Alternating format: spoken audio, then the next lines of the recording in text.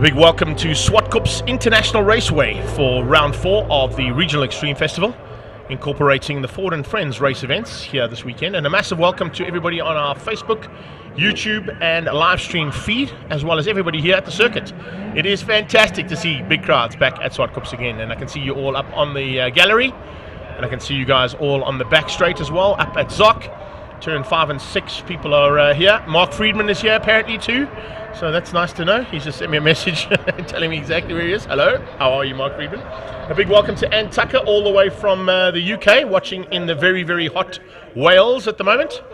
It's pretty warm here as well, as you can see. It's ideal conditions to go racing in today, and turn 5 looks like going to be some action up at turn 5 as well. And of course the Zoc Club will get to see all of that action. A big welcome to everybody up there at the Zoc Club. You guys are on camera at the moment, and good to see you. Bon dia to Mr. Bernard de Gevaer from BMW M Performance Parts Racing Series. He's in the house.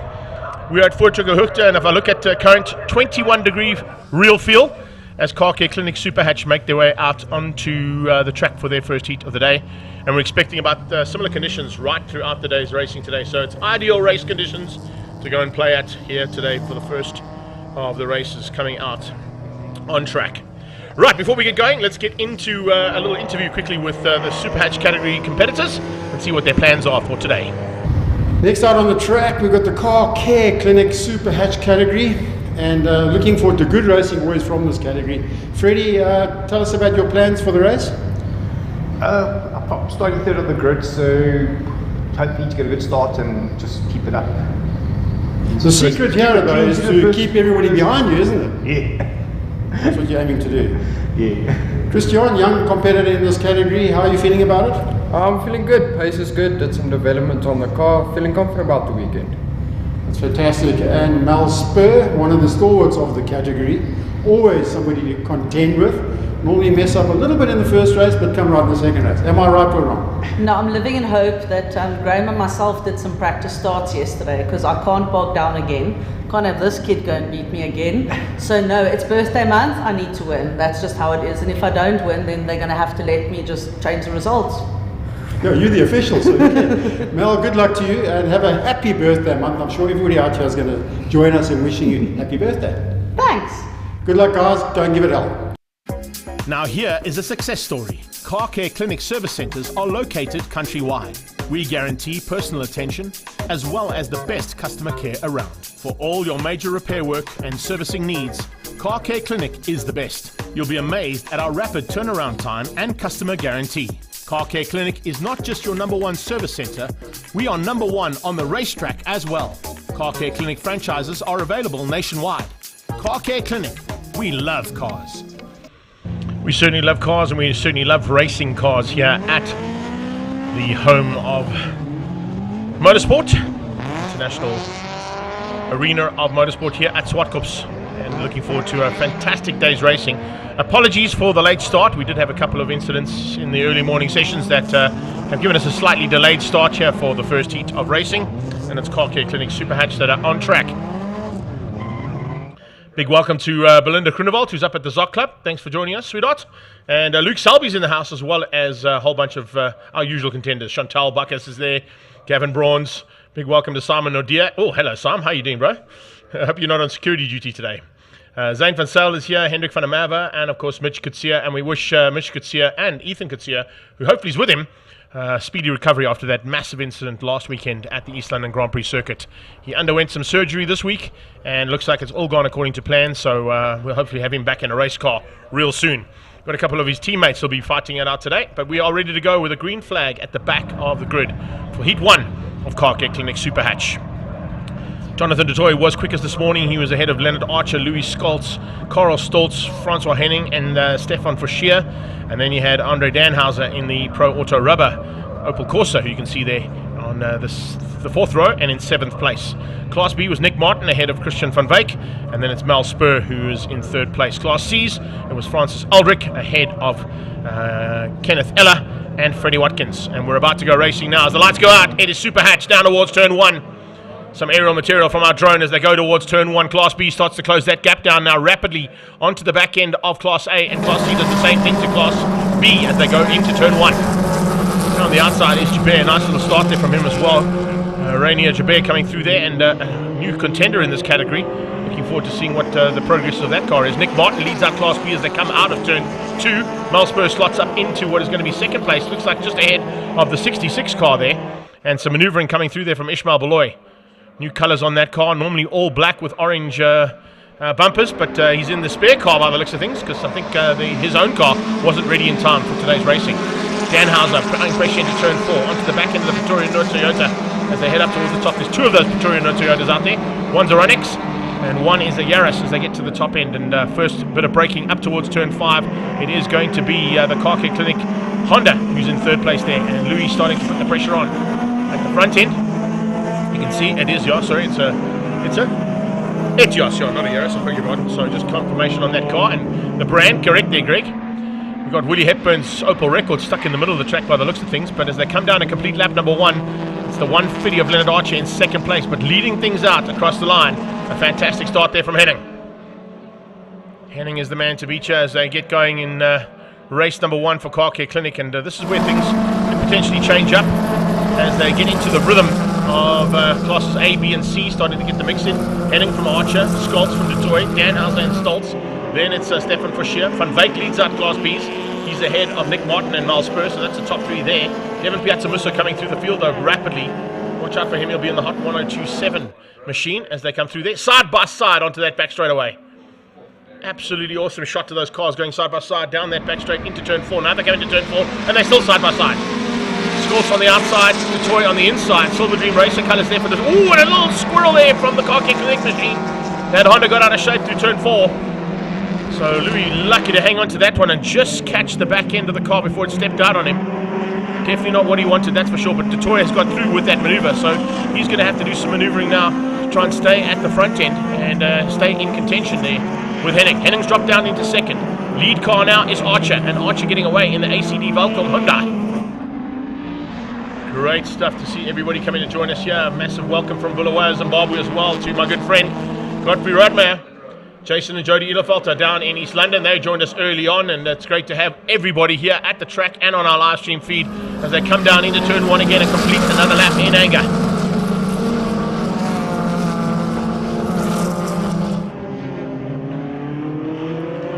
Big action down into turn 2 now. The pressure's on Detroit. Louis looking to come back at Jonathan. Jonathan Detroit putting the pressure onto Henning, trying to find a way through. Looks like he might have the inside line there on the Polo as they get onto that back straightaway. He's putting the pressure on right from the word go, and he's trying to just tick them off one by one. Remember, he was quickest in qualifying this morning, so he's certainly going to be looking to try and get back up to the front where he was by the time we finish up this first heat of racing.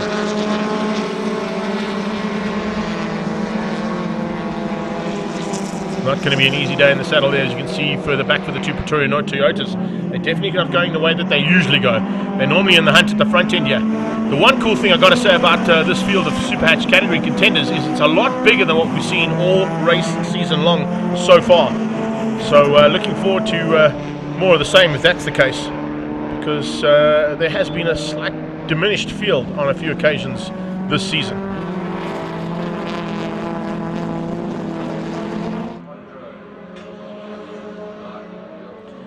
Here we go, another lap down. Archer, Detroit, Henning, Scholz and Danhauser.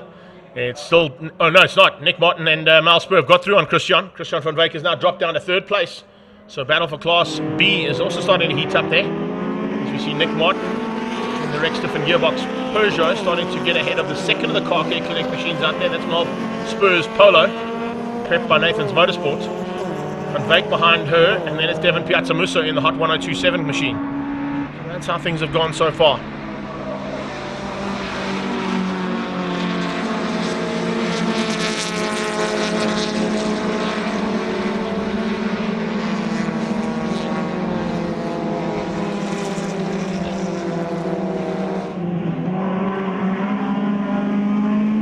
Nice move here from Andre Danhauser. He's bringing the 2 Toyotas along for the ride. Slowly but surely, Carl Stoltz is starting to close in on the back end of that Pro Auto rubber machine. And at this point in time, you can see it's going to be a bit of a hot battle there between them two as they head down the hill. The pressure is on the leader as well. Look out for a possible change up there between Archer and Detroit. Danhauser's putting pressure big time onto the back end, as you can see, of that pack of cars. Aerial material right above turn 8 here at the G&H Transport corner. Watching them come onto that main start finish line. Henning's lost some ground there to Louis and is under pressure big time, as I said, from Danhauser. Danhauser's now diving up the inside, looking for a chance to squeeze through. Hasn't been able to do that. Stoltz has got through, so Etios ahead of Runix in the Pretoria Nerd battle. There's two Toyotas coming out of Pretoria Nerd Toyota. Of course, Pretoria Nerd Toyota, the official safety and pace car suppliers here for the world of motorsport. That's what comes. Toy on the inside. Here comes a possible move for the lead. Looking up to the top of the hill and on the inside line, Archer's got no answer.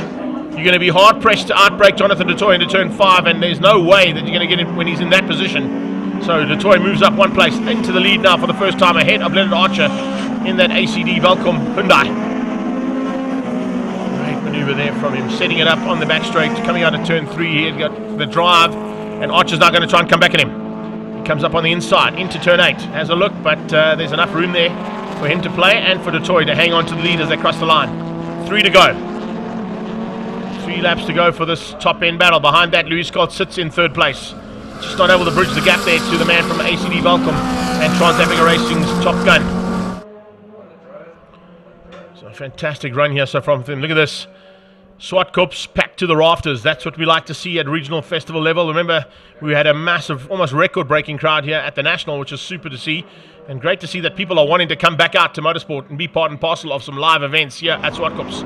We've got a lot more coming away this year. We've had some really big events over the last couple of weekends here as well.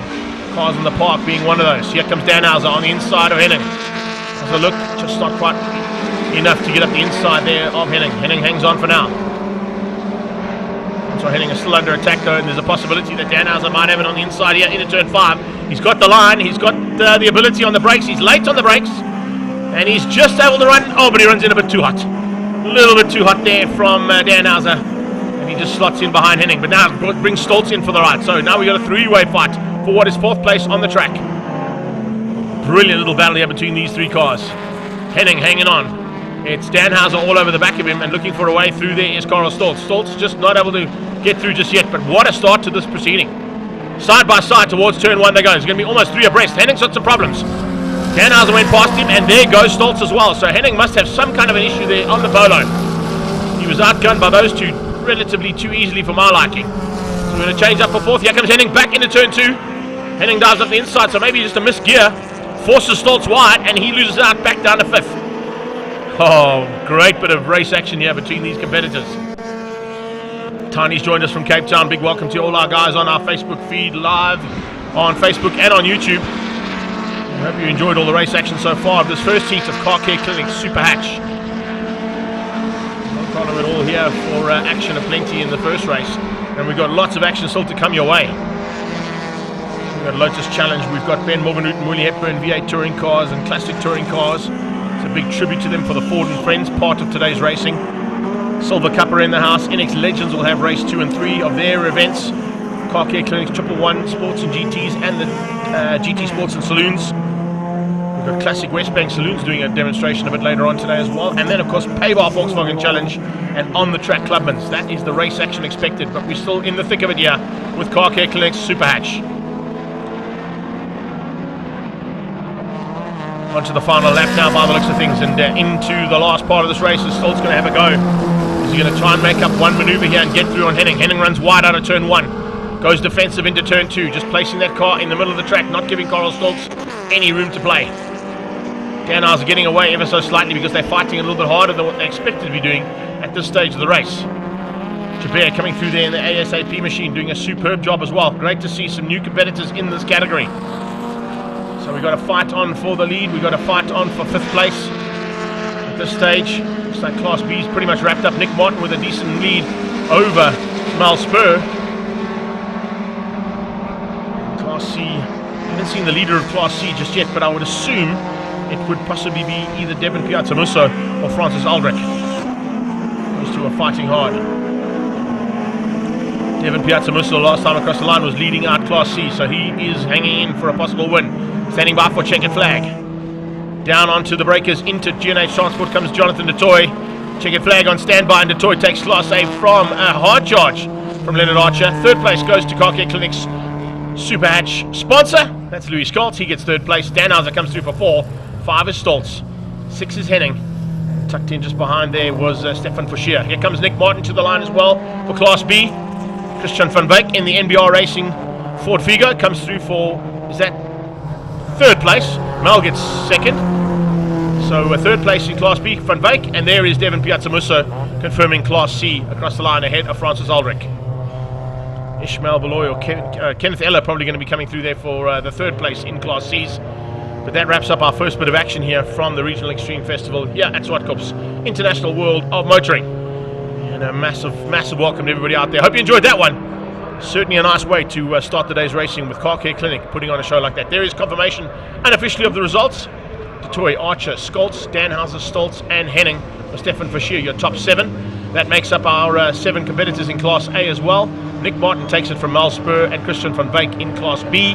Class C was Piazzamusso, Ulrich and Freddie Watkins came through for third place in Class C. So that is our first race of the day wrapped up. And of course standing by now for Lotus Challenge. You should be down in our pre-race area waiting to go for race number 1. We'll be back shortly with commentary for race 2 of the day, Lotus Challenge. Car Care Clinic is a nationwide auto service and repair centre. Our fully trained and qualified technicians are standing by to care for your car. For personal attention and integrity, Car Care Clinic is first choice every time. Fast and efficient service is our personal guarantee. Hi, I'm Louis Stoltz from Car Care Clinic. We love cars so much we even race them. Franchise opportunities are available at Car Care Clinic. Car Care Clinic. We love cars.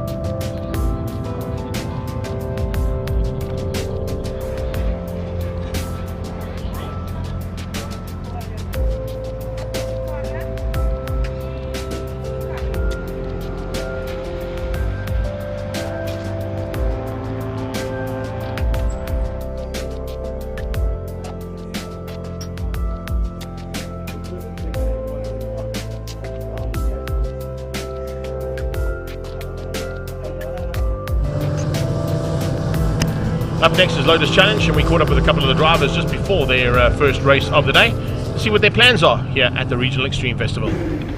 Next out on the track, some of the fastest cars around the Zwartkops Raceway, the Lotus Challenge.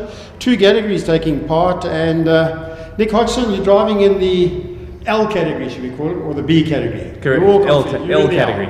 Okay, tell us your aspirations for today. Just actually hoping for a good clean race. I mean, it's always good to take the car home in one piece, but certainly if I can aim for a podium, I'd be quite happy with that result.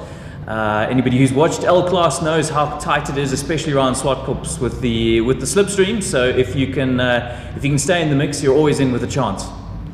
Well, good luck to you, Matt Nash.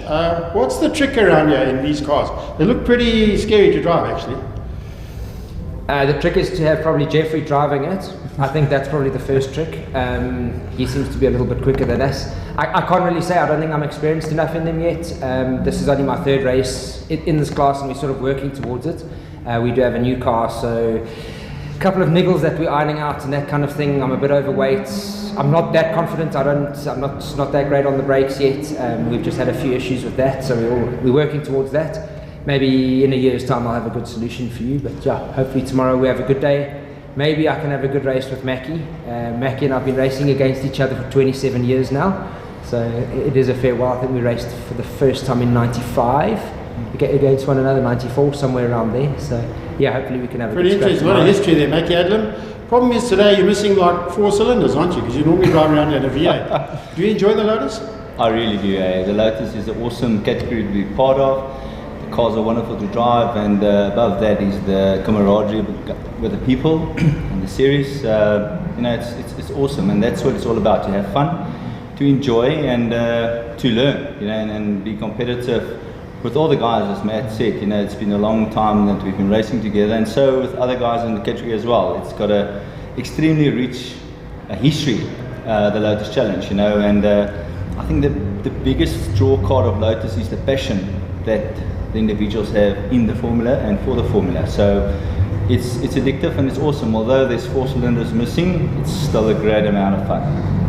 Well guys, we wish you all of the very best. There's a big crowd out there, so let's go out there and give it hell, shall we?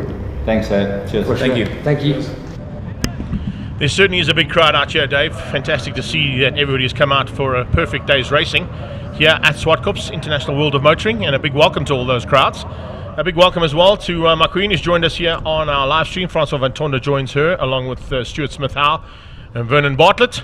And Nikita Friedman's in the house as well, so a massive welcome there. And speaking of welcomes, Len Henry Goby has joined Lotus Challenge for the first time. A big welcome to him. Long-standing relationship that could be there with the Lotus Challenge guys. Oh, and a big start off the line there from John Kruger.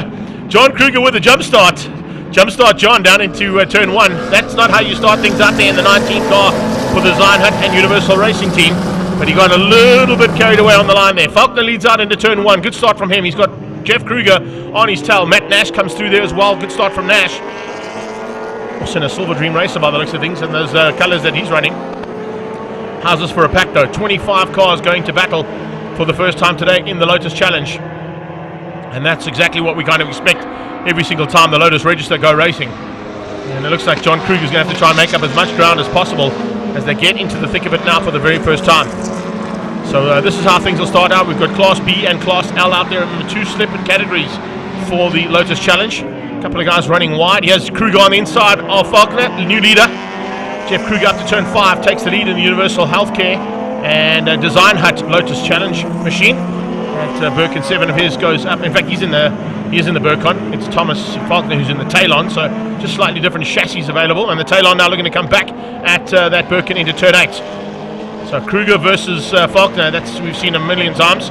Matt Nash, as you heard from him, his race strategy is to put Jeff in his car to go faster. Can't drive 2 cars at once though. 66 coming through there as well. Sean Hewitt, a man who's been around in this category for a long, long time. Problems for the 44 machine coming out of turn number 8 there. Gavin Ritchie with some problems, unfortunately, by the looks of it. Let's see if we can keep it all together and hopefully get that car sorted out. Whatever the issue is, try and drive around it. But as they go now into turn 3 and onto that back straightaway, here comes Kruger on the inside of Hewitt. John Kruger got the jump start, so a possibility of a 30-second penalty coming his way. Jeff Kruger is hanging on to the lead of this race, and Hewitt is dropping by the wayside. Behind him, it's the 21 car, and 21 should be Andre Himan. Andre Himan at this point in time starting to put the pressure onto the back end of that Class B competitors field. Class L coming through for the first time as well. Look out for Davide Favo. He'll be fighting with Ian Young and with Miles Darwood. Those are the 3 top contenders in Class L in the qualifying. We'll see how they stand as they come in there. Steve Gogocci has just joined us well, along with Peter Swanepoel. A big welcome to everybody on our live stream. And if you just got to the circuit, well, welcome to a fantastic and absolutely perfect day for racing here at Swartkops. 27 in the house there, Matthijs de Kock. Good number on that car as he comes down into the thick of it. Battles continuing through this field of categories, and Al starting to heat up there. Looks like it is a possibility of the 78 machine up into the front, or 79 by the looks of things. JP Norkia, who's hanging on to the back end of Class B, but fighting there with some of the Class L competitors. It's a big field of cars. As I said, Len Henry Goby joins them for the very first time here as part of the low-cost chassis machines down in Class L. Inside line from Kruger keeps out the hard charge from Thomas Falcon at this point. B8, that is Mackie Adlam. We've just spoken to him. We know what his theory is, to try and get to the front end. If he's able to do that, he's got to get past Matt Nash first. Then he's got to fight it out with these two, and these two have had epic battles in the past. Both of them having a lot of time in the saddle this year. Kruger participating not only in the Lotus Challenge, but of course also fighting it out in the Global Touring Car Super Cup category, and currently second place in that championship for Team Red Racing. Yeah, it's a massive fight. Have a look at this. 57 in the house. Big fight on there between Sean Hepburn. Hepburn now fighting it out, as you can see there. And there's 4 cars in it, and it's all for the lead of Class L. 46 in the house there is Davide Favo. Davide Favo having a fantastic fight there with Hepburn. B51 a bit further back there. That's Tinus Boertes as they cross the line, completing another lap. That's about 9th and 10th place on track as they head down in towards turn 1. Then right behind that it's Class L. Here they come. 3 abreast into turn 1. That usually ends up in tears. Somebody have a chat there to Andre Duplessis. He's not scared of throwing a car in 3 times and side by side, 3 abreast into any corner. Andre Duplessis, of course, a multiple champion in his own right in Class L in his career in Lotus Challenge. JPS special starting to come through there as well. Watch out for the maneuvers coming through the field. Ben Knight's a little bit further down than what he'd like to be, that is for sure. He's down in 21st place and a bit off the front end of that field, as you can see. Usually a contender in these top 6 for Class L. Flying through turn 4. Leading us out at the moment is Hepburn. Downard in second, and Davide Favo coming up to second now as he goes inside of Downard as they head up towards the top of the hill. Double yellows up in the top of the hill, so he has to back out of that. That's a big pity. Overtaking opportunity thwarted by someone who might have gone off here, and you can see there's a bit of rubble on the sideline at turn 5. There's a car on the inside there, actually. Car on the inside of the track that's in harm's way by the looks of things. You have to keep an eye on that one and see if there's a problem, but you can see some chopping and changing that had to happen there, and some backing out of some maneuvers that were definitely on the cards. It's John Kruger. John Kruger's one of the cars. There was a car on the other side of the track as well, and I think there's possibly 2 cars involved. Andre Himon is possibly the other one who's dropping by the wayside here on the timing monitor. So Andre Himon and John Kruger were at each other's throats in that mid-pack for Class B, but it looks like they've ended up on the sidelines now. Back to Class L, into turn 2. Hepburn getting away now. Davide Favo dropping by into second place, Downard losing positions. Behind him comes Andre Duplessis, then it's Fulton. Nick Hodgson behind that. We chatted to Hodgson. We know how hard he was going to be fighting today, but he hasn't been able to quite get to the front end of Class L just yet. Here they come down the hill, the top 2 in Class B, leading on the road as well. Jeff Kruger fighting it out, as always, Thomas Falconer. Last pass, Falconer was quickest. Let's see if it's the case as they cross the line this time. Falconer doing slightly quicker lap times than Jeff Kruger was able to do. 109.9 from Kruger, 107.3 from Thomas Falconer. So he's about 2 seconds quicker than Jeff at this stage, but he's still in second place behind Kruger. Let's see if we can keep it all together now as they go onto that back straight. Look at the gap that they pulled over Matt Nash and Mackie Adlam. Nash and Adlam still fighting for honours in Class B. Nash, Adlam in the 112s at this stage. So these guys are 4 seconds quicker up the road than anybody else on track. That just shows why they're able to pull this massive margin at this point. Tyron Alberts has joined us from the Emerald Isle. Massive thanks to him for joining us. And I know that Foss Fred is in the house as well, sending us that information about Len Henry Goby, who's joined this category of racing for the first time today. I'm sure they're enjoying this Lotus Challenge action here from Swartkops. It's round 4 of the Regional Extreme Festival, and it incorporates our Ford and Friends race event here this weekend too. Falconer has a look, tucks in behind Jeff Kruger. He's going to wait a little bit longer on this race before he does anything. They've just reached the halfway stage. In fact, they've just completed over the halfway stage now. The 10 lap, and that's 6 down and 4 to go. Waiting for Class L coming to our sights as well. Hepburn, there is the leader. Behind that, Favo. Davide Favo behind him and trying to close that gap down on Hepburn. See, he's still got some big intentions being shown there by the 15 car of Miles Downard. There's a change up, possibly, as Tinus Boertjes looks on the inside. Trying to find a way past on Brett van Rensburg, but van Rensburg keeps him honest. And now side by side down towards turn 1. Boertjes has got the inside line, so he should be able to squeeze through. He does so. And van Rensburg drops down 1 place. So just a change up there for what is sort of 9th and 10th on track between those two. Hepburn hangs on for the lead of Class L at this stage. It's a great fight here for Class L. Class B though fighting hard, and as you can see, almost right through the pack. A couple of little dices that have their own little intentions being shown. One of them there, as you can see, is Hepburn closing on the back end of that number 27 car. Is that Hepburn who's dropped back? Has Hepburn made a mistake there? Yes, he has. Is that Sean Hepburn? It is. Sean Hepburn's dropped right back there, so there's a problem for the lead car. Hepburn is no longer the lead car. He's dropped right to the back here, behind the 27 machine of Matthijs de Kock. So our leader is that car in shot, but he's dropped down to 7th place in that battle. So new leader of Class L should be Davide Favo. 52 and 25, opposite numbers fighting. Oh, and sideways from the 5-2 machine. Andre Fulton got it a little bit lit up there.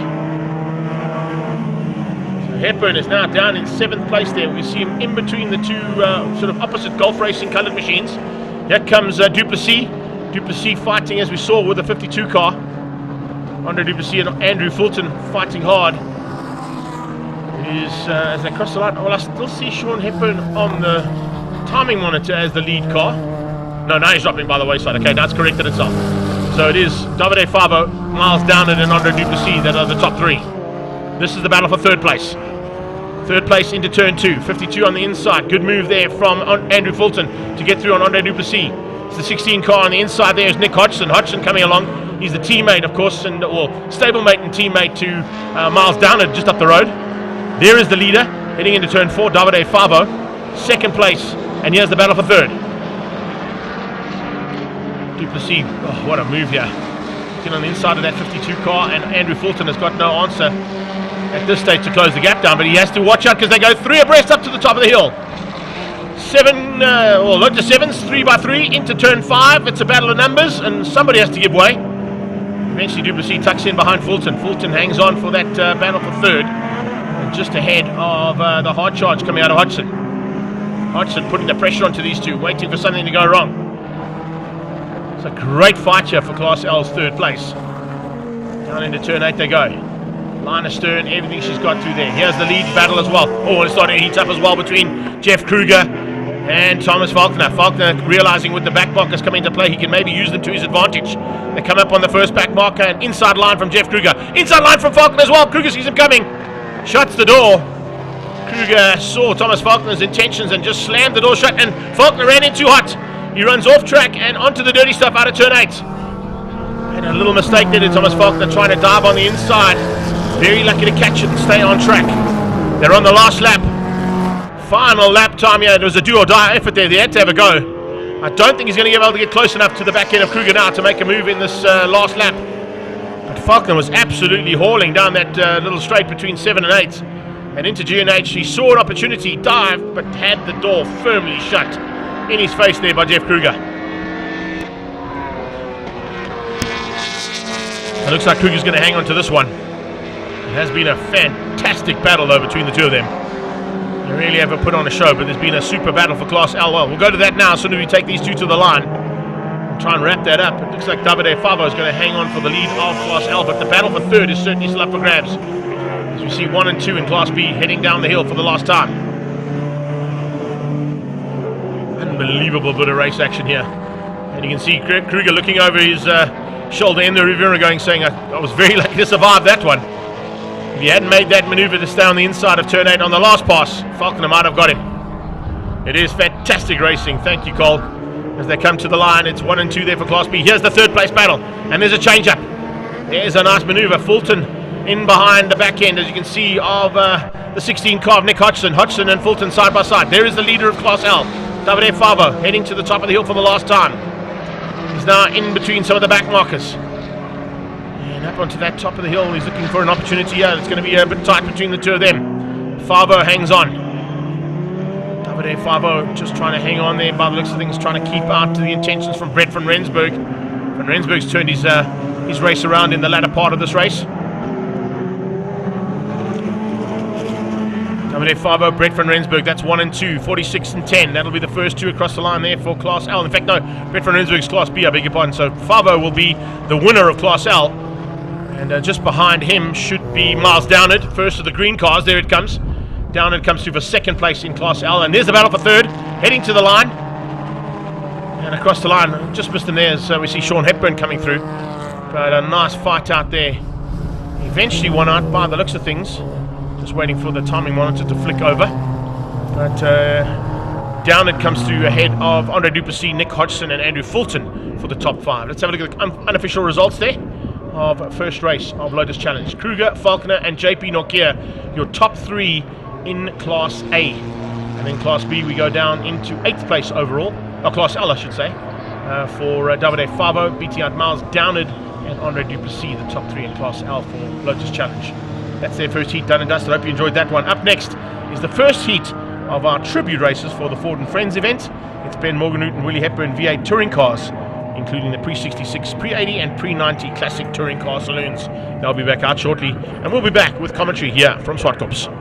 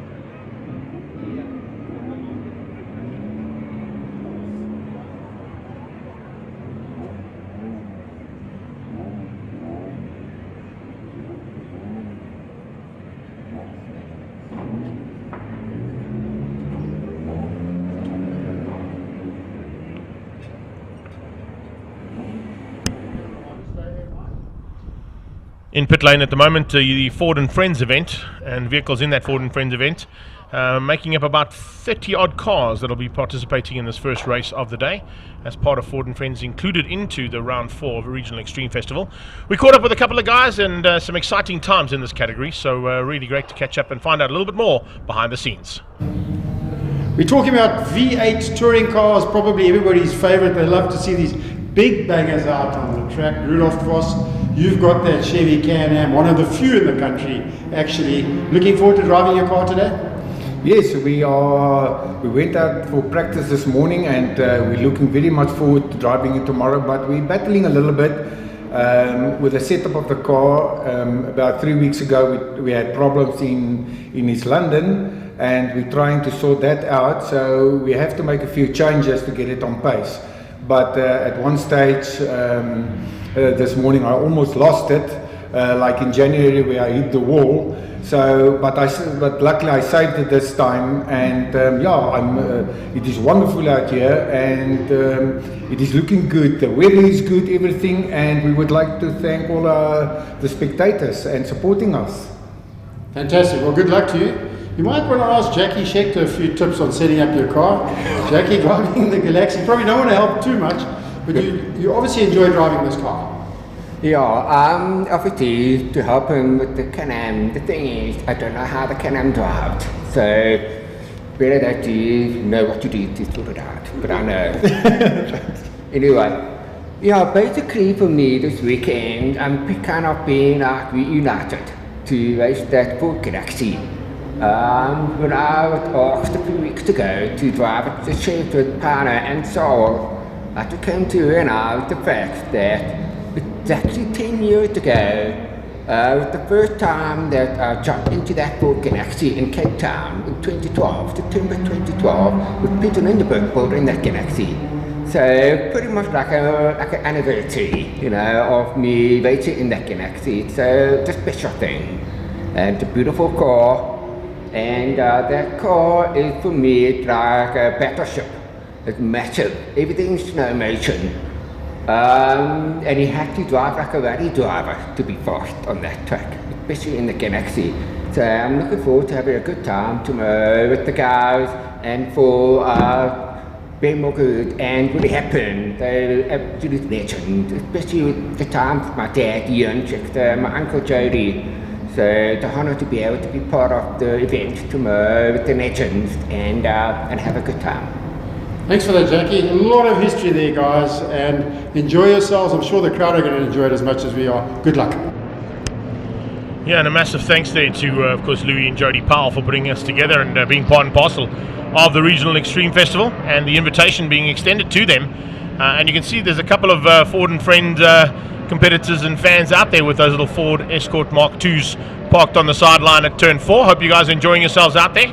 I did see a couple of Ferraris and some extreme supercars and a couple of vintage and classic cars on display at the kart circuit too. So there's lots of action right around the track for everybody to see and do. Not only what's happening out on the black stuff, but in between all the black stuff as well. So make sure you make your way out here to Swartkops if you are watching from home.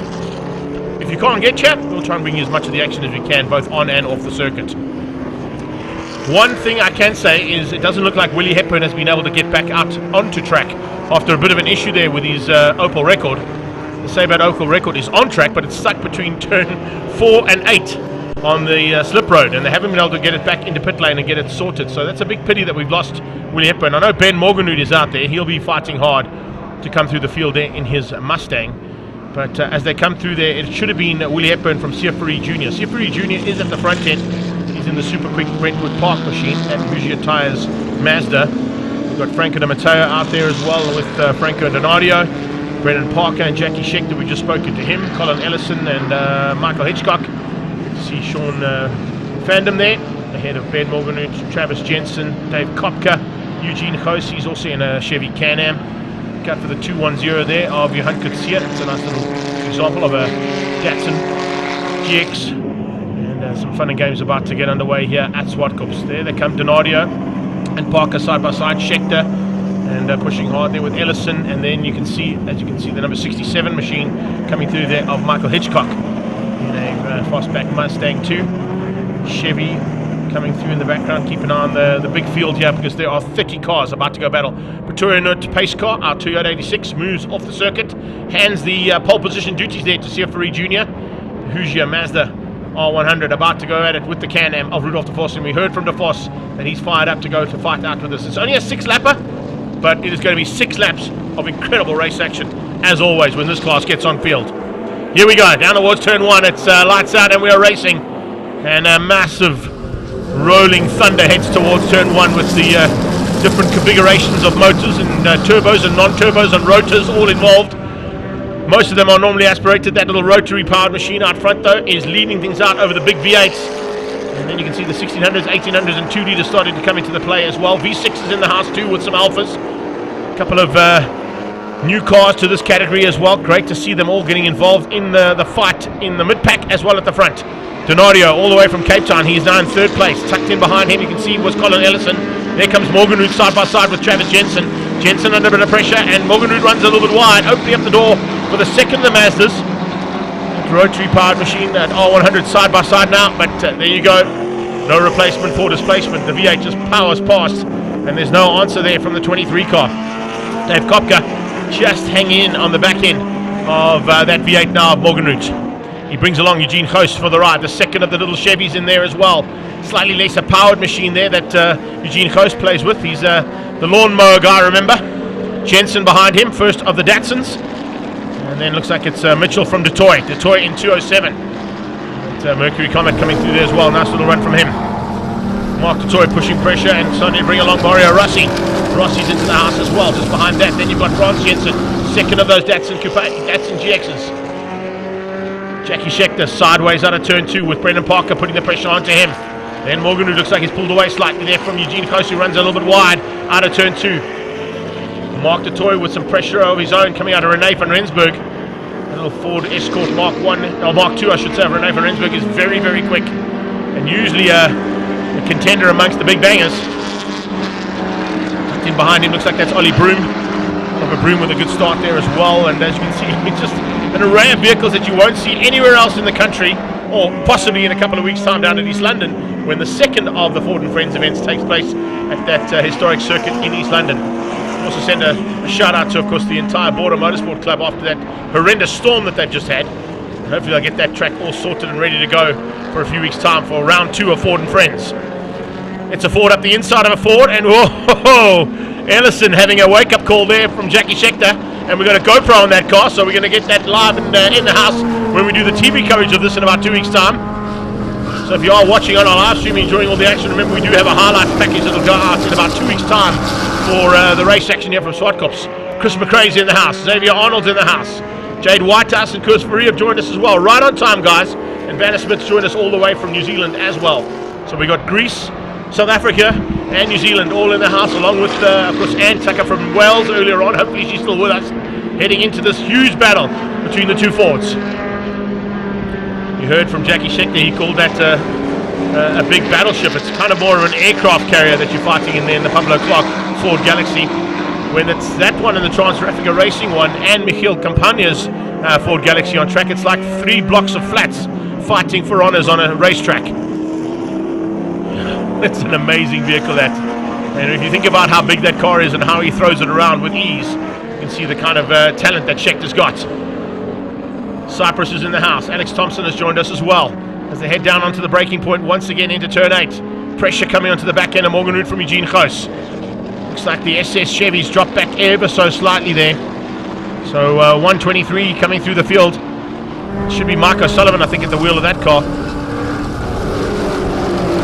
And as they come now onto the brakes into turn 2, O'Sullivan trying to close the gap down on Ghost. He's bringing Kopka along for the ride as well in the second of those R100 Mazdas. Behind that, Jensen, Terence Ladner, Richard van Zyl, all fighting their own. They're just behind this battle, of course, between Mark de Toy. Bringing up the rear of the field at this point in time. There's a huge pack of 29 cars in this Ford and Friends Morganroot and Hepburn V8 Classic Touring Car race today. Oh, that's awesome. What a shot. Jackie Schechter absolutely lit out of turn 4 as he comes up onto the shelf once again into turn 5, and late on the brakes there from Schechter's point of view, trying to stay ahead of Ellison, and there's a big fight on there between the two of them. They are fighting real hard out of Kenwood. Coming up on back markers. First back marker they've caught there, looks like it's the 15 Ford Escort, number 15 Ford Escort there of Jonathan de Toy at the wheel of that car by the sounds of it today. I didn't know they had bought a Ford Escort Mark 1, but Jonathan de Toy behind that Escort. Maybe a bit of teething problems on that car he still needs to sort out. It's Ford and Friends, and we got 3 Fords, a Chevy, a Datsun, a Chevy, all fighting hard into turn 1 and 2. Parker keeping out O'Sullivan. O'Sullivan just behind and trying to put the pressure on to Brendan Parker in that Datsun 120Y. Behind him, it's Dave Kopka in the second of the Mazda R100s. Donadio What a run here from Franco Donadio, all the way from Cape Town. Currently, I think, sitting in about 3rd place on track at this point. So non-stop action right through this field. Ladner and Reichardt van Zyl fighting hard. Ian Richards in that little fight as well, a bit further back in this pack. It's just non-stop action. Willie Adlam's in the house. How are you doing, Uncle Will? Thanks for the support button. Thanks for everybody joining us on our live stream here on Facebook and on YouTube. And here at the circuit, we're certainly hoping you're enjoying all the action. Now they come into the right-hander at Kenwood. Side by side, almost there between Eugene Goos and Morgenhout. Morgenhout shut the door though. Morgenhout's giving no room there to Eugene Goos. They've got through on Ellison. Ellison's dropped back slightly. Sideways, 159, that's Parker. Parker's out of shape at the top of the hill. The Datsun 120Y is stricken in the middle of the back straightaway. That little straight between turn 5 and 6, and oh my goodness, everybody stand by, the McGregors are in the house. I think Dave McGregor's come to buy SWAT Cups. So in the house here, and a massive, it's great to have him here. Dave McGregor and Ian McGregor in the house. That could only mean one thing. Somebody's buying something. Here we go, onto the brakes. Oh, it's amazing stuff. The Can-Am is under massive pressure here. Eugene Goos' Can-Am was in the mid-pack battle, but Rudolph the Force is doing such a good job there into turn 6, Kenwood corner. Off track, a Mazda. Number 88, by the looks of things, off the circuit. That is Frans Jensen, who got it a little bit out of shape.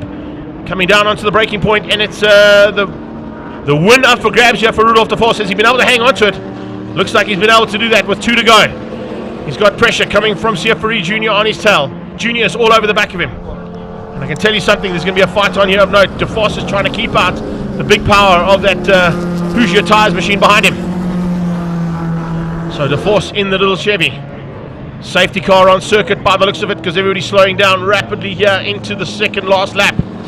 So second last lap, and something's gone wrong. I think it's possibly because of that Mazda off at the top of the hill. And Brendan Parker stricken at the straight between 5 and 6. Right in front of the Zoc Club. You guys got all that action in your face. And we certainly hope you've enjoyed all this action so far. There it is. Pretoria Toyota's 86 on track, leading out our top 2. De Vos and Siafari Jr. Franco Donadio, I think, was up into what is 3rd place. DiMatteo might have been there as well. I didn't see him though in that pack. We'll wait till they concertina up. Romeo 2 just removing Brendan Parker off the circuit and get him out of harm's way. Just checking to see if there's any fluid drop down there. You can see it hasn't been an easy day in the saddle here for a couple of cars. Now DeToy gets a chance to close things down again on the back end of Michael Hitchcock.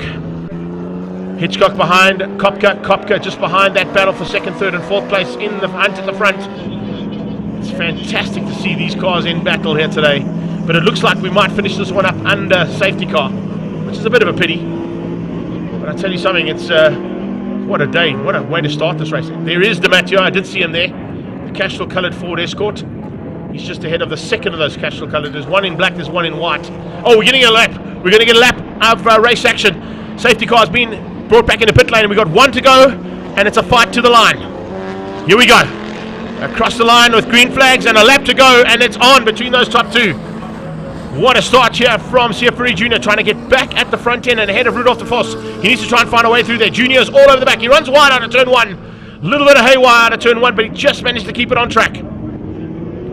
Diving down into turn 2 now, you can see he's running very wide lines out of turn 2, trying to carry that corner speed up towards 3 and 4.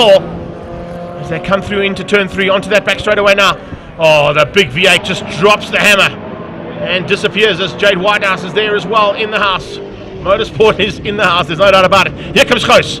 Goos putting pressure onto Scheckter. Scheckter runs inside line, locks up the wheels, sideways out of turn 2 for Scheckter. Oh, Scheckter with that big Galaxy stepping the back end out. Goos just misses the back end of him. Here comes Morgenhout. Morgenhout and Edison looking to try and capitalise here. Can they squeeze through? Big move on here for the lead between the top 2 as they go up towards turn Kenwood corner, turn 6 and 7. It's Scheckter sideways into 4. Morgenhout up the inside of Edison. Edison side by side with Ben Morgenhout, who forces him wide. Ben Morgenhout now going to try and follow Goos through. Here comes De Vos onto the brakes into the final corner. It's a dice to the line. A bit of smoke out of the Mazda. And De Vos hangs on. De Vos gets the win.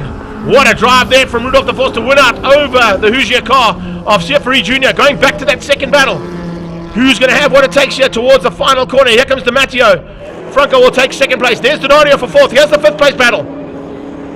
Goos under pressure from Scheckter. Scheckter dives on the inside. Eugene hangs on. Here comes Morganroot to try and squeeze through on Schechter to the line. Oh, what a way to finish up. Oh, and Ellison's out of shape. Ellison and O'Sullivan just missing each other. Across the line, the thunderbolt just went sideways. Ellison caught it. How O'Sullivan missed him, only he knows. Man alive, that was huge. And he's now sideways again on the grass. Well, that's the way to do it. If you want to get on TV, make sure you crash on the start-finish line as the checkered flag comes out. Thanks, Colin Ellison. That's the kind of race action we like to bring you on a day like this at Ford and Friends. There you have it, ladies and gents, our first heat of Willie Hepburn and Ben Morganroot's tribute class today. Yes, that's how we do it. So let's have a look at those unofficial results. Frank Amadio did not take the win. Sieferi Jr. did not take the win. It was definitely Rudolph de Vos who took the win ahead of Sieferi Jr. and Rudolph de Vos. So I'm not quite sure if that one's right. Maybe Franco was... No, definitely wasn't Franco driving. Rudolph was definitely driving that car. So Rudolph de Vos wins out over Sieferi Jr.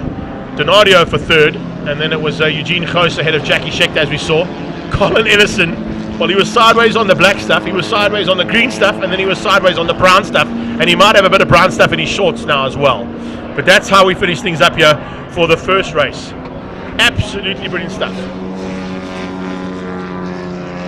So let's have a quick squiz at the replay there if we can, just before we close things off. Absolutely amazing finish to that race. And that's what we like to see when you come to Swartkops for this kind of day. Regional Extreme Festival action is always good, but when you throw in an invitational category like this, with 29 cars that are of a caliber and a caliber of drivers that we saw in that race, the kind of race action that can come out is exactly what we saw. A couple of cars off track, which of course brought out the safety car, but it actually concertinaed the race up nicely for the last lap dice to the line. Here we go.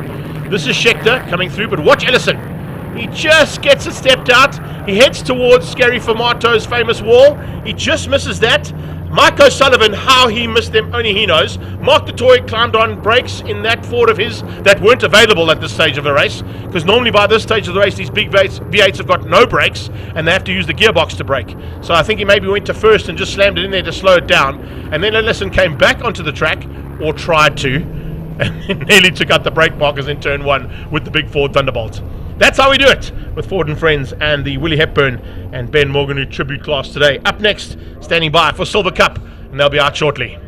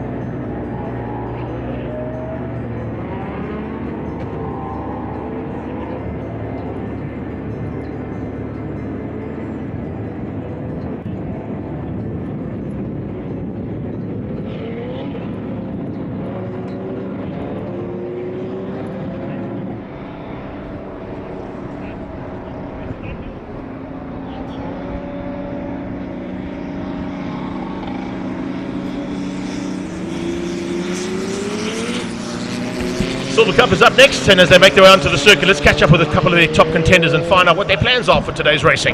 Next up on the track, the MITS Pro Silver Cup 2-litre class, and Marius Jacobs, all looking very happy there, by the way. Tell us the trick in your class to win around here. The biggest thing is, I think, the semi-slicks. I think that's the equalizer, like I said last time. I think you can bring the horsepower to the party, but if you don't have the handling, the tyres doesn't want to work. That's the equalizer, so that's what makes it excited.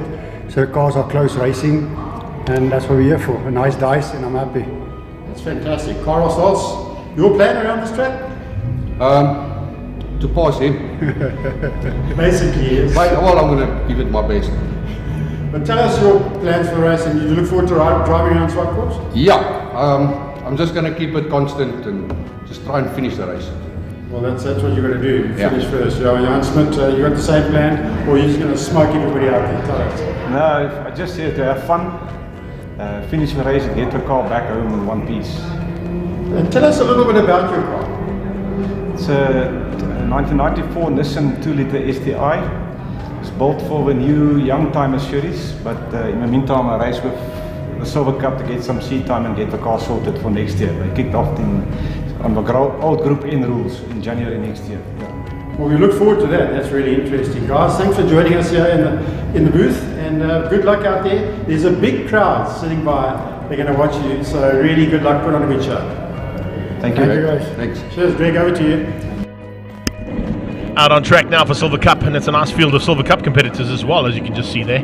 Adrian Dalton will be the man to catch though, and he's a tough man to beat out there if he's at the front end of this field.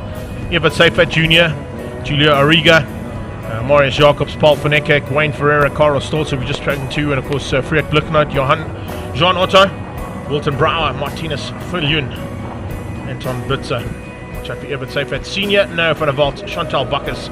It's Rob Clark, Jan Smith and Theo Brosseau about to go racing. 30-second board is up. 5 seconds is the first fastest 25 seconds you'll ever experience in your life. Here as Nassi Vodvala comes and joins us. Stand by for those lights out and we're racing. Here we go. Down towards turn 1. Space frames at the front end of this field as per usual with Silver Cup taking on the slightly smaller cars in the background there. Golfs, Nissans, a couple of Nissan Sentras involved there as well, as we just heard. A new Nissan Sentra being built there by Johan Smith, aka BP Nissan Sentras from Stanek Group N days. And as you heard, coming into a new series next year with the Young Timers series that they are planning here at Zwartkops and around the country. Great to see some new cars getting built and put into practice. Theo Brosseau brings up the rear of the field there in the space frame Mazda Tigra. But out front, it's Nismo. And that Nismo machine absolutely hauling through there. Looks like Seifert Jr. is going to be pushing through as well, trying to find a way to the front end. Cable Solutions car coming through there too. Watch out for that Chevy Can-Am. Seifert Sr. But extra shoes and clothing. Space frame will be Adrian Dalton.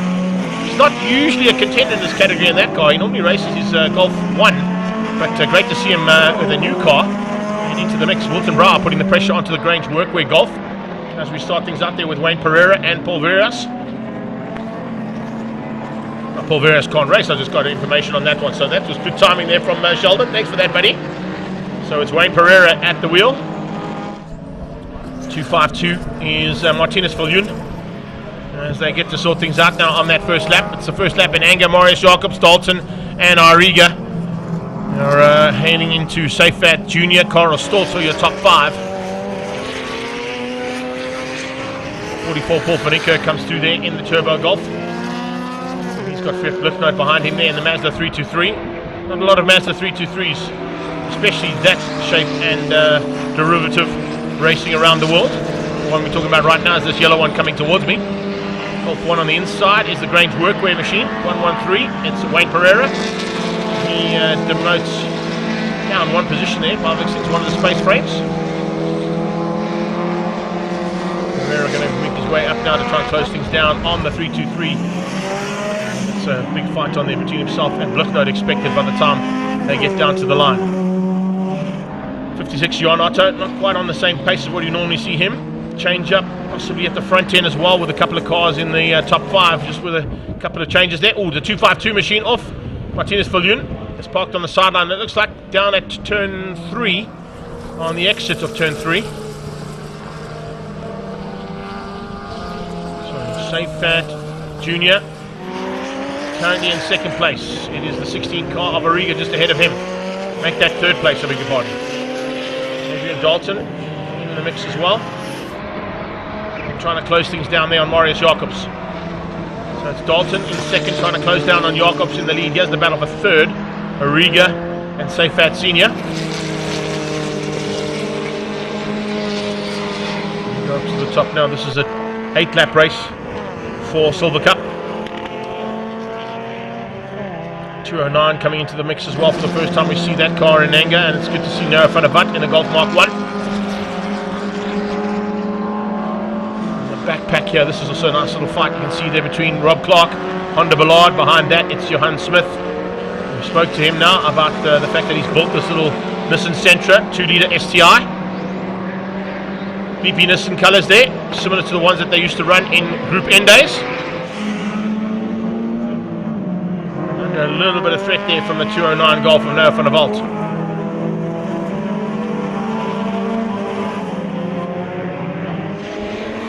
Big Nissan fan is Johan Smith, although he does have a rotary powered machine as well. He's got a Mazda Capella that he races in other categories around the country. His wife Michelle's got a Nissan Skyline that she races in the Charlie Superspar Historic Pursuit Series. So it's a whole... Oh, Ben Morgan, that's right, it's Ben Morgan Auto who now taken over that sponsorship. I'll give them a little bit of extra shout out today, considering there's a Ben Morgan tribute day. Yeah, you're not wrong, 100% Vinny. That Mazda 323 was also known as the Tarzan car because it was a tree-to-tree. Yes, Kevin Tyra, I think it's time to head down to Swartkops. Come and join us here, bud. It's a fantastic day to go out, bring the family, and it's certainly worthwhile coming to be part and parcel of this event. $130 gets you in the door. If you're a student, it's $90, and if you're a kid under 12, you get in for free. So tell your mom and dad to bring you to the circuit. Wilton Brown putting the pressure onto the 56 car, and looks like Otto just soaking it up for now. A little bit of a gap opening up there for third place as Ariga gets away. SuperHatch Senior falling into the clutches there of Carl Stoltz.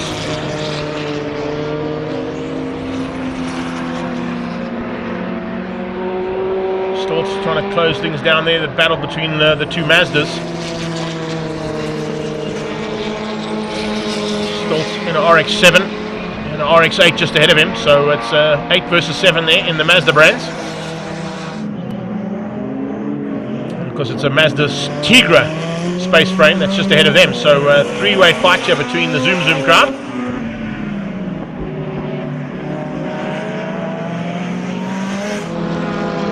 Behind that, this is the second of the Cable Solutions cars. If I'm not mistaken, that'll be SuperHatch Senior in the Can-Am. And on his tail, by the looks of things, is the Mazda RX-7 of Anton Bauer. Anton Bitzer, beg your pardon, Anton Bitzer. Now in that Falcon colours, Mazda RX-7.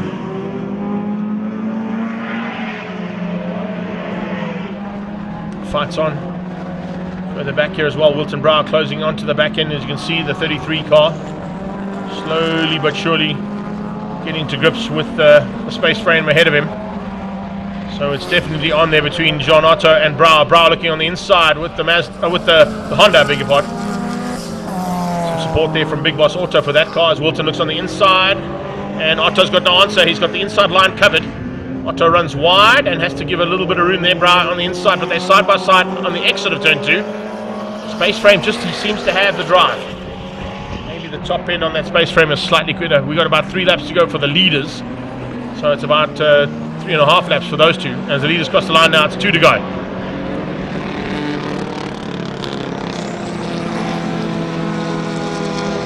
Brow closing on Otto. Problems there for the Grange Workwear car. Pereira with some problems. He's going very slowly up through turn 4 and up towards turn 5. That is your leader. No worries at all though for Marius Jacobs. He's done it all right. We said to him in the interview what his plans were. He said, I want to go out there and try and take on the best in Silver Cup and beat them, and it looks like that's what he's doing. New man to Silver Cup is Adrian Dalton, and what a debut from him. He's got the fastest lap of the the race so far, a 1:08.6 in that space frame of his, sponsored by Extra Clothing and Shoes. White flag is for that slow golf of Wayne Pereira, but now we've got lots of traffic for the leaders to negotiate. Coming through on not only Jan Smith, but on the 209 golf there of Noah van der Walt. So there's definitely some issues that have to be sorted out in that mid-pack, and heading down the hill, here they come. Dalton going to try and use the back markers to his advantage. Jacobs dives on the inside, finds a way through there on Smith. As they come out, it looks like just getting in the way there ever so slightly was the Honda Ballard. And Rob Clark just getting in the way there slightly. Newcomers at the back end, the newcomers to the series, but of course new category that'll be starting next year. Container Force Racing's Honda Ballard in the mix now with Noah van der Walt. Van der Walt loses out Pereira's on the sideline. So Wayne Pereira just getting out of the way there, and unfortunately got that car off track completely, so we don't need to worry about a safety car with a lap and a half to go. This will be the last lap actually for these two, I think, if I'm not mistaken. Just want to double check on that, but here's last lap, Paul.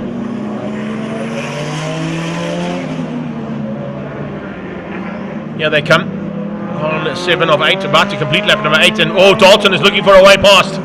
Adrian Dalton is left, right and centre, trying to find a way through there on Marius Jacobs.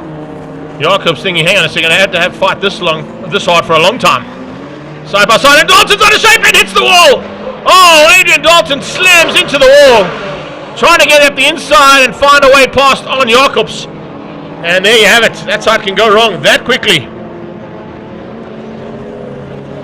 So we spoke about Gary Formato's wall earlier on. Well, it's now Adrian Dalton who's added his name there, along with Marcel Angel and a couple of other contenders who've been into that inside wall. Dalton's going to lose out a lot of positions because of that little mistake he made into turn 8 and on the exit of it. So Marius Jacobs hangs on. Julio Riga will come through for second. It's SuperHatch Jr. who finishes in third place. And let's go have a look and see our unofficial results there of race 1 of Silver Cup. Well, it's Silver Cup and they're putting on some gold medal material here for us. Dalton eventually finishes in 4th. Fortunately hangs on ahead of Karel Stoltz and Paul van Niekerk. And then the rest of the field still coming through there. But unofficially, of course, it is Marius Jacobs from Julio Riga. You've got SuperHatch Jr. in 3rd, beg your pardon. And then it's Dalton from Stoltz, Van Niekerk, Blichnote, SuperHatch Senior, John Otto and Wilton Brouwer making up the top 10 for Silver Cup. Up next, it's race 2 of the weekend, as we saw. Look at this, here's the replay. Dalton just gets the back end stepped out on the loud pedal. Slides into the wall, just glances it slightly. I don't think there's too much damage to the front end of that car. It's a pity that we lost that one because, it was going so well. But I'm sure they'll get that sorted out. A little bit of duct tape, a little bit of extra shoes, a little extra maneuvering on that car to get it sorted out. Maybe a couple of extra zip ties and some extra duct tape. We'll get Dalton back into the race later on for race 2. Up next, as I said, will be INEX Legends. It's their second heat of the weekend. They had their first race yesterday and down in pit lane waiting to go for a few minutes' time. We'll be back shortly.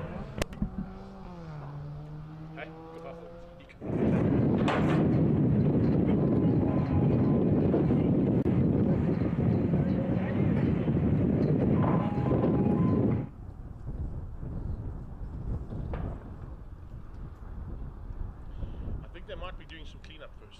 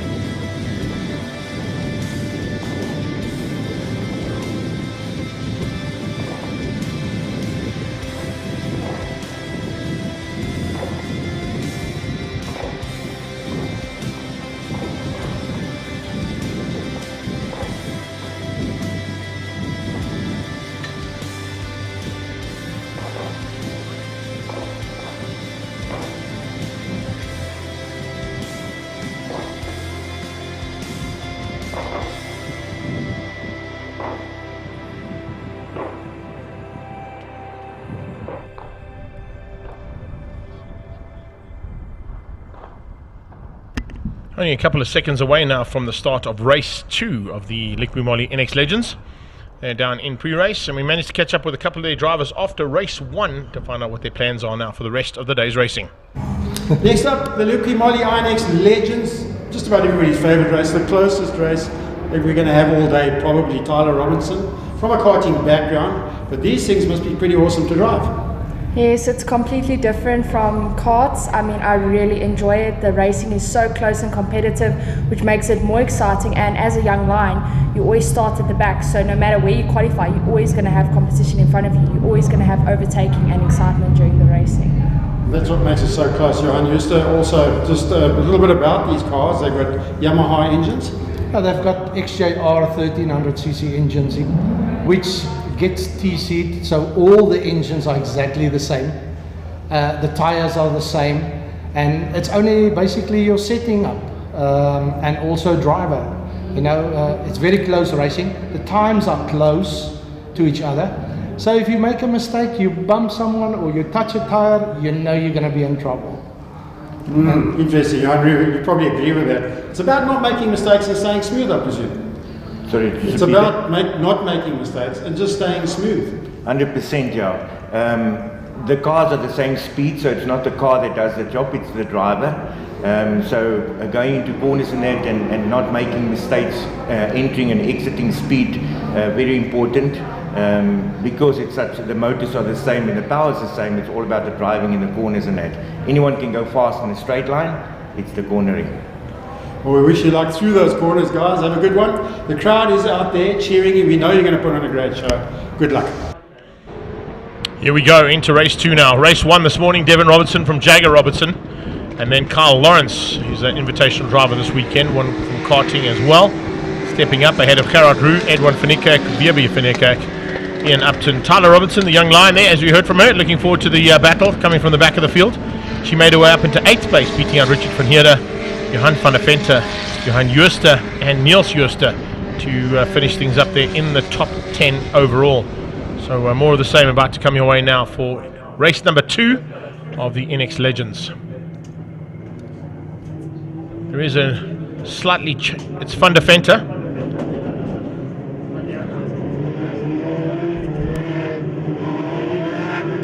Here we go with the 15 car on the pole, Erwin Finikak, who will lead things out there over Jagger Robertson with a slightly changed grid for race 2. Watching for 88 to come from the back, that's Johan Juster. You can see just slightly different bodies on these cars, but the chassis are all the same. Old school Ford Coupe and Ford bodies on these cars, but it's as you heard, 1300 cc's of Yamaha power, XJR motorcycle engine underneath. And looking forward to the fight starting out once again. Watch out for Devin Robertson coming through the field as well. Remember, he is a man who's won a world championship in this category. So certainly knows what to do in these cars. With 8 laps to come your way, lights are about to go out and we're about to go racing. And it's Edwin Finikak who will start things out and try and lead the pack down into turn 1. Watch out for Devin Robertson coming through that mid-pack into turn 1 and 2. As they come out of turn 2 now, or out of turn 1 into turn 2. Edwin trying to hang on to the inside of Jagger Robertson. Jagger Robertson just goes side by side with him into braking for turn 2. 31 comes up into 3rd place, that is Richard van Heerden. And 5 abreast out of turn 2 is how they come. Brilliant start there. Tyler Robinson in the golf racing machine at the back end of this field, trying to make her way back into the top 10 if possible. That's what her plans are. Jagger Robertson on the inside. Watch out for Devin coming in the background. Absolutely eating up the pack one by one. The 11 car is the one to keep an eye on as they come through there, and he's just trying to find a way past. Big Boss Auto and Liqui Moly, his sponsor. He's now on the inside, and they are 4x4 up towards turn 5. 4 cars side by side. The 1 car, the current champion Jagger Robertson, one of our youngest drivers, coming through the Young Lions project, and the way that you do things here in this category, same as what Tyler's doing there in the 18 car. Slowly but surely making their way up via Young Lions into the pro category. The Masters class as well up for grabs too as they come to complete the first lap. There is a move on the inside, and big look on the inside there from Kyle Lawrence, going side by side with David Robertson. Somebody on the dirt. Looks like it might have been the 31 car there. Richard van Heerden just putting wheels on the dirt. Devin Robertson fastest of the first lap. Their opening lap at 1:17.8. He was almost a second quicker than any other car out on track. And there it is, in the wall is Carl Lawrence. Carl Lawrence puts it into the wall at turn 1. We saw him get a little bit out of shape coming out of turn 8. He was trying to stay with Devon's pace as they went into turn 1 and 2. And he's ended up going right across the kiddie litter and parked in the wall at turn 1. Hopefully he gets out of the way before these guys get back there. Jagger from Ed 1 as they go up towards turn 4. Tyler Robertson trying to close down on the 88 car there of Johan Jooster. The two of them trying to close down on Johan van der Venter, and then behind that it is the hard charge of Robertson on the back end of Jooster. Here we go, 12 on the inside of 31. Change up for that position as VW Panika finds a way past. Nice move as well coming out of the 68 car of Gerard Roux. Roux now leads things out in the Masters category by the looks of things. Gerard Roux now takes the lead of the Masters. Yes, he does. He leads out now over the 31 car of Richard van Heerden. Second lap and yellow flags and safety car. Safety car has been deployed. Arms out of the windows as you can see, the guys just warning the other drivers behind them that the safety car has been deployed. Just on the right hand side of this shot you would have seen, there it is, Carl Lawrence in the tyre barrier.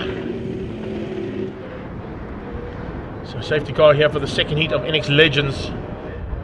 Certainly not what we expected, but of course sometimes with these guys and how close they get and the up close and personal racing that happens in NX Legends. See on the wall there, Wayne Robertson from Big Boss Auto, one of the big supporters of this category, and has brought most of these cars in. And you can see just a little bit of a check up there on Carl. He's gone off in a big way. You can see where he hit the brakes to try to slow the car down through the kiddie litter, and he just went straight into the wall. I don't know if he was helped out there. We didn't quite get that shot of him going off. We only saw the end result, and that was when he was already in the tyre barrier. But at that point he was up into third place, fighting with Devon Robertson. Jagger, Edwin and Devon are the first three cars. VW van Niekerk, Gerard Roux, Ian Upton, Tyler Robertson, Johan Jooster, Johan van der Venter, Niels Jooster and Carl Lawrence, who's in the wall at this stage. But watch out for Tyler Robertson. See where she's already moved up into what is 8th place on track at the moment. So taking a couple of cars on the way, 4 cars up there. She's in the Gulf Racing colours.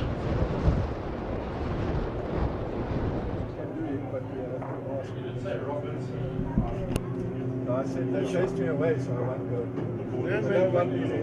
There's certain other folks are not allowed to do this, but democracy, Nice move here from the Dot Africa car. Edwin led things out initially, but Jagger gave him a good run for his money up towards turn 5 to take the lead in the Liqui Moly Big Boss Legend. Now we'll hang on until they've got Carl Lawrence out of harm's way. Possibly be another lap under safety car before we get going again. This is an 8-lap race. They've got another 8-lapper coming a little bit later on in the afternoon. And it looks like they're just waiting to get Carl out of the car. So safety car will stay on track for now. Amazing to see how these cars went up towards turn 5. And it was 4 cars side by side towards turn 5. But they are such... they don't have a big width on them, and they're quite short in the wheelbase, so action is always thick and fast, as you heard from the interview there from Tyler Robinson, saying to everybody that she's loving being involved in this category, moving up from her karting career and still racing in karts, of course. Definitely someone to keep an eye on. Well, Carl's got the car going again. He's going to be 2 laps down, and if he can get back on track he should be able to take up his position at the back of the field. But it'll be 2 laps down, which means he's going to just be trying to pilot it around and stay in contention. If there's no damage to the car, which is highly unlikely because they are very sturdily built little race cars, these cars, and they can take a pounding. And let's see what Carl can do now as he gets back on track.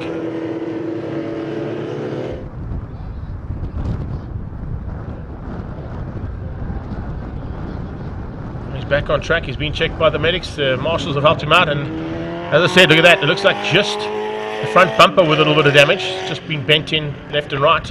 But that won't affect the car too badly, I don't think. So with him joining the back of the field, we should go to possibly lights out on the safety car and back into race action here for the second heat of Liqui Moly NX Legends.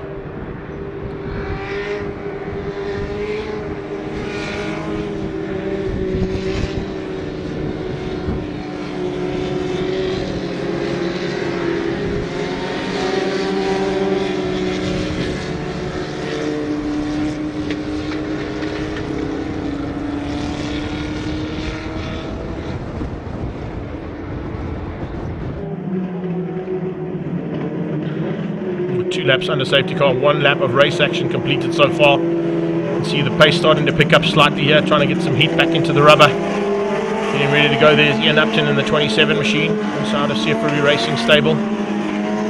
Gerard Roux just ahead of him, his stable mate. Yeah, the lights are out on the 86 and the indicators are on to say it's going into pit lane. Jagger Robertson will now take the advantage of leading them across the line to restart the race action with halfway stage reached.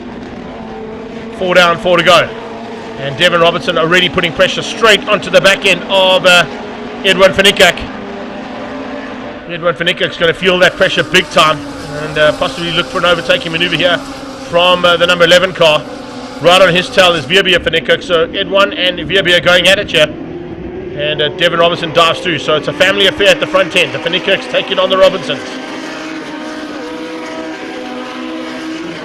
And they come into the back end of the circuit and onto the back straightaway. Jagger from Devon. Devon on the inside of Jagger Robertson. Late braking from Devon, and he's on the inside of Jagger as they go up towards 4. Out of 4, we've got a new leader. Devon Robertson hits the front. Here comes Edwin van Niekerk looking for a way to go there with Devon Robertson, but realizes possibly maybe to cut back on Jagger would be a better option. Jagger sees him coming, shuts the door. Oh, Devon across the grass, putting 2 wheels on the dirt into turn 5. Hangs onto that inside line and keeps Jagger out. Jagger in second now with the 2 van Niekerks on his tail. Pulled slightly away there from the first of the Masters, and once again that's a change-up. It's Richard van Heerde, who has now moved to the front end of the Masters class. Van Heerde in the lead of this race for the Masters side of things in 5th place overall. And he's up ahead of Gerard Roux. I think Roux had to give him the position back after the safety car came out. That's probably why he's dropped that 1 place back. Here's a move. Vierbia dives up the inside and moves to 3rd. Van Niekerk versus Van Niekerk. Richard van Heerde, Gerard Roux, Ian Upton, the first 3 in the Masters, sitting 5, 6 and 7 on the road at the moment, ahead of Tyler Robinson. Tyler doing a superb job back up into the top 8 there as well for her. And a bad debut here in this season of INEX Legends for the young lady. That's her right there in the 18 car.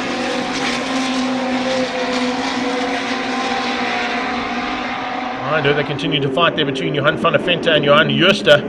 Niels Jooster out the back end hasn't quite been able to get the same kind of pace as these front end field runners in INEX Legends. Vierbia and Edwin still fighting it hard, and Edwin just squeezes through on Vierbia. So it's on between the Van Niekerk boys, and it's on between the Robertsons as well. Devon leading out over Jagger, Edwin over Vierbia as they come to complete another lap. I think we've got 2 to go. 2 laps to go now in race 2 of the INEX Legends here at Swartkops, round 4 of the Regional Extreme Festival, incorporating Ford and Friends for this weekend, as well as part and parcel of all the action coming away here on YouTube and Facebook, as well as live here at Swartkops, International World of Motoring.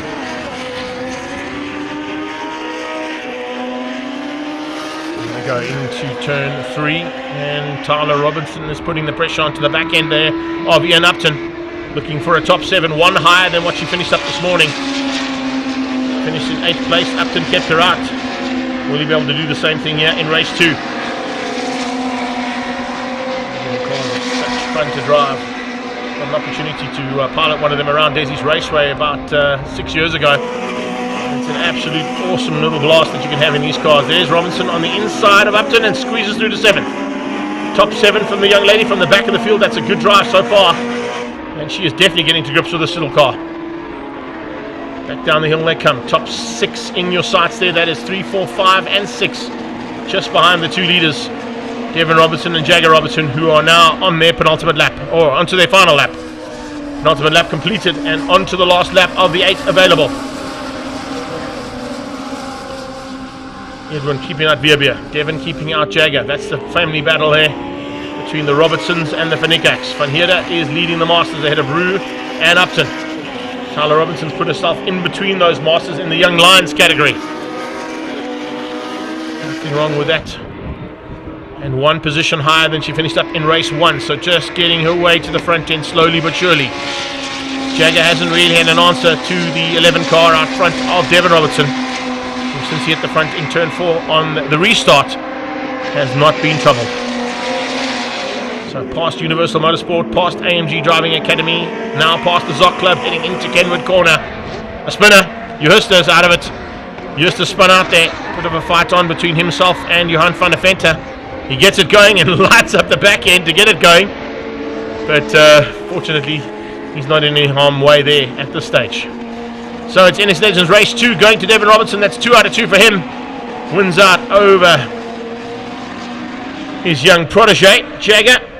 Jagger Robertson, part of the Team Red Racing squad as well in the Comcare Volkswagen Polo Cup this season too. And having some fun in the championship that he won last year. And that's why the number 1 plate is on Jagger Robertson's car. Stepped up from Young Lions, went into the pro class and became a very big force to be reckoned with. So let's have a look at the unofficial results there of race 2 of the INEX Legends. Devin Robertson is the man to beat so far today. What is Jagger going to do, hopefully in race number 3, to give him a run for his money? Waving to the crowd, hope you guys enjoyed that. Give them a big round of applause as they come past you there, guys. They worked hard to give you some entertainment there. Robertson from Robertson, as you can see, Devin from Jagger, then Edwin from Vierbia in the Finnekirk battle. And that's how things were wrapped up. Masters, it was a great run there from Richard van Heerde. He wins out over Gerard Roux and Ian Upton. And the Young Lions goes to the number 18 car there of Tyler Robinson. Up next, we're going into the first heat of Car Care Clinic's 111 and the GT Sports and Saloons.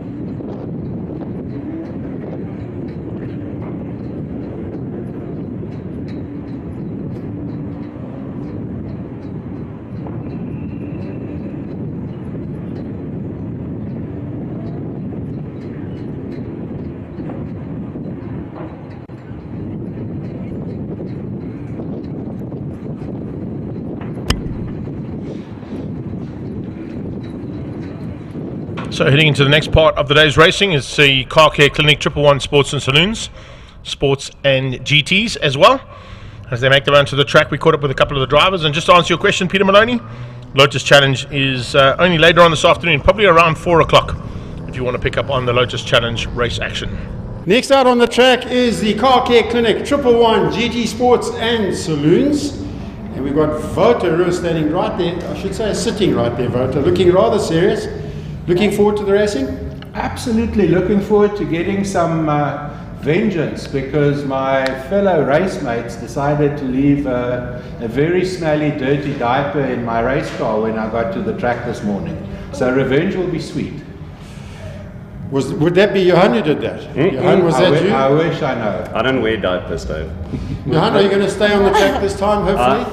Dave, it'll make my weekend if I can just get through turn 4 this weekend.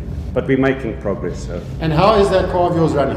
I don't know. They've been race prepping it for 3 days. And it's still not ready. So I haven't had a chance. I hope you've got something more sensible to say. Looking forward to the weekend, tell us. Yes, I'm super excited. I'm all the way from Durban, so this track's new for me. You've got to come from somewhere, but how are you finding the track? It's super fun. It's a lot faster than Desi and not as cornery. Not as corny, okay. Yeah. That's a good description. Yeah. Marius also looking very serious. Hopefully you got something in your pocket to smoke these guys. No, I'm not in that category, but it's, I must say it's really great to see the big field out there, and thank goodness COVID is over and we can now get back to some fun on the racetrack. So. Well, it's certainly great to have you guys back here. The crowd are standing by, waiting to see you out on the track. Good luck, and we'll see you out there. Thank you. Thanks, Dave. Thanks, Dave. Thank you. Well, they're out there now. Let's see what they can do about all the race action that's about to kick off here for race 1 of 111 Sports and Saloons, Sports and GTs, all courtesy of Car Care Clinic, second category that's sponsored by the Car Care Clinic Group. And looking forward to a big dice here in all of the classes involved here. Remember, we've got the GT class up front, class A, B, C and X, and class D just behind that, all going to be fighting on Vota, as you heard, looking for a bit of revenge on some fun and games and antics, as always, in the 111 Sports and Saloons and GT Sports and Saloons stables. And of course, also looking forward to a great fight amongst the Class A competitors in this category. His good friend and of course the owner of Car Care Clinic, Louis, will be involved in the GT class battle, trying to catch Leonard Archer, who's on pole position there in the ACD Honda Civic Type R. Mark Dutoy will be alongside him in Trans-Africa Racing's BMW Z4. Skolton and Economides are the second row in the Car Care Clinic and Wealth Avenue Golfs. And then behind them will be Wouter Roos leading out Class A ahead of Cobus Brits. And then of course it's Piet Potgieter, Francois Henning, Philip Meyer and Jaco Storm who will make up Class A's top 5. Class B, quickest out of qualifying this morning was Wayne Lebotsky in the Shield Golf. That's a Golf 1 that's out there. And Class X was Pierre Richard Potgieter. He was in a Golf 1 as well, PS Performance Golf 1. Class C was Maritz Leroux in the BMW E30 BMW. That's a 111 plumber's car. And Class D's top contender was Francis Aldrich in the Opel Corsa. So that's how they'll stand heading into the first part of the proceedings here for race 1 of what has been. This is one of the cars that competed in the SWAT Cup Annapolis here only a couple of weekends ago as well. So great to see some opportunities being given to a couple of the cars racing in various categories and various formats of racing here at SWAT Cups. And there's still lots of action this year at SWAT Cups. We'll talk about that a bit later on as we get ready to go now for race 1 of this 111 Sports and GTs and Sports and Saloons category.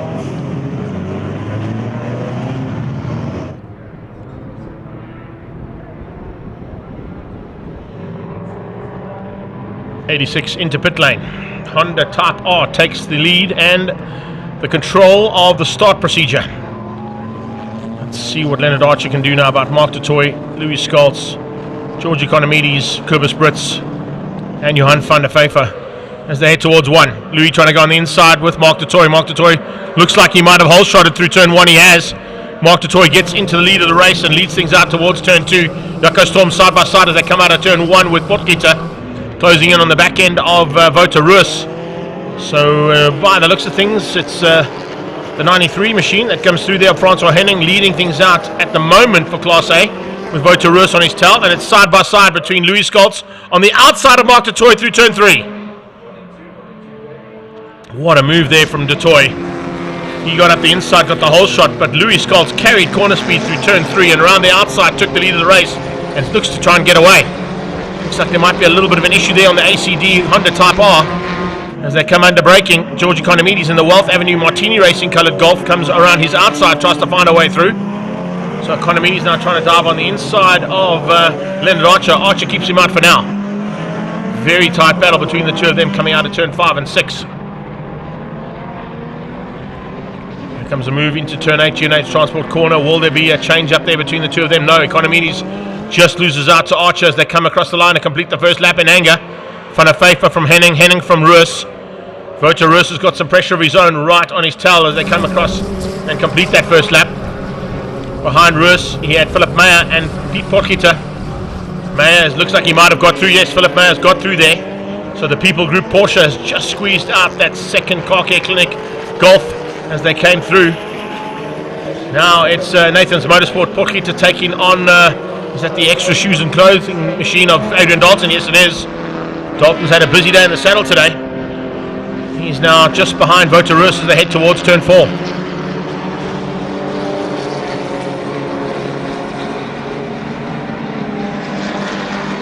So up onto the back end of that Porsche comes Voterus, looking to return the favour, under braking into turn 5. Past the AMG Driving Academy and Universal Motorsport.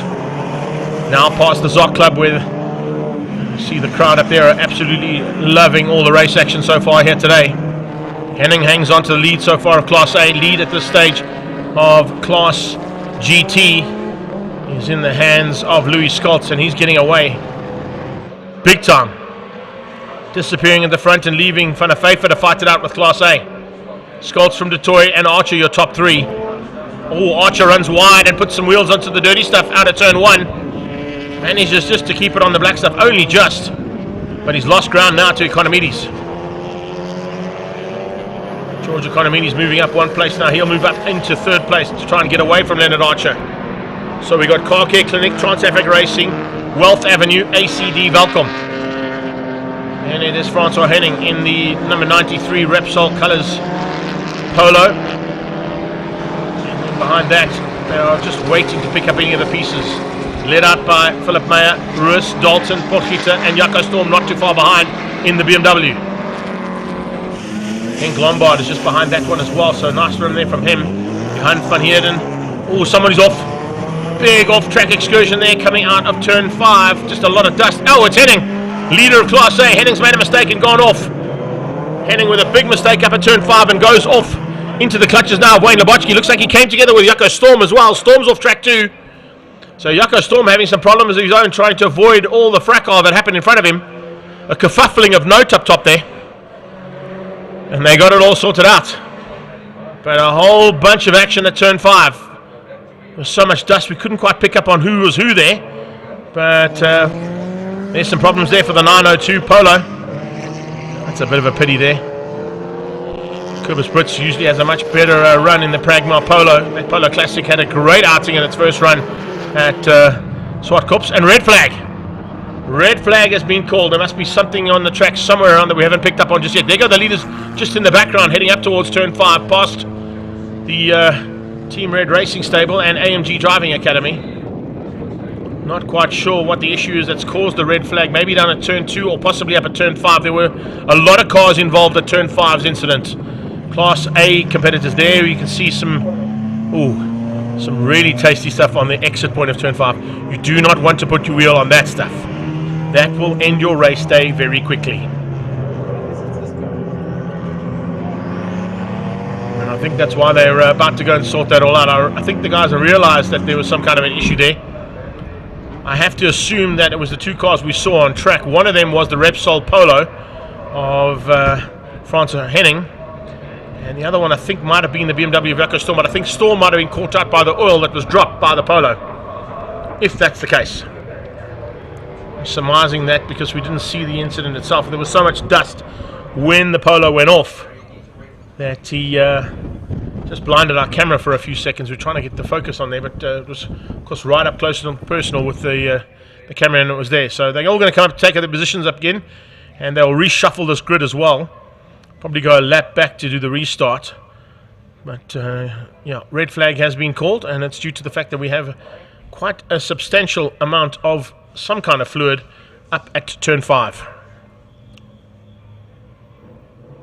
The Polo's back on track, so I don't know if it was the Polo, and so is the BM. So which car has been the cause of the incident that's dropped the oil on the exit? Maybe it was this Polo, but he's got going again, so Cobus Brits is back up and running. Whatever the issue is that on car, it's been sorted. Somebody going on to George Economides having a little chat there. Looks like it's a little bit of a vocal chat as well with Leonard Archer. There is what we need to be sorted out. It's the oil and dries it environmental cement dust that's been dropped down. You can see these guys have done this on numerous occasions. They're very, very quick in terms of getting that kind of incident sorted out. Let's wait and see what they're going to do to reshuffle that grid as well for the restart.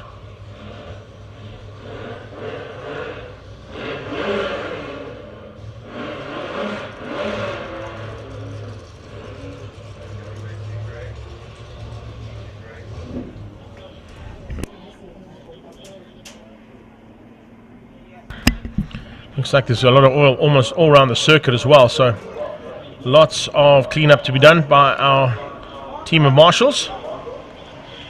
Marshals now, of course, a massive team from around the Northern Regions area, looking after not only Swartkops but Kyle Army and Red Star Raceway as well now, the big team of Swartkops.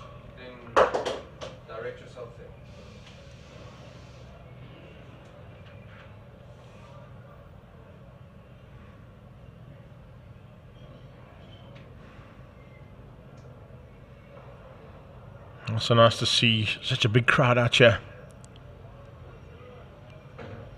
and enjoying the race action so far today. We've still got lots of it to come your way. This, of course, is only the first heat of the 111 GT Sports and Saloons and Sports and Saloons, 111s.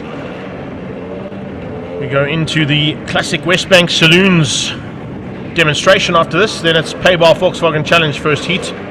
And on the track, Clubmans still to come with the National Sports Car class combined with them. And that will wrap up our first heat of all of the race action for the day. Then we've got the Checkered Flag Museum Legends Parade. And from there we head into the second heats and third heats of the race weekend. There's a nice aerial shot of Swartkops, and you can see right around the circuit. Crowds up at turn 5 and 6, down at turn 2 as well, on the banking from turn 2 to 3, and also on the back end of the field as well, up the back straight and up the short straight towards turn 5.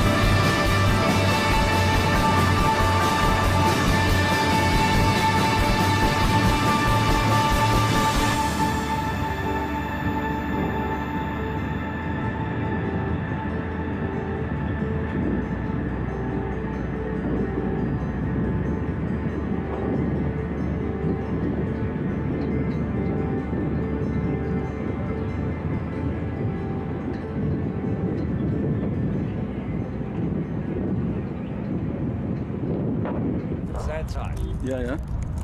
Just to get there and back, diesel and toll gate's $5,000. Oh. And I looked at it and I thought, fuck, you know what? Not the worth.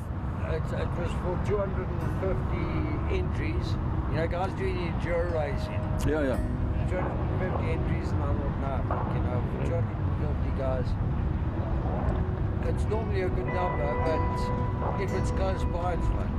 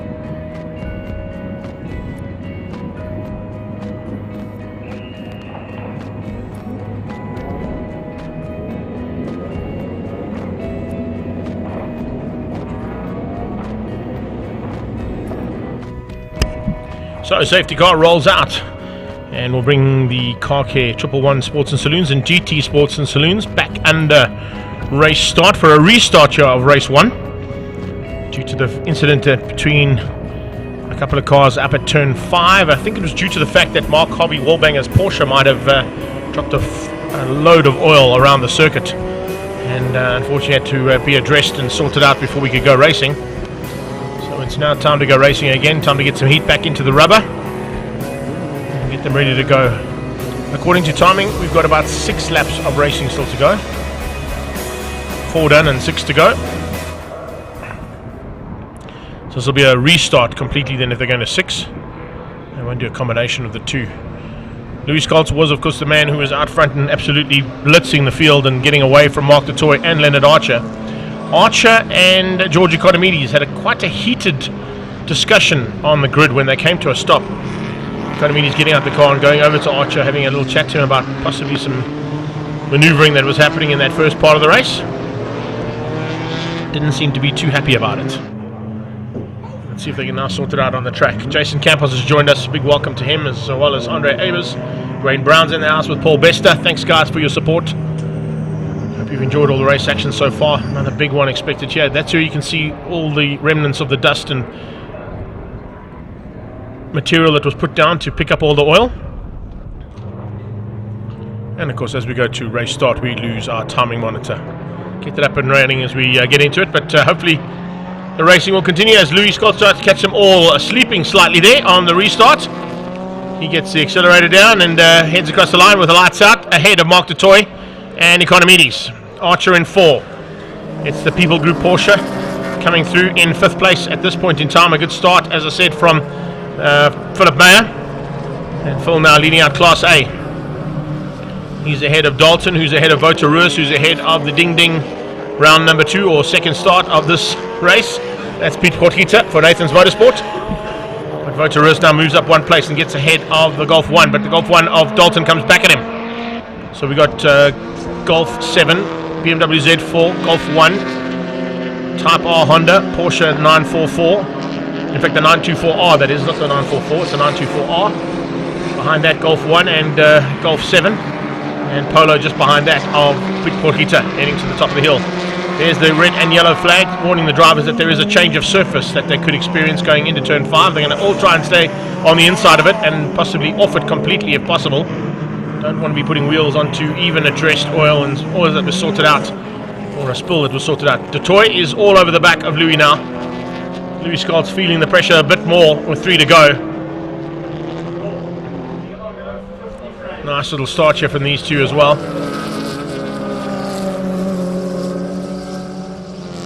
Z4 BMW from Trans Africa Racing all over the back end of that Car Care Clinic Golf, looking for a way through. Du Toit wants to stay in contention for what is the championship in GT Sports and Saloons. GT category at the front end fighting, and you got Class A just behind them. So Class B as well, that also got a little bit heated out there as well. Wayne Labotsky in the Shield Golf there, you can see it. We go to that little battle, fighting with the Class X machine of Ronald Janssen van Rensburg. Behind that, it's one of the PABAR Volkswagen Challenge cars, the Bush and Buck car. And slowly but surely they've all come together there for a bit of a fight of note. Roland Hopkins in that fight, as you can see, tucked in behind Labotsky. Looking for Class B, just behind the leader of Class X, as they head up to the top of the hill again.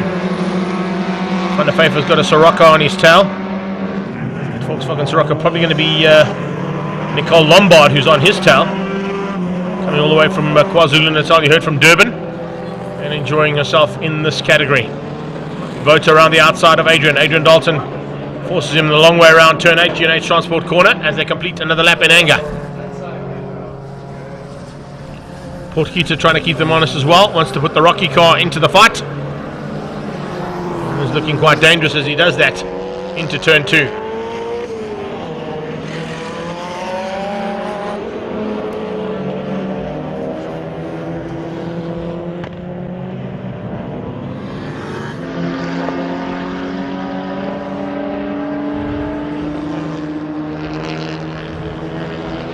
Here they come into turn 4 now. The pressure continues to be applied there. See just behind that, the next other Volkswagen products coming into play. Kurbis Brits. And you've got Henning back into it. Class C and Class B also into turn 4 now. Nice to see Brits is back into the fight after a problem at turn 2. So the safety car certainly helped him out as he tries to close onto the back end of that BMW of Jaco Storm. Class B and Class X side by side here as they come into turn 5 and 6. Watch out for Hopkins coming from the back, looking to give Labotsky a run for his money. And now forcing that Class X machine of Ronald Janssen van Rensburg into some evasive maneuvering. Storm under attack, loses out to the Polo into G&H Transport corner.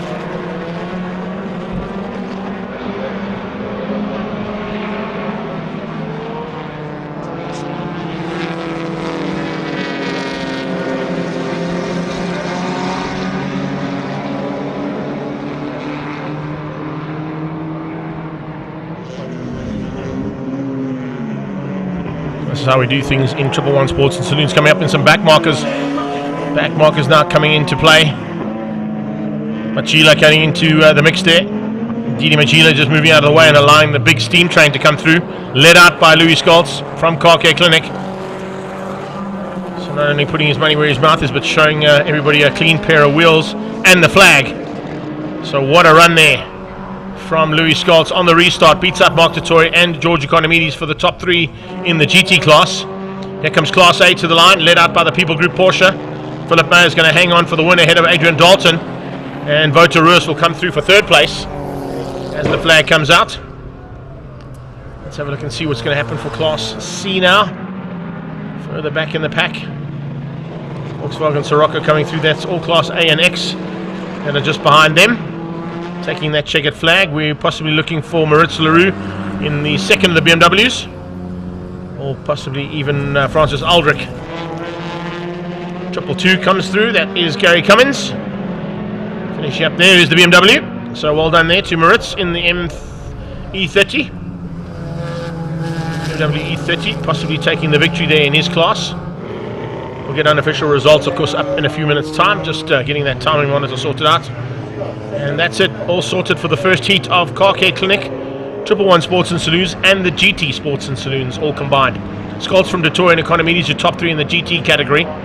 Philip Mayer, Dalton, and Wouter Roos are top 3 in Class A. And then as we go down, it'll be X to Ronald Janssen van Rensburg. Class B, by the looks of things, is going to go to Roland Hopkins ahead of Wayne Labotsky. And that's how things finish up for this first heat of 111 Sports and Saloons. Up next, getting a bit of information thrown my way as well. Thanks, Jody, for that. Tony Powell has organised, of course, the Ford and Friends event here this weekend, along with Louis Powell and Steve from Checkered Flag Museum. And if you want to catch up with the West Bank Classics or any of the classic drivers and legends of motorsport that are here today, they will be down in that shed 3 and 4, and you can catch up with them for an autograph session after this demonstration in a few moments' time. Until then, we'll be back shortly with commentary.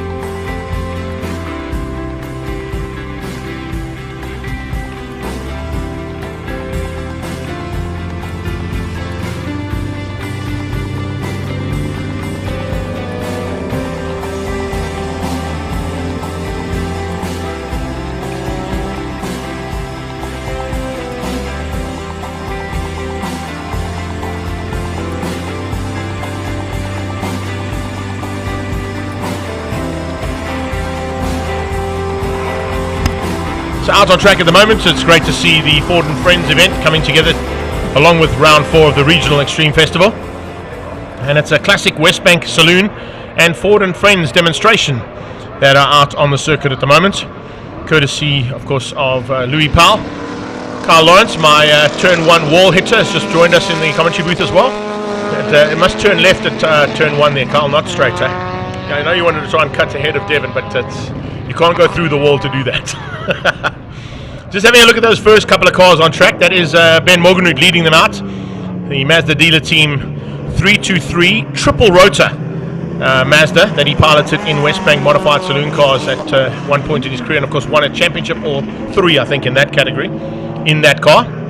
Behind him, it's the Peter Goff Opel Astra. In the mid pack, you'll also get to see a yellow Ford Escort Mark II. That is Sarah van der Merwe's rally car that is on track. We've got Team BMW out there as well. Tony Viana and Dion Jabert's cars side by side up towards turn 5. Also part of Class B. They were running under Trek BMW Motorsport colours at that stage. And of course the late great Tony Viana won a champion, and so did Dion Jabert for that team. Nice to see those two cars side by side. I know that's, I think they come out of the Hollard stable, or Pablo Clark Racing, if I'm not mistaken. So nice to see them coming together and being put on track.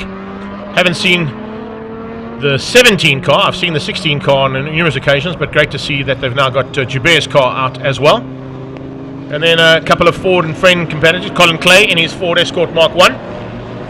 He's just ahead there of the Mazda 323. As I said, Peter Goff's Opel Astra, Tony Viana's 745, Winfield BMW, and it's I think that might be Rob in the wheels at the wheel of that Goldwagen Golf Mark 1 monster. It's an absolute beast of a car. They actually raced that car 2 years ago at the Desi's Raceway, so like an endurance series race, and it actually finished up the race, I think, and even took its class. So it's a nice little example of a slightly bigger version of the Golf 1.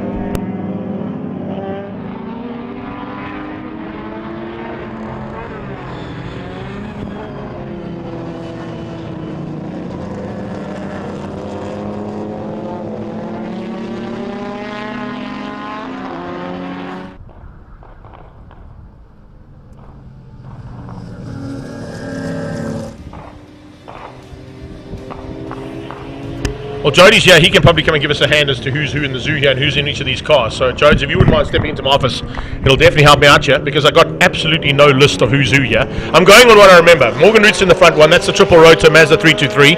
Behind that, Peter Goff's Opel Astra. Tony Viana's 745. Is that Rob Priest at the wheel of that Golf? I think so. It's the King Woodsley Golf. So they're very excited to be here. They made it all the way through specific for this. I don't have the exact detail, but it definitely is still the original car with the original team. Well, this man will be able to tell us a bit more. Step in here, Louis. He can help us out. Tony Viana and Dion Jabert's BMWs. That's the Trek Racing BMWs out of Modified Saloon Cars. Correct. Nick Sherwood in the one car, and the 745 is being driven by Paolo Cavalieri. And then Grant van Sales is the guy on the other BMW. He owns both of the, he doesn't own both. He owns that one and the Porsche of Gary Dunkley, which is also coming still. Yeah, look, it's an amazing effort that's been put in by the team here. You guys have gone all out to ensure that you can bring in our Ford and friends together here with the Extreme Festival. And with the Regional Extreme Festival, of course, this is just building relationships that you want with this category of racing, and of course with SWAT Cops. 100%, and the V8 category as well is fantastic. That is what we're planning, the Thunder Tour. We're going down to East London in October, and hopefully next year we'll have about 25 V8s on the grid for the tour. It's sounding very good. I got to tell you, the resurgence of what was sort of the heyday of motorsport in its day, with Westbank behind the modified saloons that eventually became the V8s, and of course Aiton Bogengard and Deegan Hagenhegen is here as well. Malcolm's here too. I'm sure he's brought a couple of cars from Cape Town. For sure, yes. Now we got quite a few V8s up here from Cape Town. The Escort of Franco Donadio, Mike Hitchcock team with the two Mustangs. So yes, that's looking good. It's looking good. The guys are very excited, and I think for future, if we can build our V8s together with the legend Westbank cars, that's the plan that we have, to take that on the road show. So that's looking positive. Yeah. Well, I can tell you, there's a lot of fans that for V8s at this circuit. There's a lot of fans around the country that want to see those V8s back in action. There is big plans, of course, heading to East London with what happened last weekend with that big storm. How are the plans going? Yes, I've been in contact with the boys. It's only 2 pits that have actually got destroyed, and it's local private oaks pits, so they're busy restoring it. The circuit is ready to go, and I might as well announce it right here. We've got TV coverage sponsored for that event, and believe it or not, we've got the TV sponsor from Buffalo City Tourism, so they're on board, so that's a big scoop for us. To bring in Buffalo City, that's awesome stuff, and of course they've been involved with negotiations to try and keep the circuit. I know they're busy working on other aspects around the circuit, that big water park that's being built, so there's definitely a lot of interest from the Eastern Cape, isn't there? Yes, and if we can from a motorsport point of view sort of boost that for them and show them that we're contributing to the tourism industry, and the hotels, we've got hotels fully booked already, we've got campsites fully booked at this stage, and it's all tourism, and we're bringing a lot of money into East London, and they can only grow from there. Well, listen, we were there last weekend, and it was absolutely ram-packed, and that was just bringing national championship stuff. You bring the historic stuff like this, those guys in the Eastern Cape, especially in East London, absolutely love it. So hats off to you and your team. I know you got a demonstration a bit later on as well, so and that's courtesy of Checkered Flag Museum. So it's kind of a whole conglomeration of what Peter du Toit does here at the circuit on a legendary point of view, and bringing it all together. Yeah. For sure. We've got, right now as we're standing here, besides the classic V8s that are running today, there's another 7 in Cape Town and 6 in East London, which will be ready for next season. So you take that, we got a field of 25 cars. Franco Donadio is running the quick Escort here. He's building a super brand new Can-Am, which will be out the end of the season. So that's going to be fantastic. So you gave those big runners a bit of a run for their money in the first heat, so I'm looking forward to the second heat. How awesome is it to have the crowd back though? fantastic. Really, I was worried, but the weather's playing along. I think we did a good job in getting and promoting it. So I think it's good. I think for everybody, I think Peter and them, thanks for accommodating us. It's fantastic. Great to be here. Louis, thanks for that, Brad, and thanks for the insight, and all the very best. We'll see you in East London, and you'll catch us there, of course, on our live stream feed too. So a massive thanks to the whole team behind Ford and Friends, and of course the Historics and Thunder Tour coming up soon. You heard it here first and foremost on our coverage of the Regional Extreme Festival Round 4.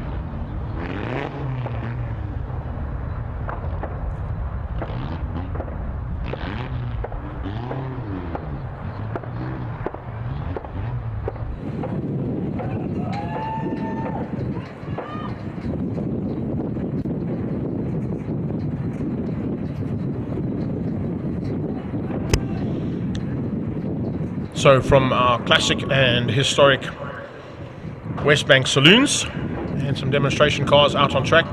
Standing by in pre-race is the PABAR Volkswagen Challenge, and we caught up with a couple of drivers just before they went to action here today to see what their plans are for round 4 of the Regional Extreme Festival. The guys from the PABAR VW Challenge is right here in the studio with me, and Phil Cruiser out there in the Class C car.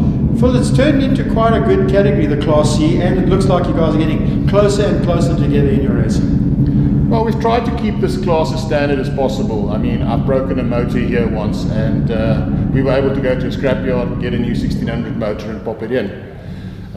So there is a good advantage in coming to Class C. We also use less tyres than the other classes. So the class is growing nicely. As you look at this, it gets a bit confusing for us because suddenly you've got Class A guys out front. The only way the cameraman can tell is that they've got their headlights on generally. That comes to you, Stian. Class A quite quickly coming back amongst the Class C cars, particularly towards the end of the race. I think it actually makes it quite fun when we get to the Class C cars, because obviously with the new tyre rule for 2022, we're all running new tyres in front. The cars actually start falling off, especially with the hot weather we have today.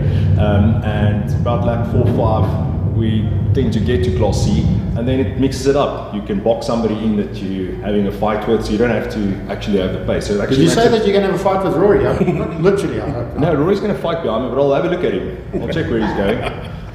But yeah, I think it's going to be fun all over. But yeah, it's fun with Class C. Sometimes they get in the wrong spot for you, but they have mutual respect for us. Sometimes they don't really see us because we come through 3-4 at a time. But yeah, it makes for interesting racing at least. History Mac in the big class, Class B, has grown enormously. You guys have picked up from some of the old categories cars at a decent price, etc. Just tell us about that. No, it's ridiculously large, the class. It could be a race by itself. It's so large. We have 20, 22, 25 cars sometimes. I mean, it's amazing how the class has grown. I've raced Class B for 15 years odd or so, and it's the biggest I've ever seen it. It's so competitive at the front. If you're 0.1, 0.2 off, you're 5th, 6th on the grid. It's amazing to race there, and we don't need back markers to make a race because we are our own race by itself. It's your own thing, yeah. And it's a great race. Yeah.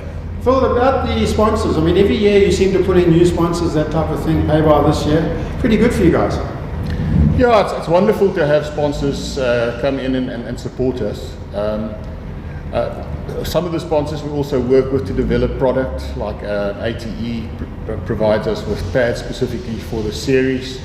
And the important thing is to make sure your sponsors get enough coverage. Absolutely. When you've got a sponsor, hang on to them. That's the golden rule. Absolutely. Yeah. Stefan, as we come now towards the end of the day's racing, where would you like to end up? Podium, or would that not even be good enough? I would say I'd like to end up about 7 seconds ahead. I think that would be ideal. So then I can also not be that warm in the car. But yeah, no, it's going to be tight towards the end of the day. There's 3 of us. That's 0.1 all over the show. We don't even know who's going to be first or who's going to be third. So same as Class B though. You guys are going to be really close. Oh, top 5, top 7 are probably all can win the race. It's ridiculous. It's going to be a line of cars running nose to tail the whole time, and those who make a mistake, well, the ones who come 5th, those who don't might win it. So as long as you're in the hunt, you have a chance there. It's going to be super close. Well, thank you guys. Great talking to you. Let's go back to Greg with our commentary of the live racing. Cheers, guys. Thank you. Thanks, Dave. Yeah, making their way to the grid now for race 1, PABAR Volkswagen Challenge. Rory Atkinson, Keegan Masters, Dion Creel and Wayne Masters are the front row of Class A. They're ahead of Valdi Mikey's, Derek Smallberger, Dioval Teron. Chris Dale, Hannes Skippers leads out the dock. Leads out Class B over Elmer Cruiser, Anthony Pretorius, Bevan Williams, Caution Naidu, Sharice van der Merwe, Stuart Mac, Miguel Diaz, Mo Carodia. And then it's Tine Nkube ahead of Dean Ross, Jacques Hayes, Mike McGregor and Carson Blau there at the back end of Class B. Pierluigi Mussolini is the man who is leading things out in Class C, because he's the overall champion in this category for 2021, and he's ahead of Ross Butt, Philip Cruiser, Mark Castle, and Castle just ahead there of Dino Smit, Jan Spammers, Charles Anderson, Rainer van Heerden and Ruan Veltman at the back of the pack. Remember with this category as well, it's 3 separate starts. Well, that's normally what happens in this class, and yes, with the red flag in front of the 27 car there of the dock, means that they will get a separate start and Class C will get a separate start. So it's usually give them about 10 or 12 seconds before they set the next class off, and then it gives us an opportunity hopefully to give you all the race action as well from each of those categories. What tends to happen is Class B's front runners catch the back end of Class A, and a similar situation happens with the front end of Class C catching the back end of Class B. And then it gets real with about 8 laps completed, 2 to go, as Class A catches the back end of Class C. And that's why you heard lights on for the Class A competitors to warn the slower drivers that they are coming through and looking to try and get to the front end as quickly as possible. To finish up the race, let's see how things start out first and foremost here with PABAR Volkswagen Challenge Race 1.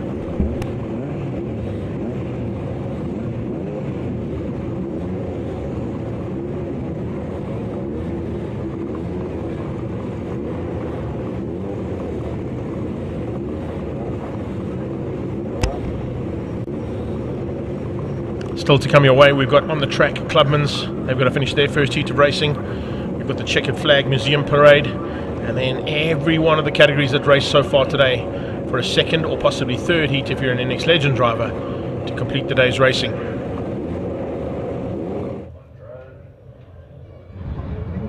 Lights off, and here we go.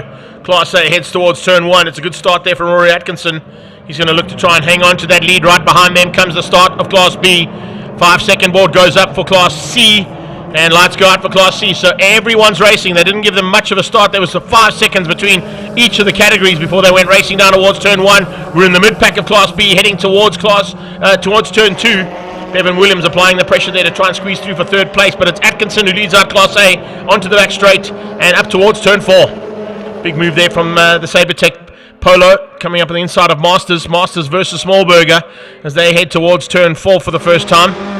It's the Sabertech car on the inside. Masters going to have to go around the long way around turn 4, and just up the road from them you can see they just start to sort things out. Teron behind that, Gosman coming through, and then from the back end it's Dale. So under braking for turn 5. Oh, problems in turn 4 though. That is the number 5 car, Elmer Cruiser, sent on the sideline. ATE brakes machine onto the kiddie litter and through the kiddie litter to try and get back onto the track. She's not going to drive through the kitty litter to try and lessen the amount of stones that car might pick up. So there you go, down towards turn 1 comes Class A. It is Bevan Masters, I beg your pardon, who's tucked in behind there. And that's how they start things out. Keegan Masters actually driving Bevan's car this weekend, so apologies for that. The CPS warehouse car being driven this weekend by Keegan Masters from Team Perfect Circle. He's now jumped into that car and looking for a chance to give the front runners a run for their money. Little tagging between a couple of cars along the straightaway there in towards turn 1. Mid-pack of Class B getting real up close and personal there. It was one of them was the 25 car by the looks of things. So a bit of chopping and changing in that mid-pack. Mike Krobler starts to come into the play as well. They come out of turn number 2. Caution Naidu with Bevan Williams on his tail. And you can see Charisse van der Merwe in that hot 1027 FM machine coming through and fighting hard for a possibility of a top 6 position in Class B. Class B leader is the Doc Hunter Skip as he leads out as they head down towards turn 4 again for the second time in anger of 10. Looks like a bit of window action coming out on one of the back cars there. Might be a bit of an issue there for one of the cars who's just lost a window. That's a good run there from Mfana. Nice start from him so far as well. And this is what it's all about in that mid-pack of Class B. Naidu, Williams and van der Merwe trying to close things down on the first couple of cars for Class B. They're heading down the hill already. Led out by Dr. Hunter Skippers. 70 on his tail should be Mac. I beg your pardon, no, it's Anthony Pretorius. Anthony Pretorius, I think Stuart Mac and Elna Cruiser might have come together, which is why Mac's dropped back so far. As they go across and complete another lap, Class B still continues to fight it out, heading towards turn 1. Class A should be coming just over that rise and into the right-hand side of that shot. There they go, through turn 3. Quite an awesome shot there from our director there, Claudio Enriquez. Oh, and a car out of shape into turn 2. That might have been Carodia. It was. No, it wasn't. Caution Naidu. Caution Naidu got out of shape into turn 2. Just under braking, lit up the back as Charisse van der Merwe forced her way through to get past. There's Mac. Mac just behind that. You can see making up some ground now. So that is 1, 2, 3, 4 and 5 in Class B. 6th place is Caution Naidu trying to come back on the inside of Jacques. Jacques got Mac on his tail. Then it's Mo Carodia. Carodia, one of the first attenders, of course, to Ethan Gutsio, who had a big moment in Comcare Polo Cup at the East London Grand Prix circuit last weekend, and now looking to do some more damage to his championship, or to this championship, not to his. He wants to get some high results in the championship. Running wide slightly. That was Mac, I think, who made a mistake. That is Keegan Masters now closing down on the top 2. Creel has moved up to 2nd. He's behind the leader. Leader at this stage is Rory Atkinson. Atkinson keeping it all together at the front end of Class A. Then you got Valdi Mikes, Wayne Masters and Derek Smallberger. Smallberger fighting hard there with Masters. Performance Masters versus Sabertech. Sabertech car also coming out of the Universal Racing stable. They're heading up to his home stable on the left-hand side of the circuit at the top of the hill. Masters hangs on for now though, just keeping him out for what is the fight. Oh, big problems here. Easy part Polo, and that looks like Mark Castle. Yes, it is Mark Castle, unfortunately, on the sideline with some serious damage to the front end. It'll be double yellows up into turn 5, so no overtaking for opportunities if there were any. Everybody who wants to try and do an overtaking maneuver will have to back out of it. Good to see Cruisers back on track, and now, well, both of them. Now, Ulner's has got past Philip there. Remember, Philip is Class C, Ulner is Class B. So they'll have a slight differential in terms of power output on that car compared to the Class C 1600 that her husband pilots. Down towards turn 1. This is a fantastic fight there. Valdi Mikes, Wayne Masters and Derek Smallberger, seasoned and stalwarts in this category, those 3 drivers. They've been around for a long time at the front end of Class A, particularly in this category. And loving all the race action that they're involved in here for the fight for 4th place. 4th place certainly heating up. Charisse van der Merwe starting to close in as well for a potential 4th place in Class B.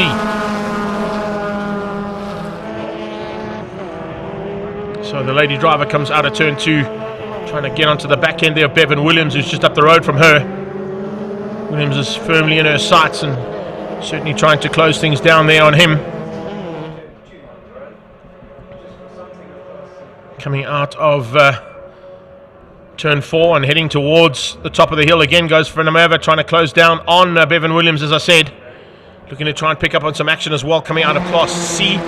This is Hayes versus Naidu versus Kurodia versus Diaz. Miguel Diaz now starting to close that gap down on Mo Kurodia and Kasha Naidu. Oh, and a little rub between Kasha Naidu and Mo Kurodia. Yellow flags means there's no overtaking, boys.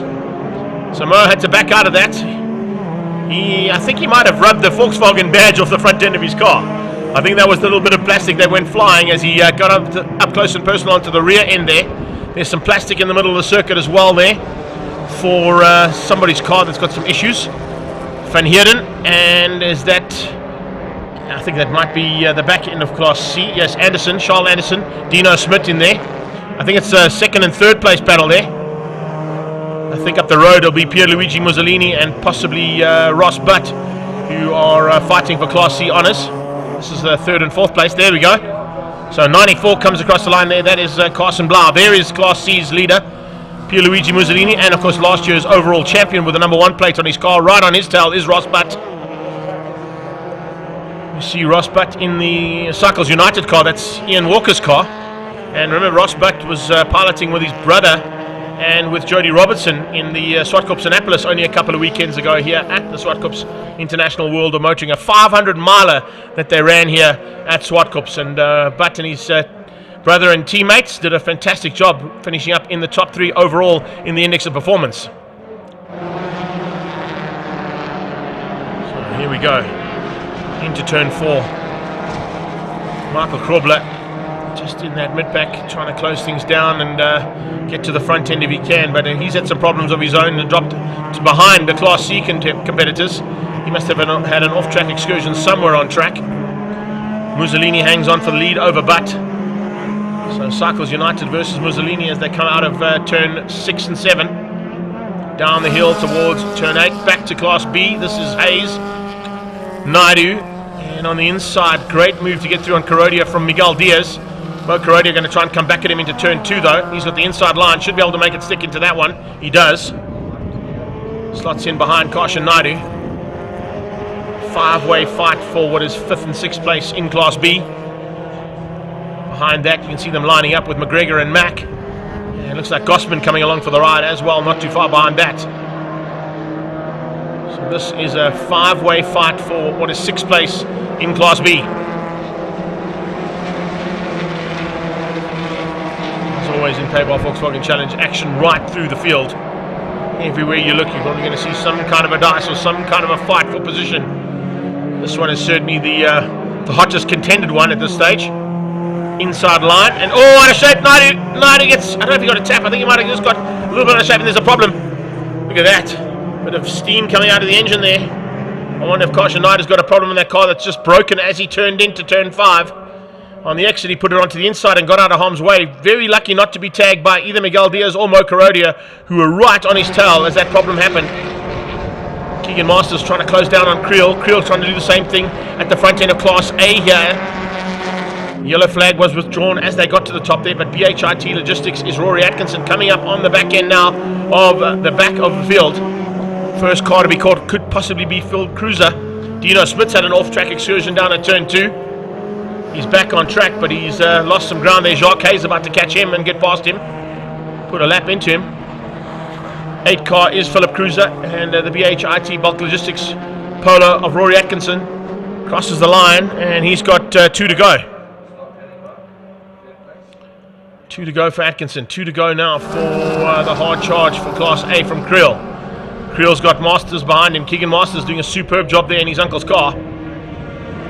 Currently sitting there in 3rd place for CPS Warehouse. Normally pilots the Team Perfect Circle Motul and Peretti Auto Parts Polo in GTC Super Cup. Diaz onto the back end. This is a fantastic little fight here. Mike McGregor in the Grange Polo is now into that fight with Kurodia just ahead of him. McGregor looking to come through there. Behind that you can see lining up, it's the 5-1. And that fight is not done, that is for sure. Across the line, another lap completed. And they're getting into the closing stages. This is where things could heat up ever so slightly. Good run here from Stuart Mack, Creative Ink Machine. Coming onto the back end there of Miguel Diaz. Diaz doing the same thing to McGregor, bringing along Gavin Ross for the ride as well. Ross in the background in the The rear end Polo at this point, just not bridging that gap in the Norbrake car just yet, but he's not too far away from them, that's for sure. Class A comes towards turn 1 and it looks like they started their final lap. So they're on to their final lap now for Class A competitors, and is it going to be Rory Atkinson with a flag-to-flag victory? Or are we going to see something special here from the late-breaking Stian Kriel? Design Hut and T-Rex Racing SKR Polo trying to close down on that BHIT bulk logistics car. Split off again. Oh, Dino's had a nightmare. Dino's had an absolute nightmare in that car this time out. And he's been off track about 3 or 4 times in this first heat. So some work to do there for Dino Smit to get himself sorted out for race 2 later on. So this is where we're looking at Class B's mid-pack. Once again, Mac in the middle of that mid-pack in the Creative Ink car. Grange Workwear car, McGregor ahead of him. Behind that, you can see them just lining up, waiting to pounce. Keegan Masters in the CPS Warehouse car in third. He's going to send off a third. Couldn't go any quicker than that one for the 911 machine this time out, but it's going to be Rory Atkinson to the line. Final bit of race action here for the JRT prep machine. Jody Robertson's going to be happy with the performance of that car as he comes through to take the victory. And Class A honours in BH IT Logistics. What an awesome bit of driving there from Rory Atkinson. Flag to flag for him. He finishes up ahead there, and here they come down to the line for the rest of Class A. Dieval Taron on the Interceptor machine. Dives on the inside, just squeezing out Dale in the end. And Philip Cruiser gets another lap put in on him. So it's Rory Atkinson from Stian Kriel and Keegan Masters, the top 3 in Class A. Here's B. It is Hannes Schippers in the DDS Dental Studios, Dane Fern Dental Studios. Polo takes the victory. The doctor takes it again here at Zwartkops. Hard man to beat here is Dr. Hannes Schippers in Class B. Class C, we're now just waiting for Mussolini to come to the line to wrap up the final results here for first heat of PABAR Volkswagen Challenge. So there is our Class A competitors making their way around and thanking the crowd for their support. Here is Mussolini to the line. On his tail, Ross Butt. And Mussolini hangs on.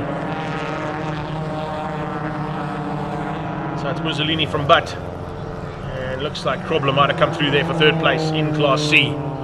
We'll give you unofficial results in a few seconds' time, but what a finish up to this one.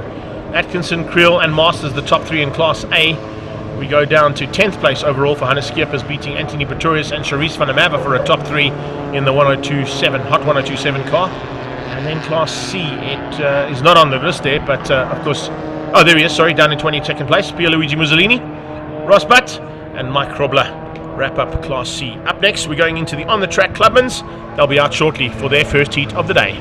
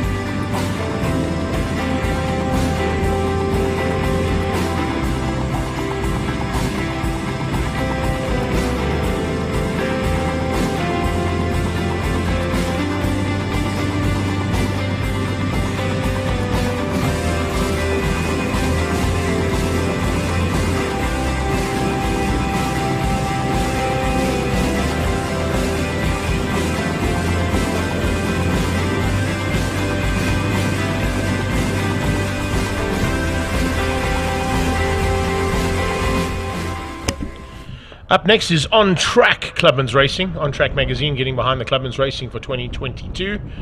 And super effort there from Vaughan and his team to come and join the series, along with the National Sports Car category, which means we're probably going to see a fight at the front end between Gerald Wright and Clippy's Cricker in their Lotus and sports cars.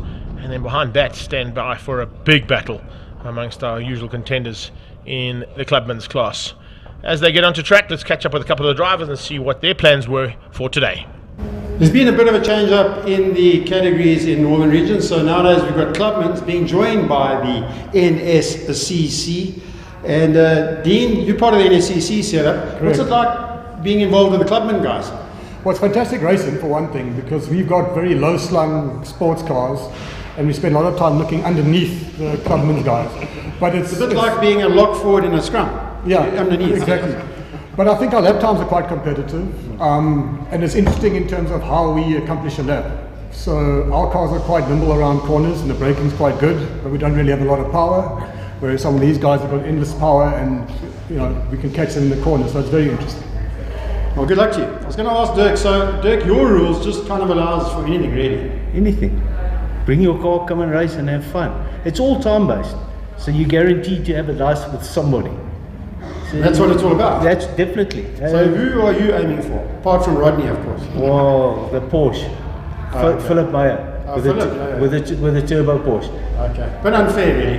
Yeah, but we'll speak again. Take a few plug leads off, man. Rodney, you've been around for a while. Tell us about your Clubmans. Yeah, well, I've been involved for a while, but I've only been racing myself for 3 years. Used to just look after cars. I'm now recently got involved in the committee with Uncle Dirk, so we're trying to build Clubmans back to what it was, and we're slowly but surely getting guys back. Obviously, thanks to a number of sponsors that are trusting in us. I see you getting quite a few entries, which is interesting. Yeah, no, we've been working hard at trying to get guys back into the series, and it's looking very positive. Well, guys, good luck out there. Hope you put on a great show, and we'll see you later. Thank you. Thanks very much. Cheers, over to you, Greg. Thank you. Thanks, Dave. Yeah, under safety car, and of course it's a rolling start for these categories. Gerald Wright in the Sports 2000 ahead of Clippy's Cricker, and then it's the 79 car behind that of Dean Wilson. We just spoke to Dean. He's looking forward to a great fight on track. A couple of Nash Sports out there too, which is great to see. Matt Nash we've already seen in action today in Lotus Challenge. He'll be back later on for a second heat of racing, but it's 2 laps under safety car to get some heat into the rubber, and then we go racing. You heard it from Dirk Lawrence's point of view. He's in the JDM tuning Honda Ballard there, going through the turn in turn 1 at the moment. We're going to try and catch Philip Meyer in the People Group Porsche. Wayne Labochki's got a busy day in the saddle today. He's not only participating in Car Care Triple Ones, but also in the Clubmans category in that Shield Golf 1 of his. Interesting to see Fabienne Lance out on track as well. First time we've seen her on any form of circuit racing for a long time. Usually competitive in what is South African Kart Racing Championships and also International Kart Racing Championships. The 170 car out there, of course, is Louis Kluti. He's in the Volkswagen Beetle. Always a very fast car to watch out for coming through the pack, and possibly could even get onto the back end of the sports cars.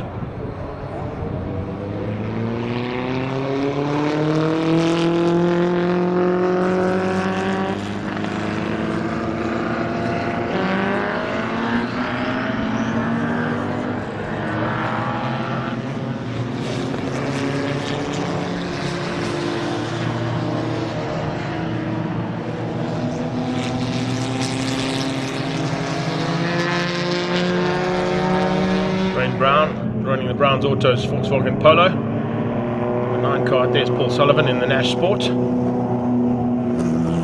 top contender in the sort of endurance series for a while there in that car.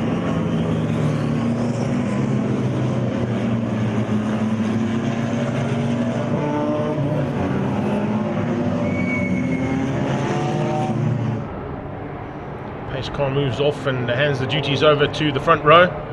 Gerald Wright and Clippy's Cricker. Should be looking forward to a big fight here between himself. Dean Wilson just in behind them. And the 2 Nash Sports as they head towards turn 1 with lights on, lights off, and we're racing. Cliffy's going to try and get around the outside of that Sports 2000 of Gerald Wright. Doesn't able to do that. Here comes the JDM tuning Honda Ballard of Dirk Lawrence. Just ahead there of Louis Kluti's Beetle. It's a new Beetle that Louis built there. The red one seems to be out of action at the moment. Maybe he's developing a couple of Beetles out there for contention in various categories. It's a great prepper of a race car, Louis Dutien. Usually that Beetle of his, or any Beetle that he races, becomes a front-end runner relatively quickly. Sports cars making their way into turn 4, already being caught by some of the lead category cars in the Clubmans class. Nice combination of the two categories here, National Sports Car class and the Clubmans. Eugene Coast starting to make his way through there too. For Romeo coming through that pack as well, that'll be Claudio Rossi. We saw him in action also here a couple of weekends ago at the Swartkop's Annapolis 500. Alfa Romeo Mito of theirs went really well on the day. Wilson third, being caught by Philip Meyer.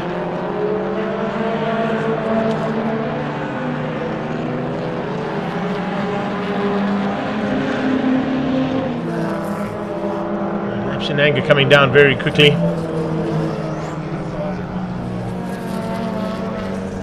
Not quite sure who's in the 63 car.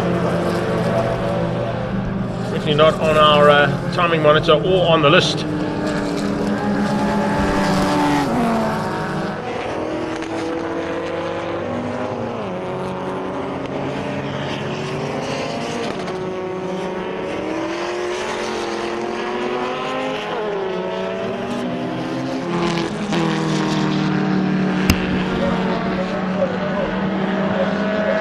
We've got a space frame in that pack as they come through to complete another lap.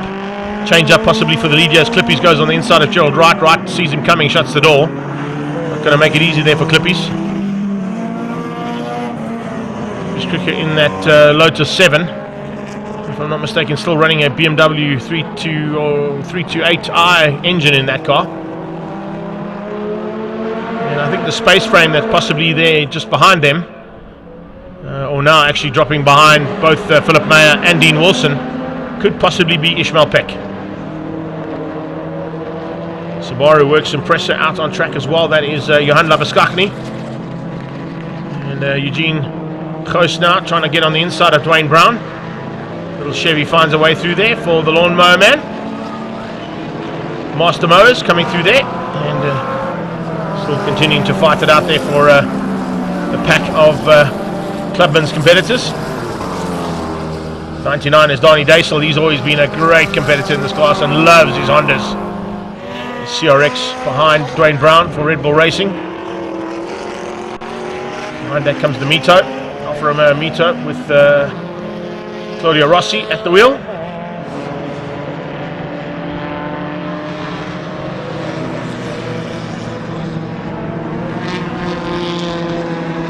East Coast. Big V8 up the hill, trying to close down on some very fast cars. Thanks, Ishmael. It's Dumasani that's at the wheel of the 63. You weren't on the list, and there we go. He's been put onto the list now. He's number 247, but on the car it says 63. So they're just giving a little bit of opportunities to give us a bit of change up there. Thanks so much, Nicole Brett, for joining us. Hope you're enjoying all the race action so far. And yeah, Boogie Man, thanks for that info. Dumasani Mozabuka at the wheel of the 6.3 car. He of course also participated only a couple of weekends ago here at the Swartkop's Annapolis 500. Awesome event that was. Had 25 cars start, 18 finished after 8.5 hours of racing, 800 kilometers completed and 500 miles. Absolutely mind-blowing event. First time it ever happened at Swartkop's, and of course already in the planning stages for next year's one to make it even bigger and better.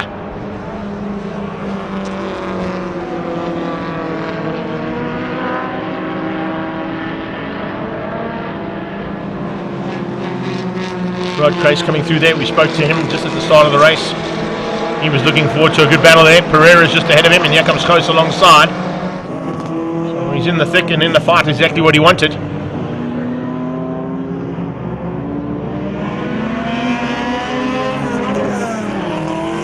Close puts the Master Mowers Chevy just up ahead of that little Honda Ballard. 9 car Paul Sullivan fighting just ahead there of the 155 of Aaron Harmsa. Normally Ron Harmsa at the wheel of that car, but Aaron now jumping at the wheel, getting a chance to pilot that sports car of theirs around.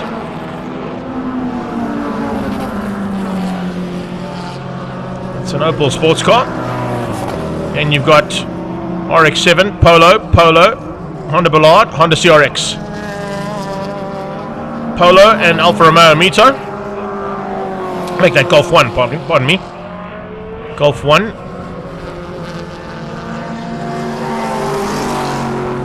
And a nice run there at this point in time, as you can see, from Peck. Abraham Peck now in the 121. I think that car might have run R2D Fuel sponsorship on it at the SWAT Cups Annapolis. Oh man, that's not good news to hear there. Hope you're all okay there, Ishmael. But as I said, thanks for the support there, much appreciated. And for the info, that's what we like about the interactive commentary we can do on Facebook and YouTube. Klutzy starting to get some pace in the Beetle. I think that might be the same Beetle actually, to be honest with you, just with new livery on it. It was all red at one point and now gone with a very sexy race colour scheme there, orange and white.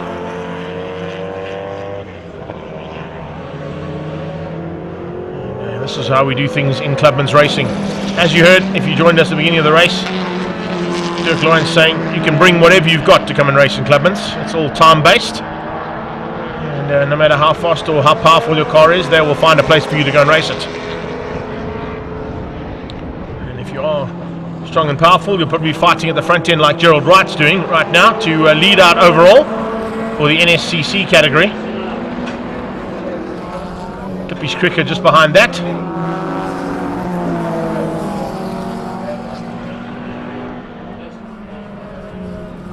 .022 car is Wayne Robb in the Ford Fiesta, also one of the contenders that was out at SWAT Cups Annapolis. You can see from the livery and the sticker on the side of the car. So Derek has joined us as well, and Ishmael sending a shout out there to the SWAT Cups paramedics for their assistance for him. We wish you a speedy recovery, mate.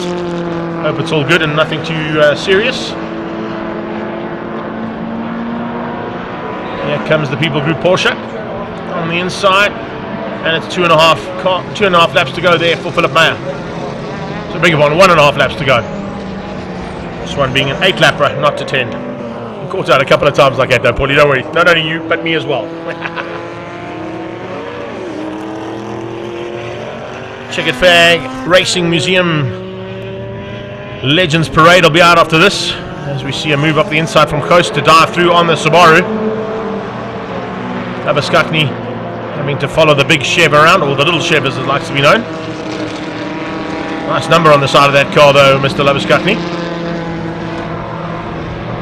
Heading up to the top of the hill for the penultimate time.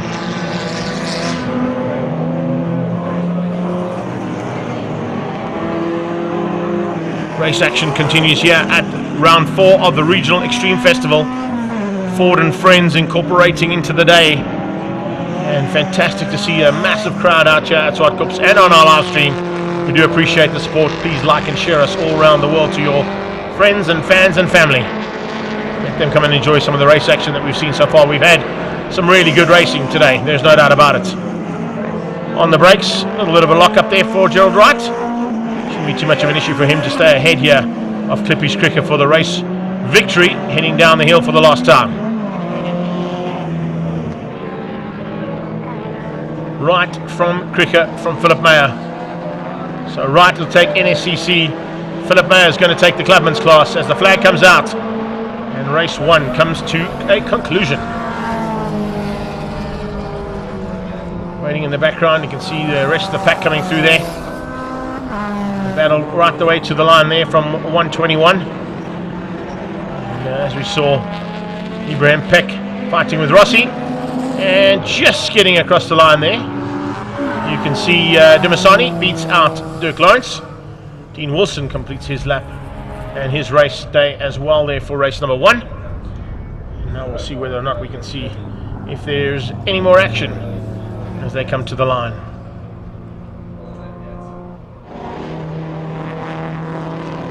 Nine car there, fantastic run to the line there for Paul. Paul Sullivan finishes up another race in the Nash Sport, just behind Labochki. Subaru behind him, and that looks like Wayne Pereira just behind that. So wrapping things up there from on-track magazines, Clubmans and NSCCs combined. With Gerald Wright from Clippy Stricker, they win out ahead of Dean Wilson for the NSCC category. And then it's Philip Mayer from Dumasani Mazabuko and Dirk Lawrence, your top three in the Clubmans class. Up next, the Checkered Flag Museum Racing Legends Parade. We'll be back shortly.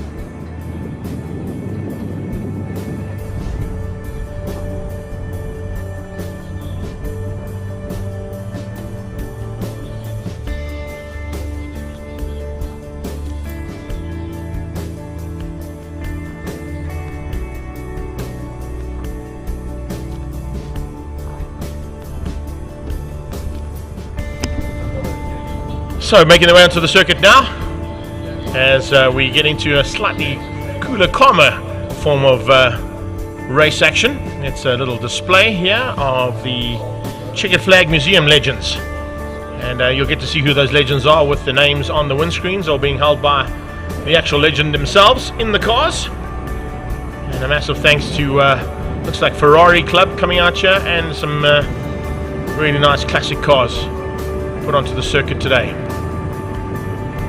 Wonder how many of those Ferraris you can name. Let's see if anybody's got any shots there. Alfa Romeo coming through there as well. BMW Z3.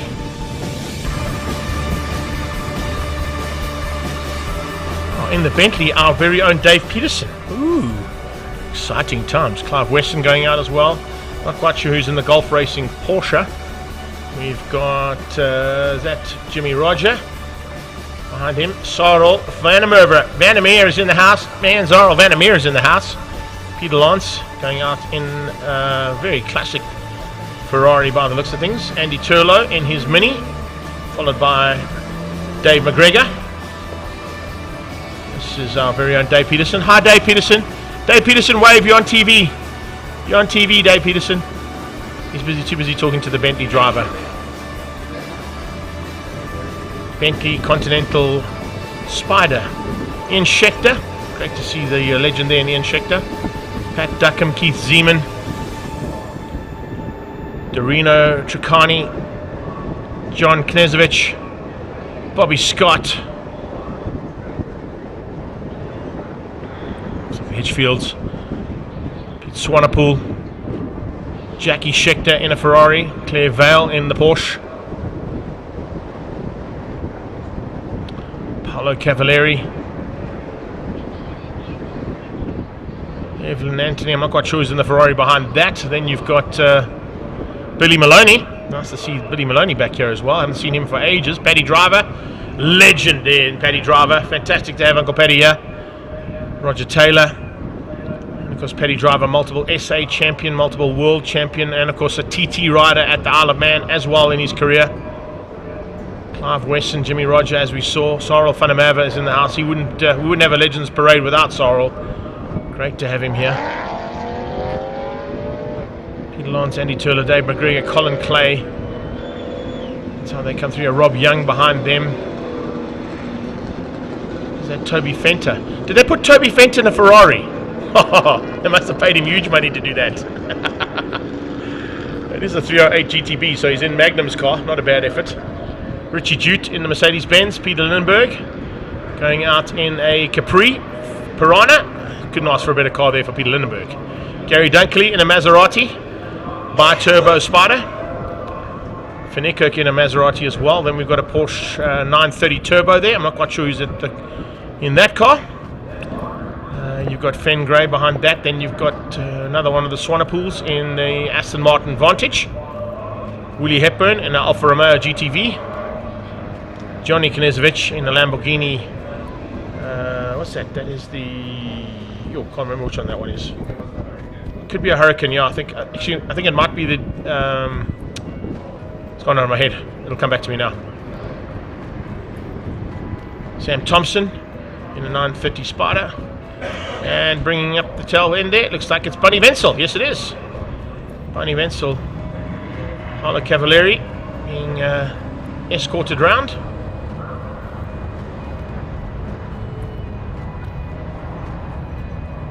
Legendary names involved in this display, that's for sure, as McQueen joins us along with Stella and Elandre. Brandon Wheeler, Renier and Christian van Rooyen are in the house as well. You've joined us as the Legends are out on circuit for their parade. As you can see, a couple of nice little examples of some Alfa Romeo Spiders there. 635 CSI. It's kind of like I think it was known as the Batmobile if I'm not mistaken at one point in its career, that BMW. 458. 499 Ferraris. Oh man, just lick your lips if you're a Tifosi fan. Ford and Friends in the house. Peter K. Eddy out there as well. Great to have Peter.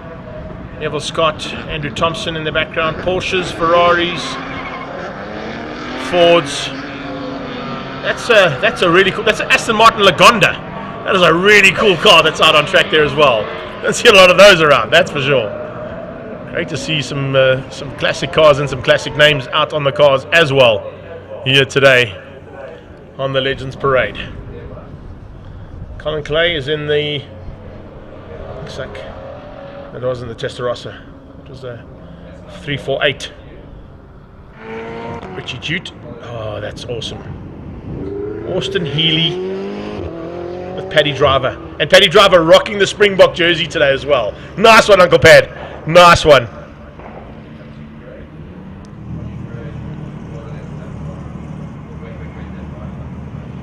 Aston Martin Lagonda up at turn 5. There it is. On cue for my director. That's something pretty awesome. There's not a lot of those around.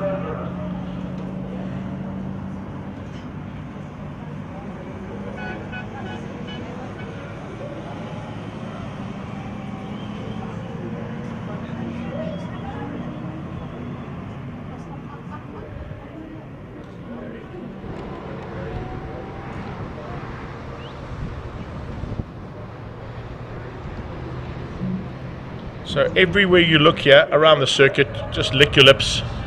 If you're a Ferrari, Ford, Porsche, Aston Martin, Alfa Romeo fan. Kingsley Wood. Getting escorted around a little Capri.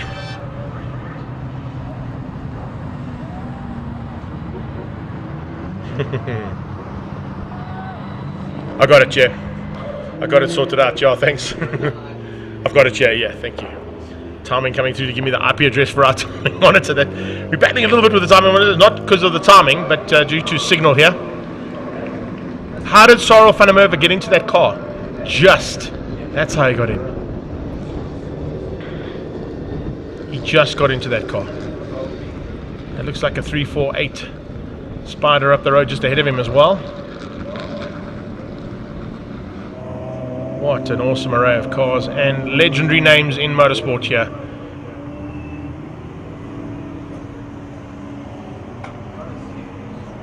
There's Billy Maloney. There's a nice name for you. Ex-Saloon Car champion in South Africa. Piloted, if I'm not mistaken, at one point in his career, a mini Clubman 1100 in touring cars in this country. Dave Peterson. Who knows Dave Peterson? Not a lot of people know Dave Peterson. Eh? Hello, Dave Peterson. You're on TV.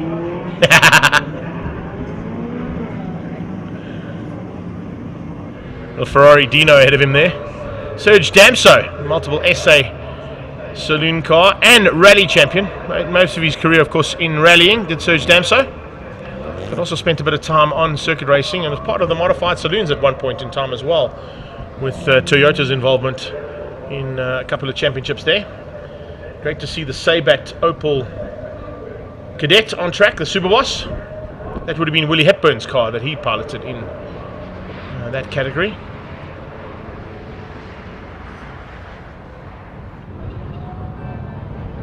So after the couple of laps that we've seen of our legends, they're coming back into pit lane. And we'll be standing by to do a small circuit cleanup and get into race action for race 2 of Marlboro Crane Hire Pre-66. Oh, in fact, it's race 1 of Marlboro Crane Hire Pre-66 68 Le Mans Sports and GTs.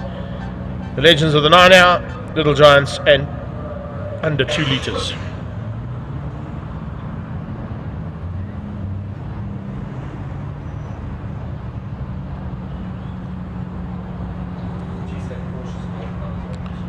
If you don't like classic cars or you don't like modern day supercars, you shouldn't have been at Swart Kops today. Because man, that's all you can see right now. The entire track is literally littered with those kind of cars. It's fantastic to see.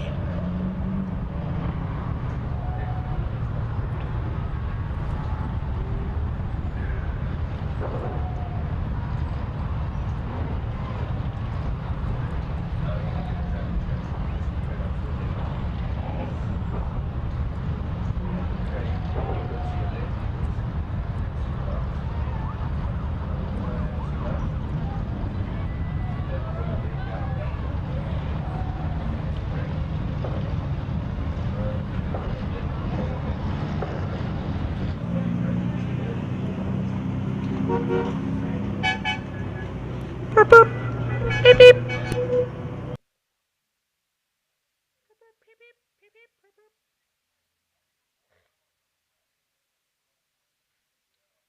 Yes, indeed, and there's someone from SARS here. We're not going to mention it because the last time I did that, I got crapped on from a dizzy height. So you can tell Craig I'm not even going to fucking attempt it. I will tell Barry the same thing because when I did that with fucking extreme supercars and I said there's over 150 million rands worth of supercars on track, I got shat on from a dizzy height. What happens if there's somebody from SARS out there? They're going to come and nail all these oaks. I said, well, if there's somebody from SARS out there and these oaks aren't paying their bills, nail the fuckers. I don't have Marlboro Crane Hire results at all. Nothing.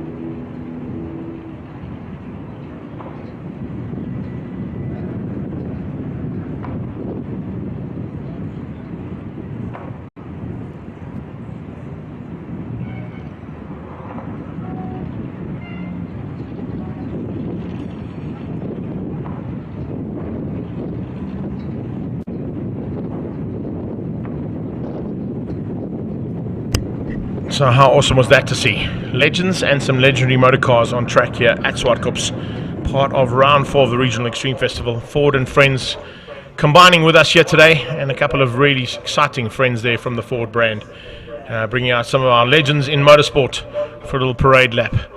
And I hope you enjoyed all of that, because it certainly was great to see.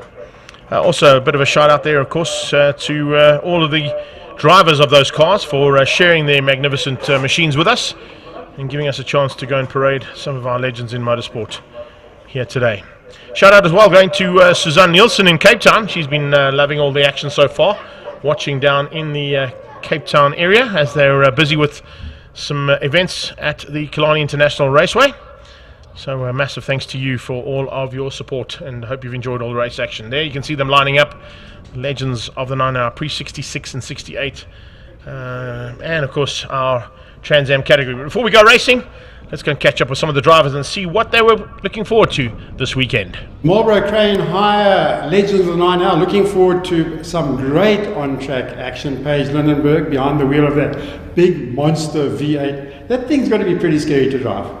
Yeah, it's not easy, I must be honest. And in practice yesterday, we were on very old tires, so that big thing comes around the corner sideways very easily.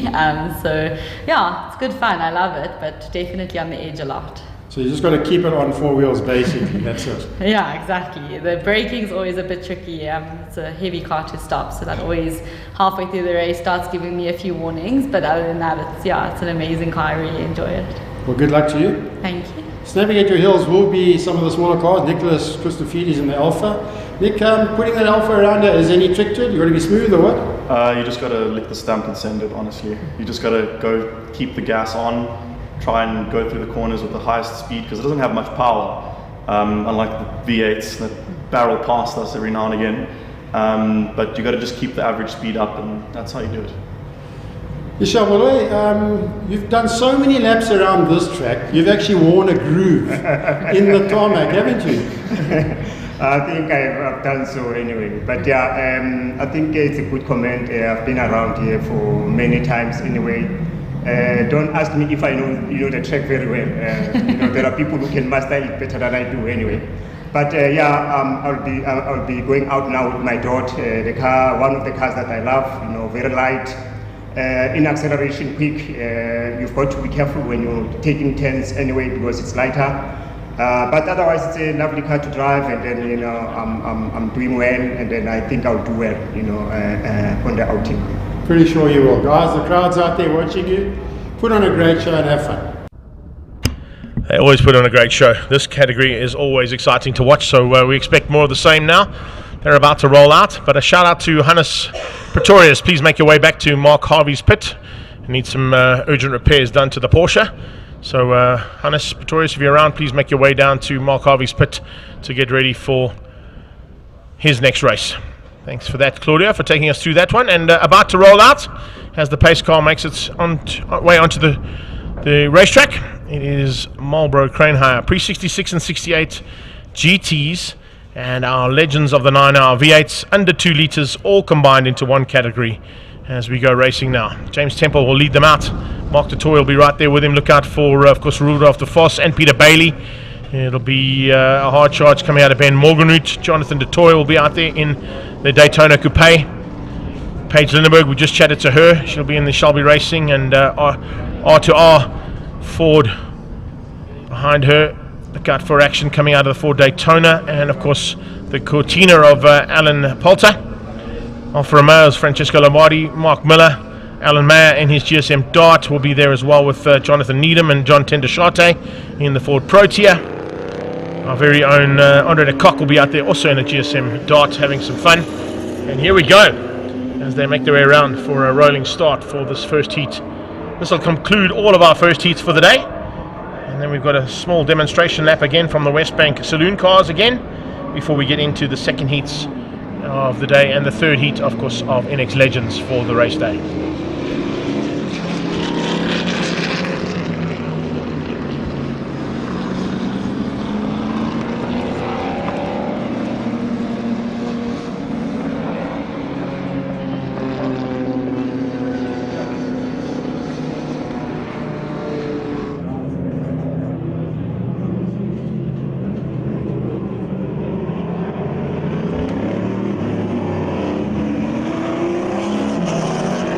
Also getting a shout out from Trevor Wambach down in KwaZulu-Natal, saying good luck to all of the KwaZulu-Natal racers here this weekend who've come to join the Ford and Friends Brigade here this weekend and been part of the Regional Extreme Festival. It's great to see KwaZulu-Natal and some Cape Townians joining us this weekend. But also a shout out to the cars and bike racing next weekend at Desi's Raceway. If you want to be joining part of that, you can check that all out on the Raceway page. And Trevor Wambach sending me that information, so thanks for that, Trev. And yeah, we wish you all the very best for that one next week. It is race action now from Marlboro Cranehouse Pre-66 and 68 Sports and GTs. Legends of the 9-hour V8s, Little Giants and under 2 litres, all combined into one big class for today's race action. And have a look at that field. Ford GT40, Shelby Daytona Coupe, Chevy Can-Am, Ford Mustang, Ford Daytona Coupe, Ford Fairlane, Ford Cortina, Alfa Romeo Giulia Sprints, GSM Darts, Ford Cortinas, Ford Proteas, Alfa Romeo, Mini Cooper, and that's how they line things up here for this first heat of these combined categories. It's James Temple and Mark Dutoy. No, it's not. It's James Temple and Peter Bailey who are on the front row. They're not going according to their qualifying sheet here. Second row of the grid looks like it's Mark and Jonathan Dutoy. Rudolph de Vos behind them. Must have changed it up slightly. Ben Morganhood coming into the fray right in the late stages here. He had to jump out, of course, of his Legends parade and climb into his race car, which will give him enough time to sort of get to the front, hopefully, before we get racing proper. Goes around the outside of Andre de Kock from the Citizen Motoring.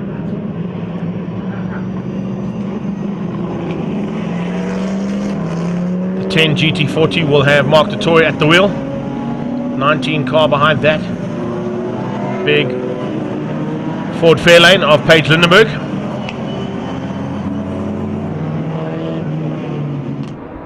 So, Vittorio Nocio at 86 goes into pit lane, hands the duties over to James Temple, who will set the pace at the front 10 with Peter Bailey alongside him. Bailey cars GT40 alongside the Shelby South Africa Daytona Coupe. And as those lights go out, we go racing. Here we go. Time to drop the hammer into turn 1, and who's going to have what it takes? It's Temple around the outside. Look at the toy squeezing through, trying to thread the needle in between all those category of cars that go flying into turn 1. Good start out of Jonathan Needham as well. He's pushing hard through that mid-pack as they come out of turn 2. Poulter around the outside of Lindenberg. Right on her tail is the 75 Ford Mustang as they get into the thick of it for the first time. This is where things can change up dramatically, or you can have an opportunity to get away from the rest of the pack of drivers. As they go up into turn 4, good start here from Bailey. Bailey all over the back end there of De Vos. De Vos trying to hold him off though. Bailey squeezes out. Watch this, the turn of pace of the little Chevy. GT40 tucks in behind. Here comes the second GT40 on Morganroot. Dutoy squeezes out Ben Morganroot into turn 5. Past AMG and gets a little bit out of shape there as they come out of turn 5. Morganroot sees that.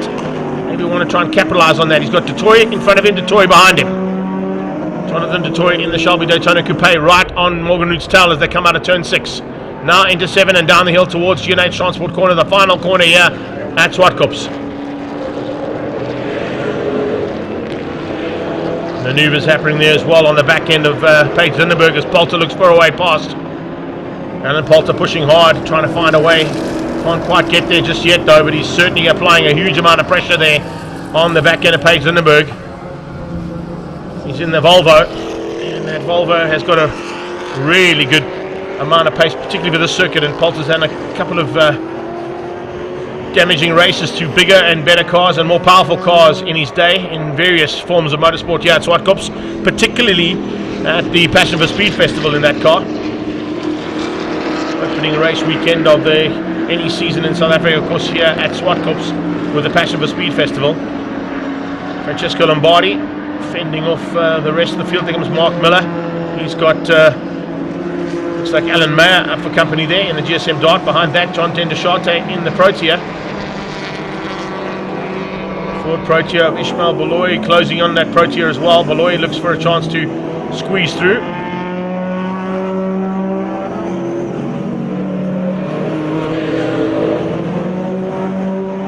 The cars that weren't on our list that have joined us late in the stages as well. Just trying to pick on those guys as they come into our sights. Two Ford Mustangs are one in particular, Mark Aiton Bogart, of course, and of course Ferdi Maton from Cape Town, joining us here for Ford and Friends and entering this category. Actually saw Mark Aiton Bogart in studio with us a bit earlier on, chatting about the Ford and Friends with Louis and Jody Powell. John Tendashate in full flight, keeping the 75 car at bay for now, but it's not going to be an easy job for him to do that, I can tell you. 201 in the dart, fends off and fights off the attack there coming from that Ford.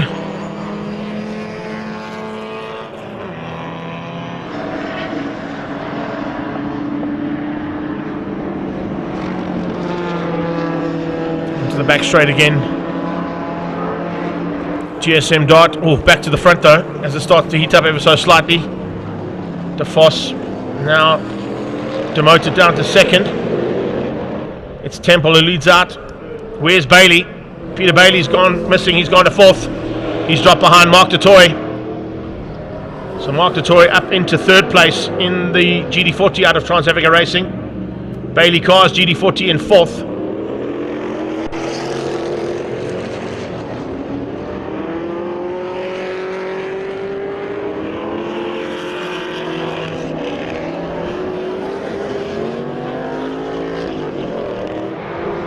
Into turn 4 again goes the fight for the lead of the race here.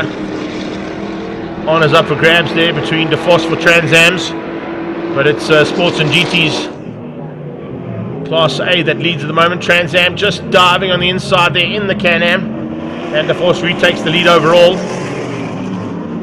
He's a long way up the road from the second of the Trans Am category competitors, that's Ben Morganroot. Heading down the hill. Can-Am versus Daytona Coupe. GD40 just behind that, starting to close things down.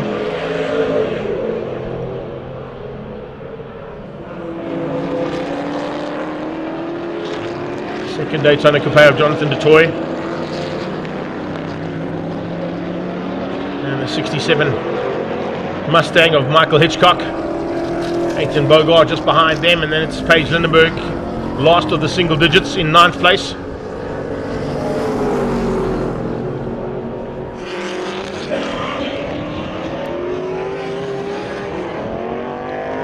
Bit out of shape there, coming out of turn 2, but gets it all straightened up, closing things down on Jonathan Dutoy.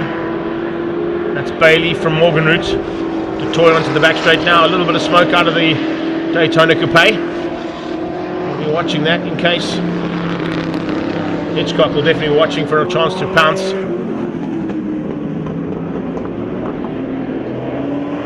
Peter Bailey Cars GT40 type car. Absolutely magnificent machine.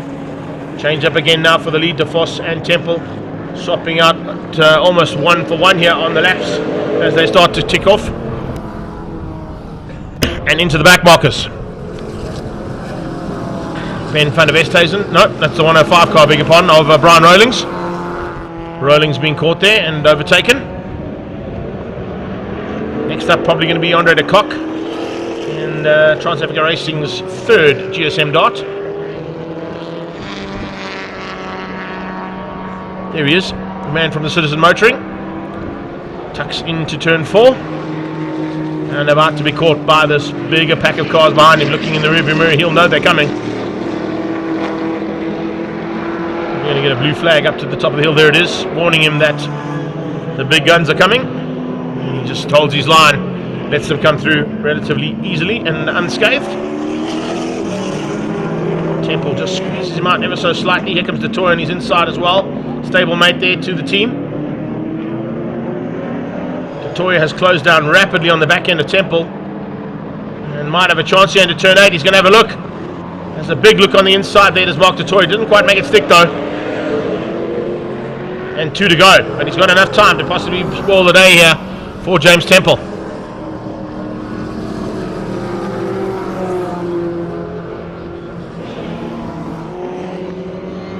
The brakes into turn 2. Dutoy closes right underneath the back bumper there of that Daytona Coupe with the GD40.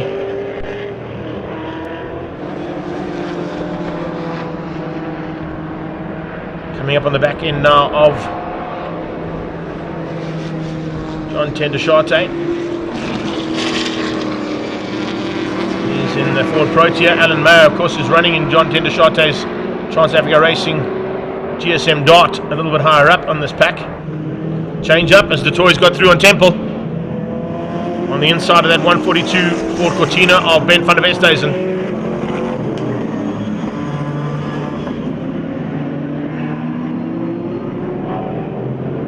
(1964) Ford Cortina.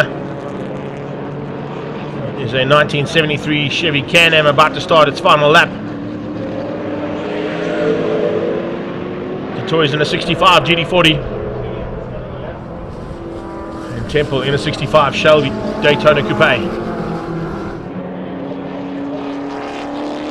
They're on their final lap, so it's time to sort things out now. If you've got a maneuver on the cards, it's time to pull it. Maybe some back markers can help out Mark du Toit close the gap down on Rudolf de Vos. Coming up on the back end of Ishmael Beloy. Coming up on the back end of the Ford Cortina as well there, of Jonathan Needham. The little Chev has no problem getting past those two. Du Toit coming up on their inside as well now. Will Needham try and use that GD40 to his advantage to find a way through there on Ishmael Beloy. Blue flags waving, warning that the Temple's coming along for the ride as well. The top two go out of Zoc Club into Kenwood Corner. Flick left down the hill and towards G&H Transport for the last time. Around the outside of Alan Mayer. There it is, Rudolf de Vos, first win in the bag. He'll take the Trans Am category and the overall victory. Du Toit will come through for the Sports and GT victory and second place overall. Temple gets second place overall in that Sports and GT class and on the overall race results, as well as Peter Bailey comes around the outside of Ben van der Westhuizen into G&H Transport Corner.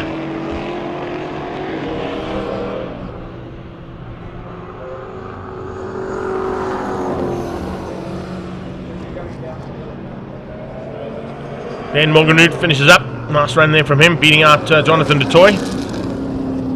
He'll finish up second place in the Trans Am category. There will Ben Morganroot.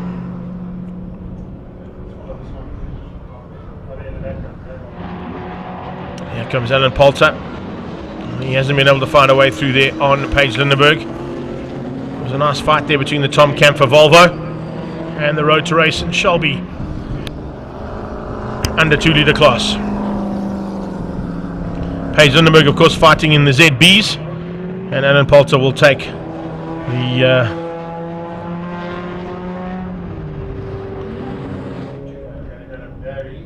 in fact, I don't know if Poulter doesn't fall under the under 2 litre class. He's in the CTC category. Under 2 litres would have gone to Francesco Lombardi. So Poulter takes CTCs. Temple finishing up in the top end of... No, in fact, he finishes second there to Mark du Toit. It's Rudolf de Vos with Franco Mateo at the wheel of that car. He wins out over Mark du Toit and James Temple overall. But he'll take the victory in the little Chevy, beating out Mark du Toit, James Temple for top 3. Then in GD class, it's du Toit, Temple and Bailey. Trans Ams, it's Di Matteo and Morganroot. And then in ZB, looks like it's Paige Lindenberg who wins out the ZB category. Alan Poulter takes CTCs, and Francesco Lombardi will win out the under 2 litre category. We go all the way down to... Oh, okay, don't worry. I was going to say we're going to go down to Little Giants, but not a problem. Not a worries. We'll catch up with them a bit later on. Hope you enjoyed that action. And we now head into a small demonstration again of the West Bank Saloon cars. And we'll be back shortly with action from Car Care Clinic SuperHatch as well, their second heat of the day.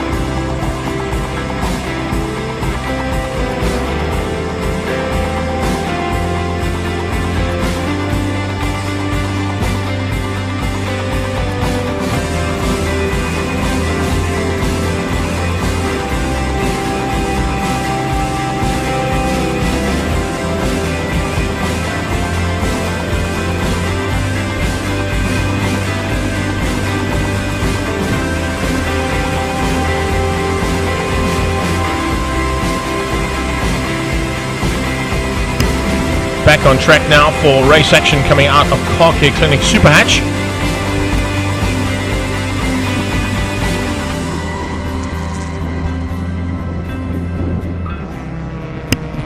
And as they go up towards turn 5, getting some heat into that Dunlop rubber, getting ready to go now for the second heat of Car Care Clinic SuperHatch.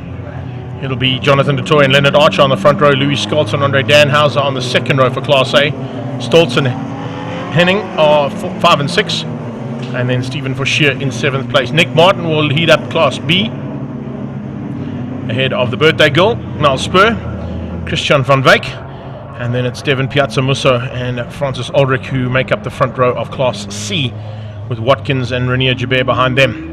Beloy and Aldrich, and look out for Kenneth Eller coming from the back of the pack in race 2 here of SuperHatch.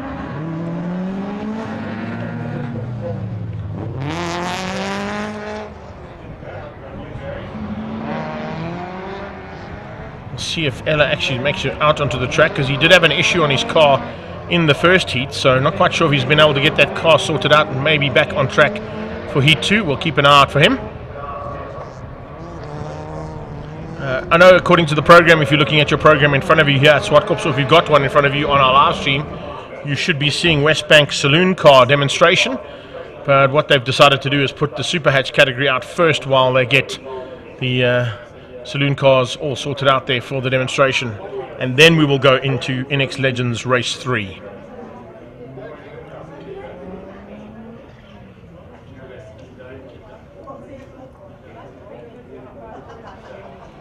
So if you've just joined us for the first time here on our live stream on Facebook and on YouTube, or if you had the circuit for lunch, a big welcome. It's round 4 of the Regional Extreme Festival, and we've got Car Care Clinic SuperHatch on the grid and ready to go now. Stoltz and Danhauser. Scholz behind him is Jonathan du Toit. Behind that will be Hard Charge coming from Class B, led out by Nick Martin. Looks like they've changed up the grid there ever so slightly as well compared to what was published earlier on today for Car Care Clinic SuperHatch. But needless to say, action aplenty as they go down towards turn number 1. We follow Nick Martin there in the Rex Different Gearbox Peugeot side by side by the looks of things with Joubert as they head into turn 2. Du Toit already up into what is 4th place behind Louis Scholz. Fighting hard there with Leonard Archer. Just behind that you can see Class B starts to sort things out as well. Christian van Wyk leading out at this point in time for Class B by the looks of it on his tail. Just trying to pick up in the background there as they come through. That's the Class A competitors, all 7 cars heading towards turn 4. Van Wyk has got Beloy on his tail, and then you can see coming through is Nick Martin. Mel Spur on the inside of Beloy, Joubert on her outside, and Francis Aldrich coming through there too, followed by Devin Piazza Musso. Late braking from Scholz on the inside and pushes Stoltz wide. Stoltz and Scholz going at it into turn 5 and getting through there just unharmed. Ishmael Beloy drops back into the clutches there of Aldrich. Aldrich with some problems of his own. As you can see, Devin Piazza Musso just squeezes on the inside of the Opel Corsa and finds a way past in the hot 1027 Polo. Late dive on the inside there from Henning. Henning trying to find a way past up and the inside of the ACD Valcom Hyundai. Leonard Archer shuts the door. Not going to let him through at all. Behind that for Shear. Then Van Wyk leading out Class B. Malspur, by the looks of things, has moved up into 3rd place in Class B. Just checking if I missed out on Nick Martin, and I did on that pan to the next camera. Martin in 2nd, Malspur in 3rd for Car Care Clinic and Nathan's Motorsport. Freddie Watkins starting to come along for the ride and close things down on Aldrich for what is now 3rd place in Class C. On the back straight, Danhauser. He leads out over Scholz and du Toit. Carl Stoltz down in 4th place now in the Pretoria North Toyota. Renier Joubert, ASAP. And he's trying to go as quick as possible, that is for sure, to stay ahead of Devin Piazza Musso. Aldrich is lost out there and going to try and get on the inside of Ishmael Beloy into turn 5, looking for a chance to do that. Back to the lead battle for Class A. Danhauser getting away ever so slightly now from the 2 Hondas as they fight it out between themselves. It's Car Care Clinic and Trans-Africa Racing fighting for honours there for 2nd and 3rd. Late dive from Fashir, trying to find a way through on Leonard Archer can't quite make it stick though as they come out of G&H Transport corner.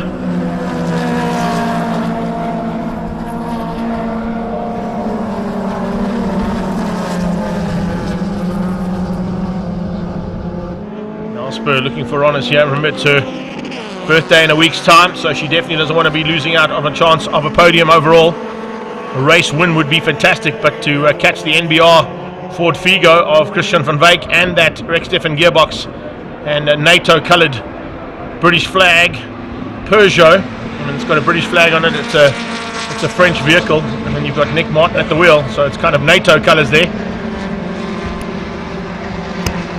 Danhauser keeping the pace ahead of the two Hondas as they fight it out for second and third. They're actually doing him a big favour here, both Jonathan du Toit and Louis Scholz, because that little fight is slowing them down ever so slightly, giving a little bit of breathing room to Danhauser in the Pro Auto Rubber Opel Corsa. He comes down the hill now onto the brakes into turn 8 again. G&H Transport corner. Seen some action here this weekend as well. Two Hondas behind the Opel. It's Peugeot from Polo now. So the 208 GTI ahead of the Polo and now ahead of the Ford Figo. So Mel's up to second. Henning still fighting hard here, as you can see. Big pressure being applied there from Leonard Archer's point of view. ACD Velcom Hyundai all over the back end there of Henning, looking for a chance to get up into that top 5. For sheer behind that in the Runnex from Pretoria no Toyota.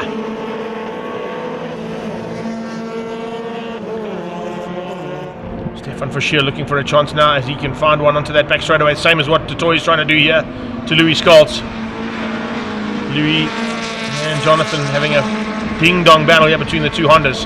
Jonathan eventually goes on the inside. Looks like he might have got slightly better drive out of turn 4. Can he outgun Louis on the brakes? Yes, he can.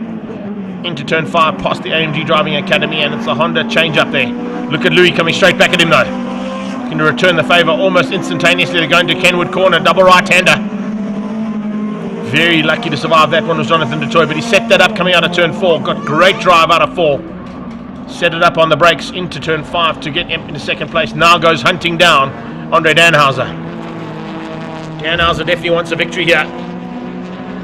A little bit of issues on that car at the SWAT Cup Annapolis, but still finished up relatively high in the overalls. Now looking to take a victory in the second and final heat of SuperHatch. Watkins doing a super job as well there. Looking for options in Class C. And it's not going to be an easy day in the saddle for him, that's for sure, but he certainly is loving life out there in his little Opel Corsa. Sorry, Francis Aldrich, not Watkins, I beg your pardon. Francis Aldrich, yeah. Watkins is behind that, he's in the Polo. This is Ishmael Beloy fighting with Watkins, there it is, that's the battle we were actually talking about. Beg your pardon on the slip of the tongue there. Here they come. Leaders out of Class A into turn 5, top 3. A little bit of a gap that's opened up now between Jonathan du Toit and Louis Scholz. So Louis was definitely holding Jonathan up there. Now that he's got some free air, he's looking to close things down and possibly going to try and spoil the day here for Andre Danhauser.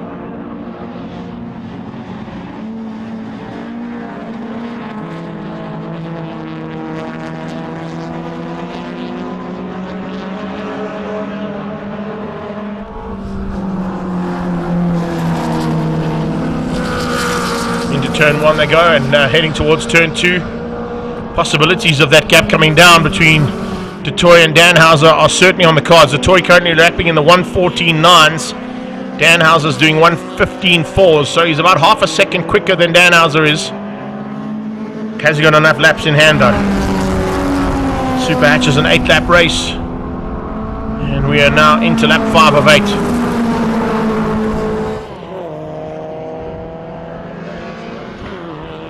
Watkins now looking for a chance to get through there on Ishmael Beloy. Can't quite get there just yet though.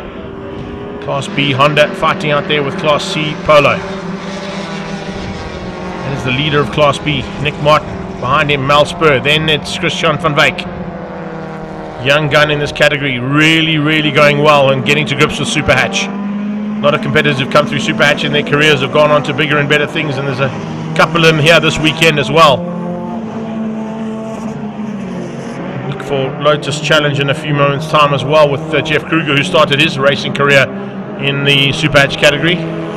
He's gone on to win 5 Lotus Challenge titles, 2 Polo Cup championships, an international polo championship, a golf championship internationally as well, and now looking for a chance of Super Cup GDC category victory this season, fighting with his teammate Leighton Fourie.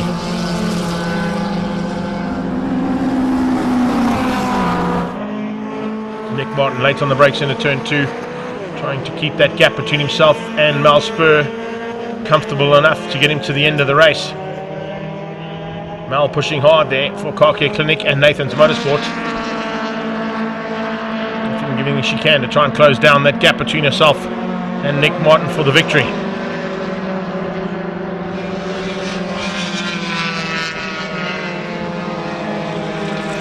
Christian van Wyk comes out of turn 4, also looking to try and close that gap down on Mal Spur. Lead is up for grabs here as Danhauser feels the pressure a lot more than what he has all race long. They're going to complete lap 7 and start the final one. So on to the last lap goes Andre Danhauser. Can he keep Jonathan du Toit at bay just for one more pass of the circuit?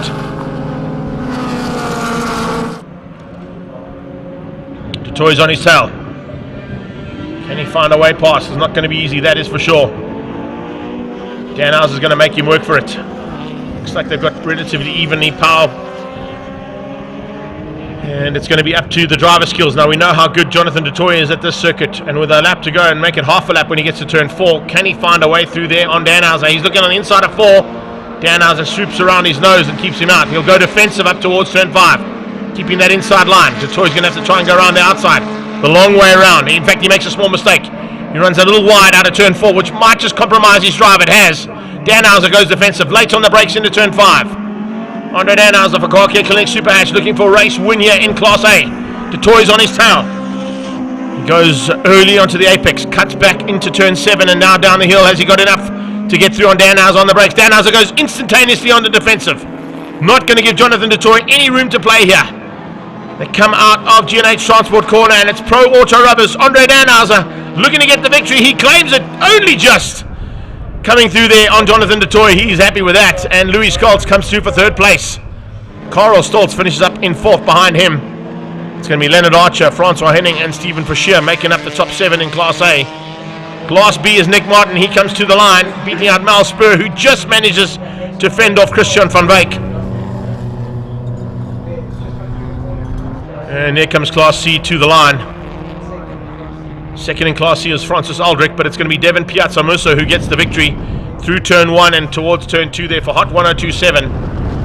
Francis Aldrich in 2nd, and 3rd place should be, here they come, not Ishmael Beloy, he's a Class B competitor. It's Freddie Watkins who'll get Class C's 3rd place there with the metallic purple wing mirrors. So it's Danhauser from du Toit and Scholz, your top 3 in Class A. Class B goes to Nick Martin ahead of Mal Spur and Christian van Wyk. And then it's Devin Piazzamusso, Francis Aldrich, and Freddie Watkins wrapping up Class C for SuperHatch. Up next, we're supposed to be going into a 2nd Classic Westbank Saloon Car Demonstration, and then into the INEX Legends as they are standing by in pre-race.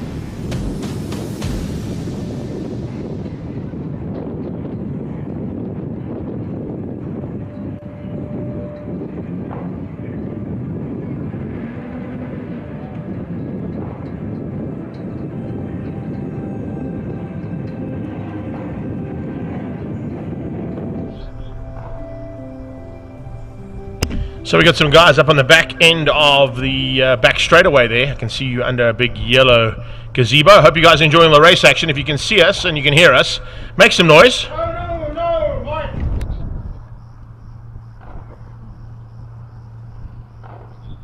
Further up that back straightaway, looks like Mom's getting the braai sorted out as well. How's things going there underneath the white umbrella? You guys enjoying yourselves? I can see you up there. BMW, Fords, Hyundais all parked together on the back straight, on that banking. And looks like lunchtime there on the back straight is very cool. There you go, make some noise. Yeah, we go, we can see you guys. Thank you guys, thank you ladies. Awesome to get some reaction from you guys. We're loving life. There you go, make some noise, I love it. You're on the live stream as well, so if you want to see yourselves, make sure you get onto our live stream on YouTube and on Facebook.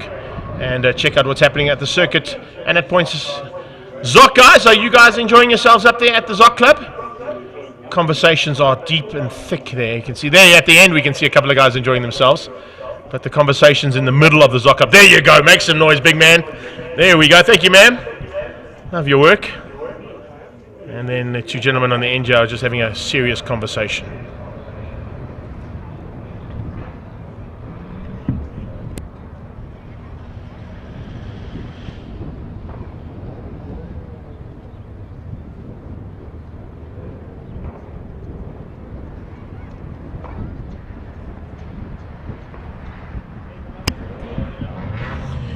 If you're up on the G&H Transport Extreme Supercars Gallery, we can see you.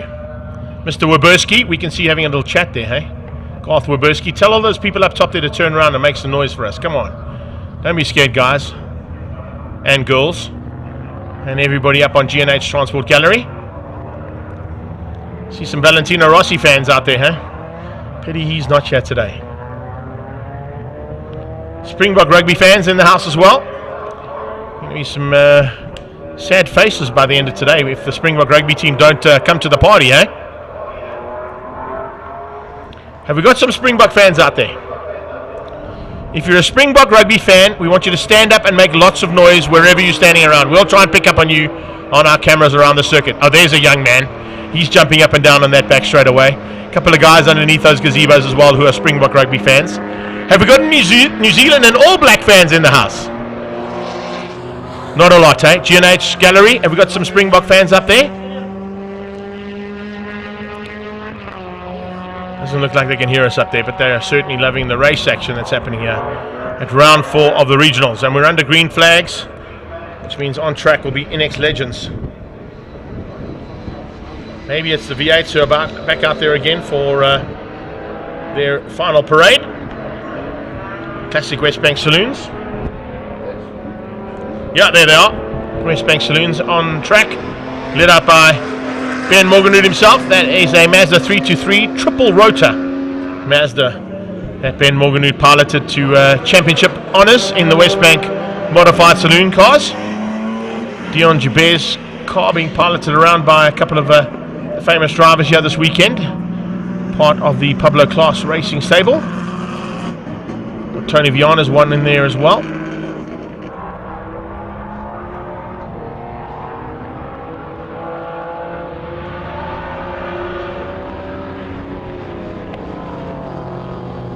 Jibber's one was the number 17, B17, and B16 was Tony Viana. Trek Protea Hell's BMW dealer team that ran in Class B. Rob Prius is definitely here in the Power King Golf 1. All the way from KwaZulu-Natal. Great to have guys from KwaZulu-Natal, Cape Town, and all around the country joining us for this celebration of the round 4 of the Regional Extreme Festival and Ford and Friends combination.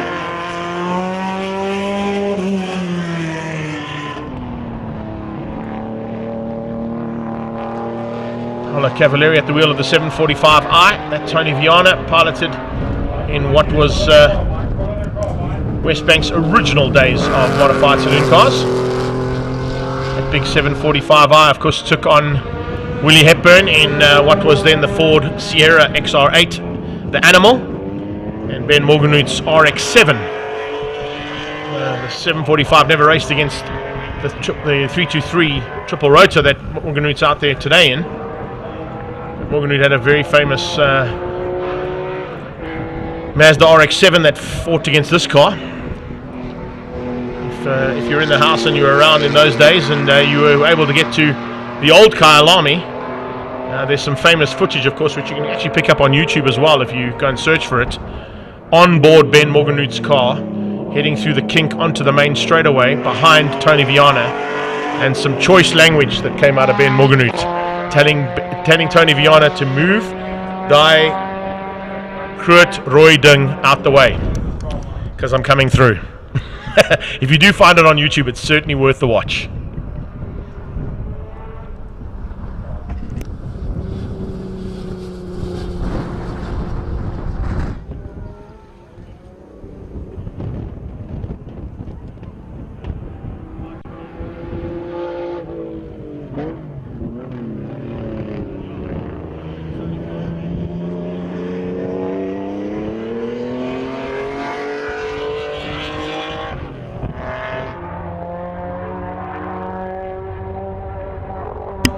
So INEX Legends are waiting, standing by on the sideline as our final bit of demonstrations for the weekend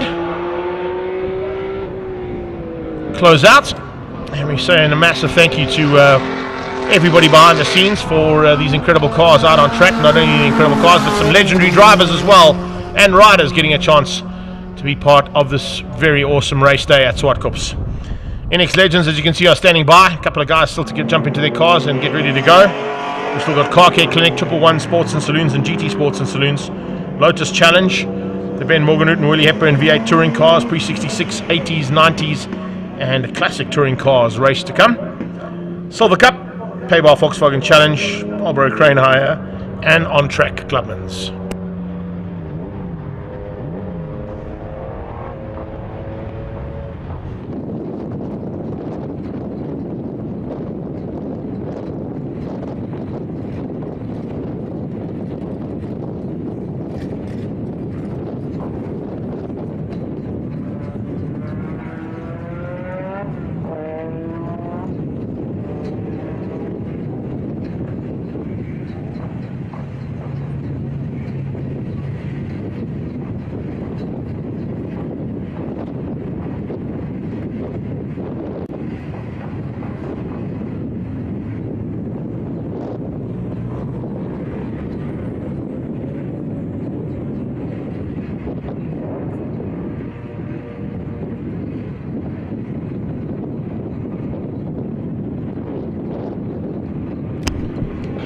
Also, just a shout out there to that yellow gazebo on the far side. We were about to get you guys on TV, but I believe Flocky from the Neisner Museum is here underneath that yellow one with Michael Rogers, our famous artist. And there you can see them waving. It's a big wave on the far side. Yes, thanks guys. I can just see you through my camera here up on the pit building, but thanks for that guys, and thanks for the support. INEX Legends are on track. Let's get ready to go now for their third and final heat of the day.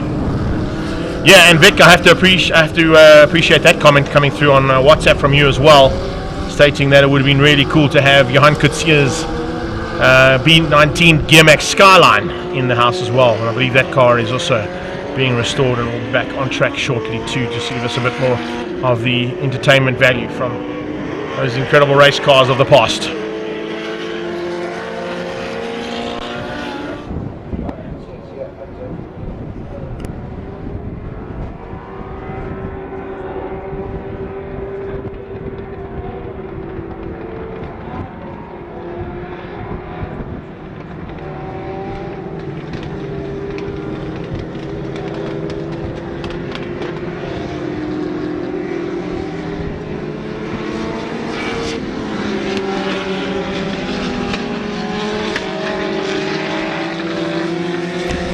So as they make their way around, Devin Robertson has taken 2 victories so far here this weekend. He took one this morning in the early stages of the race day, and about 8:30 this morning was their first race. He took the second race ahead of Jagger Robertson, his young protege out of Big Boss Racing.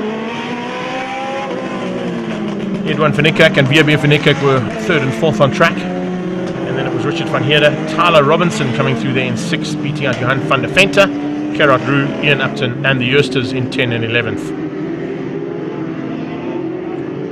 It's Gerard Roux and Verbia, who are on the front row for the third and final heat, as they now take up the position as the pace cars and the pace setters. And right behind them, Jagger Robertson and Edwin van Niekerk. Devin Robertson is alongside Richard van Heerden as they come round GNH Transport for the third and final time for the start of race 3 of the Liqui Moly INEX Legends. Lights out, here we go down towards turn 1, and Jagger Robertson already starting to try and find a way to the front end as quickly as possible. Devin goes around the outside of turn 2 on the outside of 2 cars as he hangs onto that outside line, trying to capitalize on the inside for turn 2 and get up the inside of Johan van der Venter, who goes into, of course, turn 2, runs a little bit wide, and that gives Devin Robertson a chance not only to get through on him, but also to dive through there on Richard van Heerden. Van Heerden is, of course, in the mix there. And at this stage, he's second place in the Masters, with Roo leading things out overall and number 1 in the Masters. Edwin van Niekerk dives on his inside. Here comes Jagger Robertson. Verbia's around the outside of Jagger Robertson as they come out of turn 4. Devin Robertson on the inside trying to come through there. And in the background, oh, is that Jooster? Yes, it is. Niels Jooster out of shape. Didn't quite get turn 4 right there. We saw his brother Johan get it wrong in race 2. How's that? 5 abreast out of turn 5. Here comes our crasher from race 1, and Carl Lawrence definitely wants to turn his luck around here for race number 2. He's right behind Van Heerden, looking to try and possibly go with Devin Robertson as they head down the hill towards GNH Transport Corner. There's 6 cars in it. Make it 7 with Carl Lawrence joining the party. Up the inside goes Verbia, and he tries to find a way through to go there with Edwin. It's Jagger and Devin on the outside of, is that Carl Lawrence on the inside? Yes, it is. Carl Lawrence then tucks in behind. Here comes the 27 car of Upton. Upton having a bit of fun and games of his own. Running wheels on the dirt is not what you want to be doing, guys. We've seen that on a few occasions, how that can end up in tears. Ask Carl Lawrence, he'll tell you all about it. Devin up to 3rd. Verbia down into 4th now with Jagger Robertson on his tail. Then it's Van Heerden and Lawrence. Great start to this one as always. Top 2 though getting away ever so slightly. You're getting a chance to get away because they're fighting so hard for 3rd. Into 3rd place goes 4 cars. 5th place at this point in time, Van Heerden with some pressure from Lawrence. Jagger Robertson behind Verbia as they come out of turn 4. Looking for a bit of draft up the hill. Whoa, hello. Was that Upton off the track? It was. Upton off the track and on the grass. Not where you want to be driving one of these little machines, I can tell you. Not a lot of suspension to play with in these cars. If you get it wrong and go off track, you're going to feel it. Edwin van Niekerk now ahead of Roo. Roo with some pressure coming from Devin Robertson as he looks on the inside into turn number 8. Verbia wants to follow him through. You can see Edwin getting away, so Verbia is not going to give him a chance to do that, and he dives on the inside of Devin Robertson into turn 1. Carl Lawrence looking for a way past as well, just in the background on Van Heerden. Upton has recovered. He's back on track, but he's dropped back slightly there because of that off-track excursion. And he's got Jooster behind him.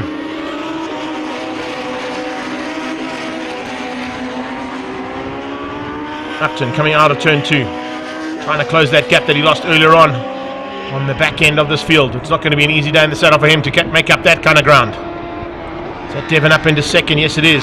Roo down to 3rd. Devin Robertson up into 2nd place now. Only got 1 more car to get to the front end of this field, and it shouldn't be too much of a problem for him to do that, unless he does that. Oh, no, that's Roo. Roo off track there. CFRE Racing sticker on the back of that car shows me that it's not going to be Devin Robertson. It was Gerard Roo who ran off track there. Verbia now under a bit of pressure from Jagger. Jagger diving on the inside, looking for a way through. Can't find it just yet as he has another look at Verbia van Niekerk coming out of turn number 6. Couldn't quite get across there to close it up on 7. Robertson into 2nd place is a dangerous place. Edwin will know that. He's going to try and keep Devin Robertson at bay and spoil his day and spoil the possibilities of 3 out of 3. Another perfect day in the saddle being looked out here for the man who put this series together with his dad, Wayne. Coming up on the brakes on the inside. Is Edwin going to give him some room? He is. Devin's on the inside. He's got the line. He's got the lead. Edwin going to come back at him. And now 2 by 2 heading towards turn 3. Make that 3 in a row and 2 by 2 as they go out of turn 3. 2 cars side by side. Make that 2 sets of cars side by side. Make that 3 cars side by side into turn 4. Verbia, now 3 cars out of turn 4 as Jagger Robertson gets up on the inside of Verbia, looking to try and close him down on the brakes. Edwin coming up for a chance on Devin Robertson into turn 5. He gets the lead back again. Devin Robertson slots in behind him, and Vierbia and Jagger go at it side by side as they come out of 5 into 6. Great race action. Absolutely brilliant stuff here from these 4 cars. And in-house fights between the family here. Van Niekerk's fighting hard here with the Robertsons. Vince, I'm glad you're enjoying all the race action. Carl Lawrence, I beg your pardon, coming along for the ride too. He's onto the back end of Richard Van Heerden. Just can't quite bridge that gap, can they? Then you've got Rue, who's being closed down rapidly there in the background by the young Tyler Robinson. Young lady driver there in car 18, doing a superb job running with a seasoned veteran in this category, and Gerard Rue. Definitely loving life in this little car, that's for sure. Young Carter stepped up and in the Young Lions category, doing a superb job. Here they come, onto that back straightaway again. Vierbia from Devon, Devon from Jagger, Jagger from, sorry, Edwin from Devon, Jagger from Vierbia. Oh, steam train of Legends to the top of the hill and pulling out to overtake the steam engine is Devin Robertson. He'll take up that position now, try and get away from Edwin, from Jagger and from Vierbia. Jagger has to get up the inside there for a second place if he wants to make it 3 seconds in a row. He took the second place in race 1, he took second place in race 2. He's got Edwin van Niekerk in second at the moment. He wants to change that up.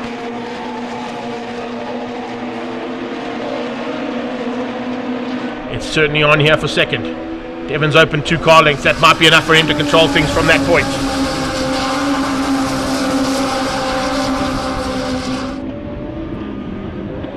Onto the breakers into turn 2 we go again.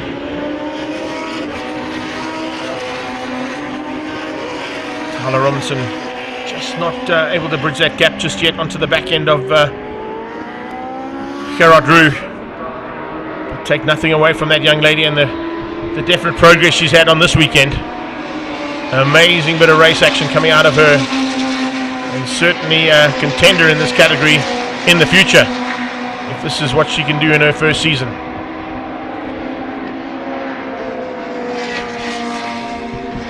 Once again to the top of the hill we go again. Rue this time under a bit of pressure and dives on the inside of Lawrence. Lawrence has to settle for being demoted down 1 position there. Can he come back?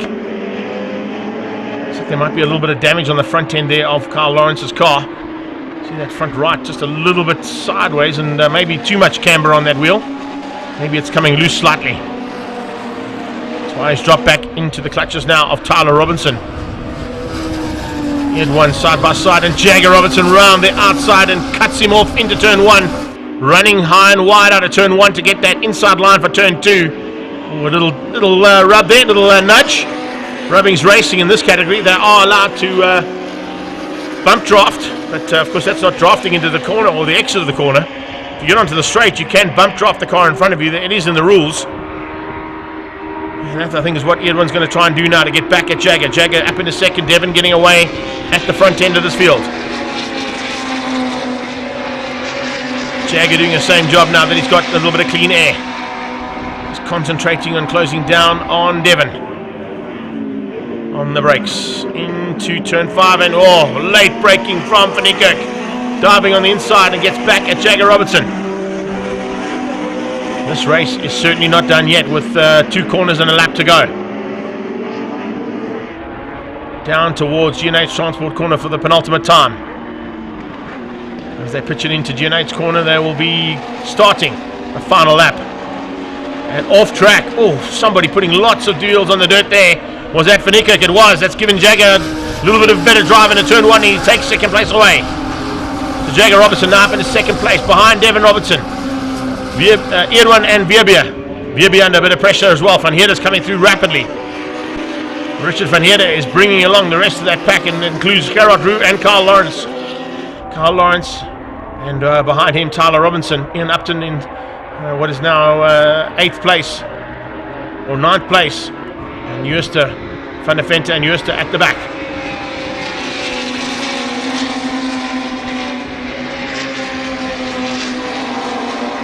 Here we go. Can Jagger Robertson do anything about Devon into the closing stages? Yeah, he'd love to. Big Boss Autos racing pair here, looking for honours in 1 and 2 again, and it's exactly how they finished up in the first 2 heats.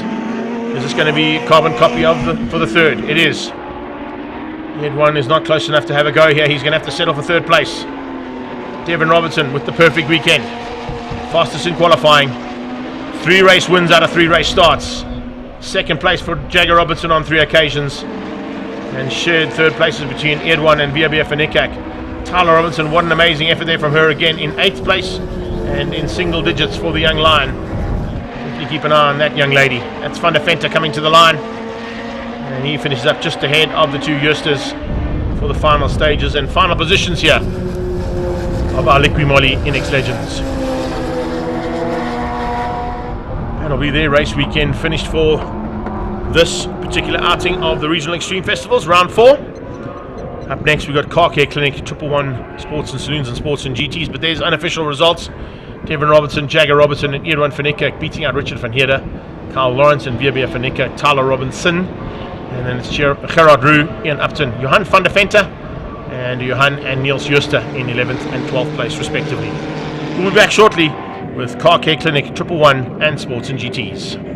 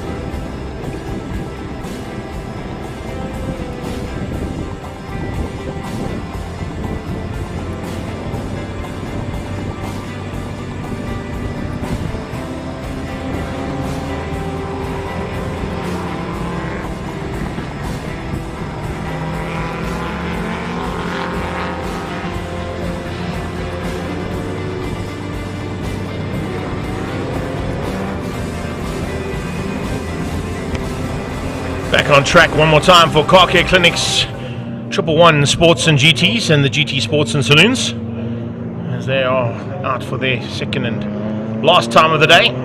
Some action in the first one, which required a bit of safety car scenario, but we're looking forward to more race action now and hopefully no issues sorted out I'm hoping that my good friend Mark Harvey Wallbang has been able to get his Porsche sorted out. It was one of the reasons we had to stop for a little bit in race 1 because of some oil that came out of that Porsche. I think he's got it all sorted out, and hopefully if he has, he'll be back on track to fight it out with his good friend Philip Meyer in the 2 people group Porsches. Louis Scholz and Mark Dutoy looking for honours at the front end again. They'll be followed very closely there by Leonard Archer, George Economides, and then it'll be Wouter Roos who'll be fighting hard with Adrian Dalton and with Piet Potgieter and Francois Henning for honours in Class A of the 111 Sports and Saloons. Jaco Storm, and then you've got Roland Hopkins. Class B honours up for grabs there for the Shield GTI, and that one of course is Wayne Leboczki. ACD welcomes Leonard Archer. He'll be looking for a slightly higher finish than what he finished in the first one. Pragma Polo at the back there as well of Jaco. Certainly of Cobus Brits, not Jaco. Cobus Brits in the Pragma Polo. And Van Pfeiffer. Captain Kitty Litter, as he likes to be known, in the fast property developments Subaru Works Impreza. So they get 2 laps under safety car, and let's just get some heat into the Dunlop rubber that they run, and they'll be ready to go for race 2 here of Car Care Clinic 111 Sports and Saloons and Sports and GTs. First 7 cars on track are all GT category cars. Class A just behind them. We'll expect to see battles between Class B's Wayne Leboczki, possibly Roland Hopkins. Class C honours up for grabs there, Moritz Leroux for a chance to fight it out with his competitors. Class X, we saw a great battle earlier on with Henk Lombard and Ronald Janssen van Rensburg. Class D up for grabs there between Aldrich Malherbe and Didi Magila.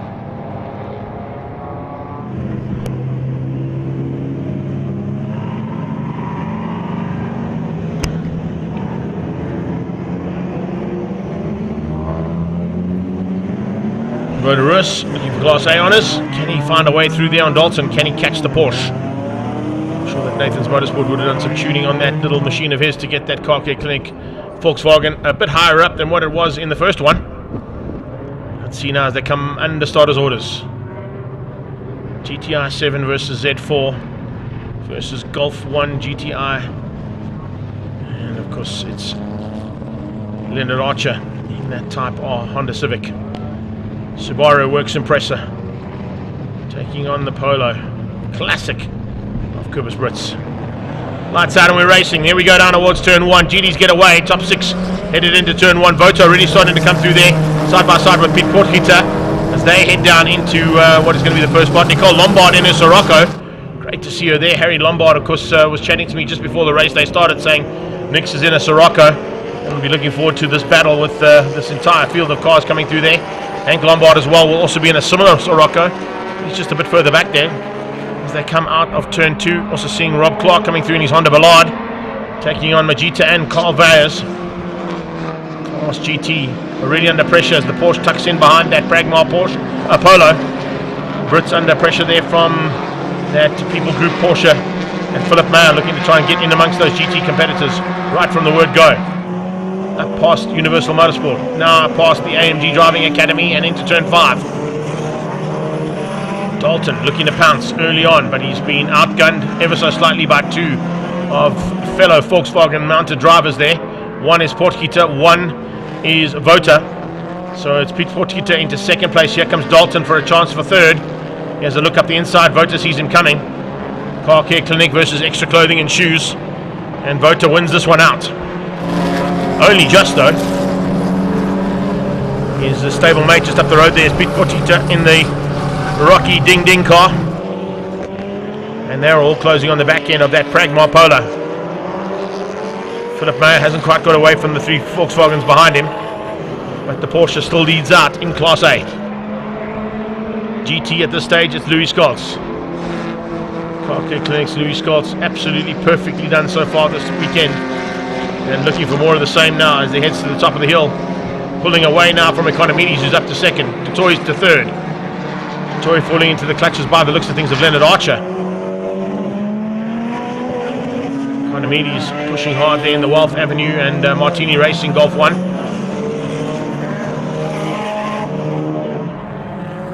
Down the hill towards G&H Transport Corner for the second time in anger. Mark du Toit pulling away from Archer, Archer from Brits. There was a change up for third, looking for another change up for third between Vota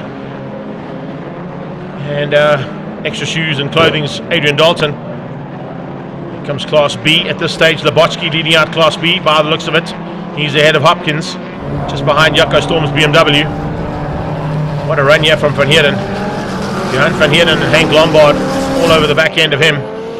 Johan van Heerden late on the brakes into turn 2, diving on the inside of Van der Pfeiffer, and he finds a way through.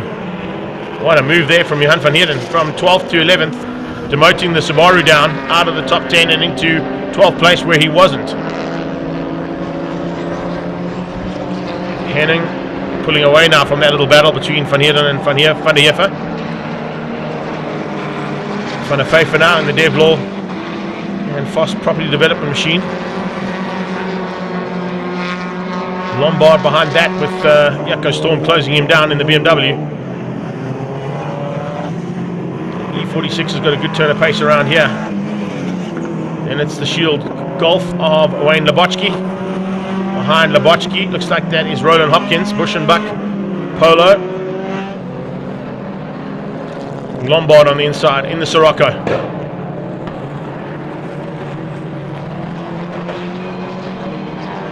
Not quite able to get up the inside there of that Subaru. Certainly putting pressure onto the man there. Fighting hard. Labotsky hangs on for Class B for now. Scott Hopkins closing him down, and then watch out in the background as Ronald Janssen van Rensburg comes along for the ride. He's sitting pretty at the moment in Class X, leading out the Class X battle. This is the back end of GTs, fighting hard here with the front end of Class A. Little mistake there from Cobus Brits, might give the Porsche a run. Oh, and he sees Dalton coming. Slams the door firmly shut in Dalton's face as they go up towards turn 5. Philip Mayer watching for that Golf to come through, saw it at the last minute and just slammed the door shut. There's a move from Vota. Vota's also dived through and got ahead by the looks of things of Pete Potgieter. See if we get confirmation of that down the hill. No, he hasn't. Potgieter's hung on to keep out Vota. He's now looking to come through there on Brits. Gets through on Brits in the Polo Classic.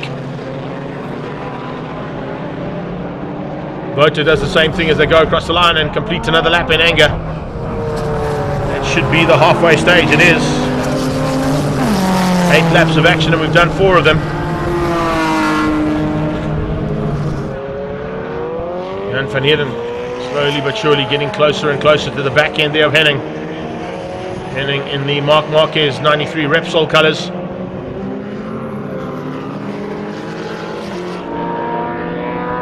Possible change up for the lead. Dalton a lot closer to Philip Mayer than what he has been all race long. That 924 GTR taking on the Golf. And up to the top of the hill. Dalton got good drive out of turn 4. It looks like he's good enough on the brakes. He is. Dalton dives up the inside. Philip Mayer gets the motor down. Lead change there for Class A. Dalton now leads into turn number 6, Kenwood Corner. And Philip Mayer demoted down into second and into the clutches of the car right on his tail. Oh, a massive moment for Jaco Storm up the hill. Look at where he went. He went off track on the outside, came across the track. Look at the black marks across the track there. And the barrier has got some serious damage as well. So Jaco Storm's BMW completely out of shape and the barrier bent in big time. Possibilities here of a safety car, I'd have to say. We've got Jaco trying to get out of the way there and out of harm's way if he can under his own steam. It looks like he might be able to. Might be a bit shaken but not stirred. One E46 rear bumper available if you're at turn 5. I can make a plan there for you. Car's going past the stricken car. Here comes Du Toit, trying to squeeze through on a couple of the back markers. Louis Scalz, George Economides and Mark Du Toit, those were the top 3 as they crossed the line the last time they crossed over the start-finish line, and it remains the same. There it is. Louis Scalz leading things out in the GTs and overall on the road. Economides in the Wealth Avenue and the Martini Racing Golf in second. And Trans Africa Racing's Mark Du Toit in third.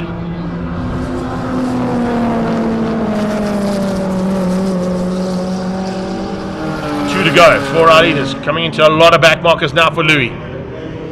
He's certainly going to have to be well aware of those back markers. Don't want to get involved in back marker fights. He's coming up on Rob Clark. Shouldn't be too much of an issue to get through on him. There's the damaged BMW of Jaco Storm going back in the pit lane. Prepped by Team Red Racing, as you can see on the side of that car. Big move there from Henning on the inside of Brits. Coming along is Van Heerden. And Van Heerden looking to capitalize possibly on the overtaking maneuver there from Henning. It's Polo versus Golf versus Polo. On the inside is the Golf. Polo Classic loses out. Van Heerden goes inside, and around the outside goes Henning. Demoting down the Pragmar Polo of Cobus Brits.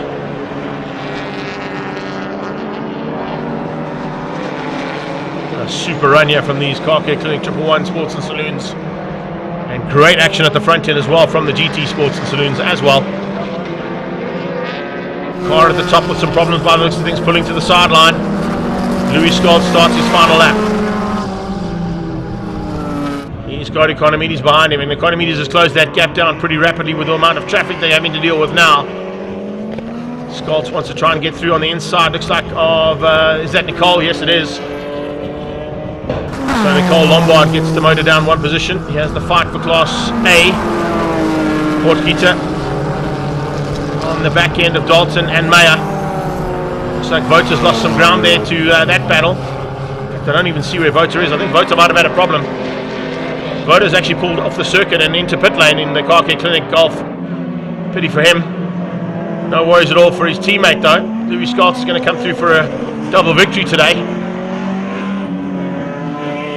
Clean and clear and out of harm's way. No more traffic to negotiate as he heads down towards the checkered flag. And he'll be taking the victory here ahead of hard charging George Economides. Tried to use the traffic to his advantage, just didn't have enough time though. Maybe on a 10 lapper might have helped him out a bit more, but 8 laps of action have come your way and finished up here for the second heat of Car Care Clinic 111s and the Sports and GT category. Archer's going to finish up in 4th place in the Honda. And in the background should be, that's Rob Clark coming through there. Nice run there from Rob Clark. He'll be probably in the top 3 in Class D. Dalton. Yes, Dalton gets it. Dalton gets through there on Meyer and hangs on to that lead he had over Meyer in the closing stages to win out Class A and take the 111 Sports and Saloons.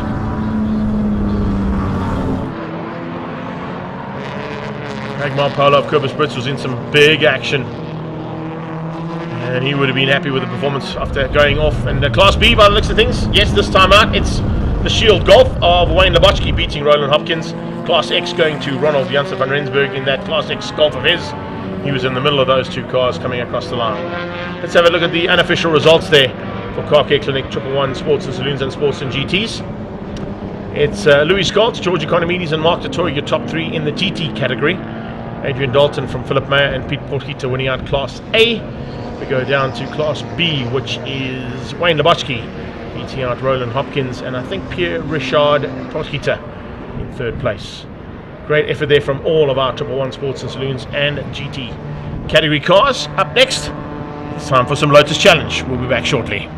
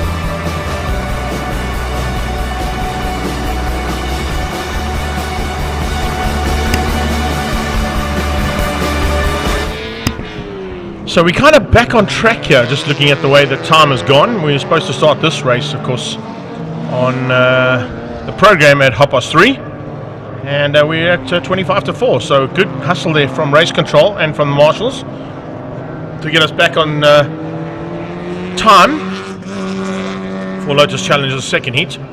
Their official start time was 15:30, and we're at 15:32 on my watch. So not a bad effort there to get us back onto the race schedule as per publicised. There it is, that's how it was supposed to go. Hopefully that's what we're going to be seeing for the rest of the day's action. 10 laps of Lotus Challenge, 6 laps of the Ben Morgan Rudin Willie Hepburn V8 tribute race. Silver Cups have got 8, PABAR Volkswagen Challenge got 10, and 8 lappers for Marlboro Crane Hire and on-track Clubmans. That's how things will be finishing up for the day. We've seen Faulkner and Kruger go at it for Class B, the lead of this race in race number 1, with Matt Nash, JP Norkia and Mackie Adlam fighting with them initially. Nash eventually fell by the waysides. JP Norkia came to outgun Mackie Adlam in the end of race number 1 to finish up in 3rd place. And then a super battle for Class L, absolutely mind-blowing, with Davide Favo fighting it with Miles Downard, Andre Duplessis, Nick Hodgson and Sean Hepburn. Hepburn had some problems though, so I'm sure Sean Hepburn will be looking to turn his luck around here in the second race and try and hang on to the lead he had in race 1 and made a small mistake. As you can see, the wind is absolutely pumping down this main straightaway, so it'll be helping them on braking into turn 1 or lift off in turn 1, but certainly going to be hindering them into turn 4 with a massive tailwind for these Lotus 7s. Can you imagine if it was Superbikes here this weekend? They certainly would be taking huge strain with this big wind that's coming in. And with this big wind coming in, the concern that we have, of course, is the cold front that was expected to hit Gauteng possibly coming in with this. And are we going to see a clear day? At this stage, we can't get our drone up, unfortunately, because of the wind. We're getting high wind warnings on our drone's display module, so unfortunately can't get the drone up. But needless to say, we'll bring you all the action from our track cameras right around the circuit. Lights are on and we're racing, and it's a good start there coming out of Thomas Faulkner, who's on pole position, but Jeff Kruger will try and capitalize from that inside line. It's not normally a bad line to be on here at Swartkops, even though it's the dirtier line on the start. But needless to say, it looks like Faulkner's been able to hang on and will lead things out, and does, into turn number 2. John Kruger this time not getting the jump start, goes side by side with Sean Hewitt, tucked in there behind, by the looks of things, David Kutsia.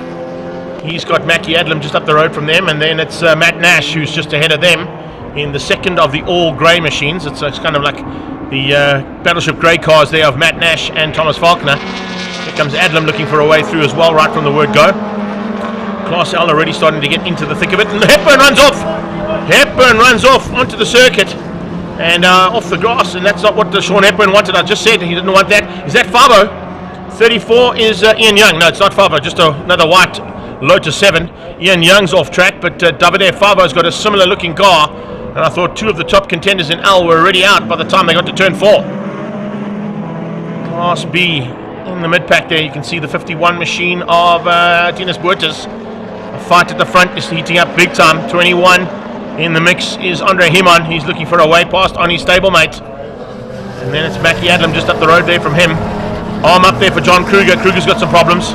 Second of the Universal Motorsport and Design Hut Lotuses. Puts his arm up into turn 1. Whatever the problem was, it looks like he might have got it sorted out. Somebody's off at turn 8 as well. Just see the rear end of that Lotus heading towards turn 1 now. 44 fighting out there, that's Gavin Ritchie. He's on the back end of Buertas by the looks of things, and Matt Nash dropping into their clutches. So it looks like Matt Nash's day's gone not according to plan there, as he gets outgunned by the 5-3 car of David Kutsia.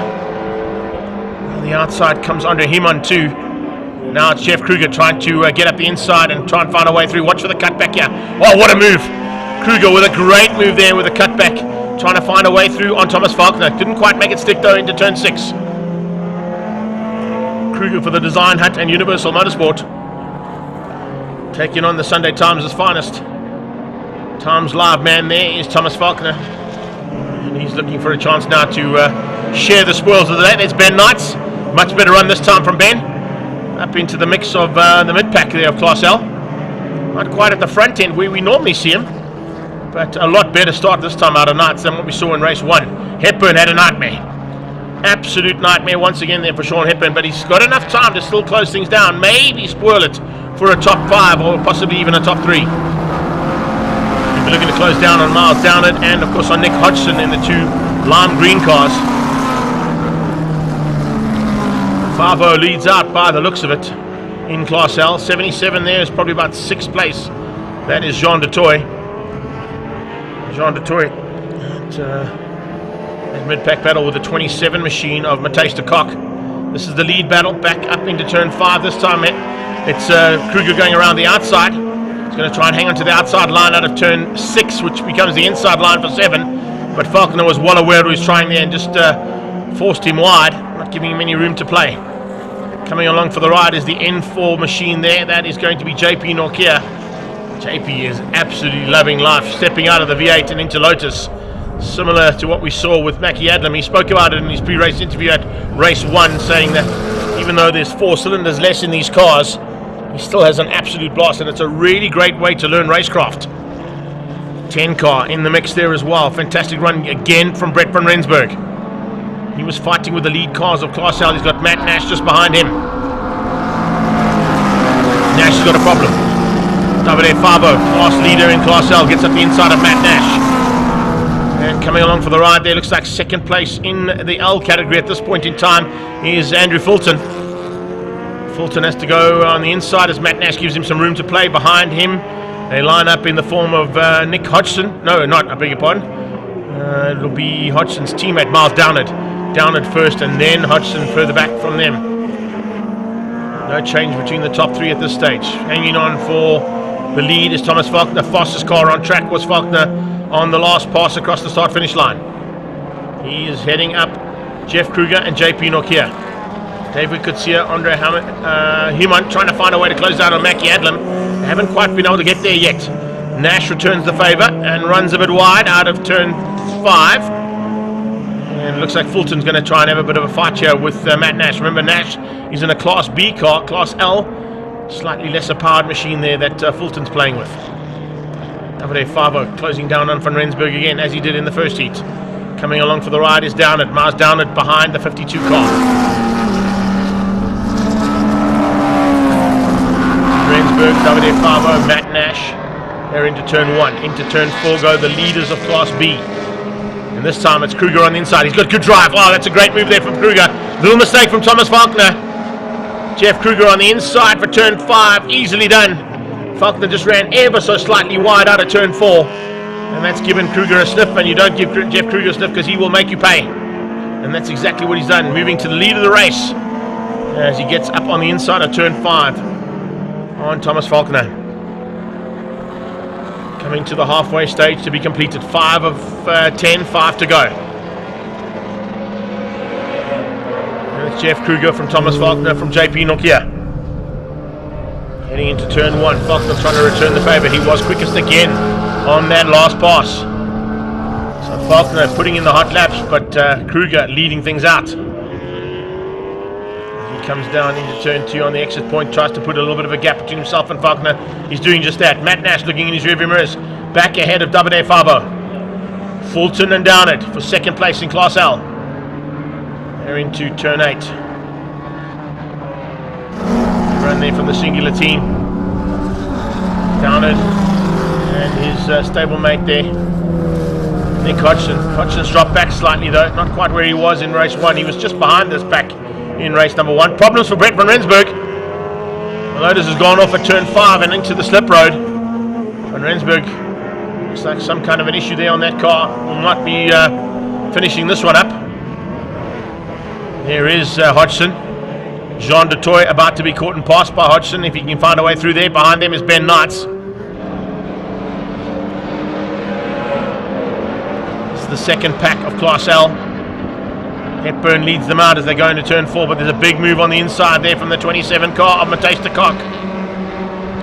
De Kock trying to come back at Hepburn. Hepburn's had a bit of a tough time, as I said. Didn't finish where he wanted to after a off-track excursion. Yellow flags up into turn number 5. They're going to all have to back out of that. Oh, little cheeky overtaking from 2 cars there. So the 27 car And by the looks of things, the car just hit him. I didn't quite get the number. Hodgson had to back out of it. He realised what was happening. Sean Hepburn will probably explain to those two drivers the mistake they made up into turn 5, if that's the case. Here comes the cock trying to find a way through. It's the 25 car that went through there. So 25 just making a small mistake under braking and not seeing the yellow flags waving, which means you may not overtake. So Andre Duplessis will probably have to give those positions back. He should know about that rule. He's been around here for a long time, as I mentioned in race number 1. Top 3 back down into GNH Transport corner again. It's Kruger from Falconer from Nokia. Gap between the top 3 is absolutely nothing. You can throw a bit of a proverbial blanket over the top 2. Looks like JP Nokia might have fallen back ever so slightly. And looking at 1.2 seconds between the first 3 cars. Kruger's got good drive out of turn 2 and through 3. That's what keeps Falconer out. Around the outside comes Downard. Miles Downard now looking for a chance to possibly spoil the day here for Fulton. He's on the inside for turn 7, which will allow him through. Davide Favo getting away at the front though, no worries at all for him. He's just controlling things for Class L, but the battle for second is now heating up. That's Favo into turn 1. Second and third across the line, chopping and changing as Fulton returns the favour and comes back at Downard. Late braking in turn 1 from Fulton to hang on to that second spot. Miles Downard now looking in for another opportunity in the singular car. Sean Med versus singular, off-track excursion again for another one of our drivers. A little bit of a dusty bowl there coming out of turn 8. Possibly being caught out by the leaders coming through there. Maybe it scared him a bit. Kruger hangs on for now. He's got 2.5 laps to go. Fight continuing here. Duplessis from de Kock and Hodgson. Hepburn back into it again. Jean de Toy just behind them. There's de Kock going for an overtake up into turn 5. Looking to get through on Duplessis. He's got through. Hodgson going to try and go with him. Duplessis, a little bit understeer there on Duplessis' car as he came out of turn number 5. He hangs onto that outside line. Wow, he found some grip out there. Proper good racing out of turn 6 now, and hangs onto that outside line to keep the lead heading to turn 8. So Duplessis from Matthijs de Kock, Sean Hepburn, Jean de Toy and Hodgson. 5 cars. And this is the fight for what is 4th, 5th and 6th place in Class L.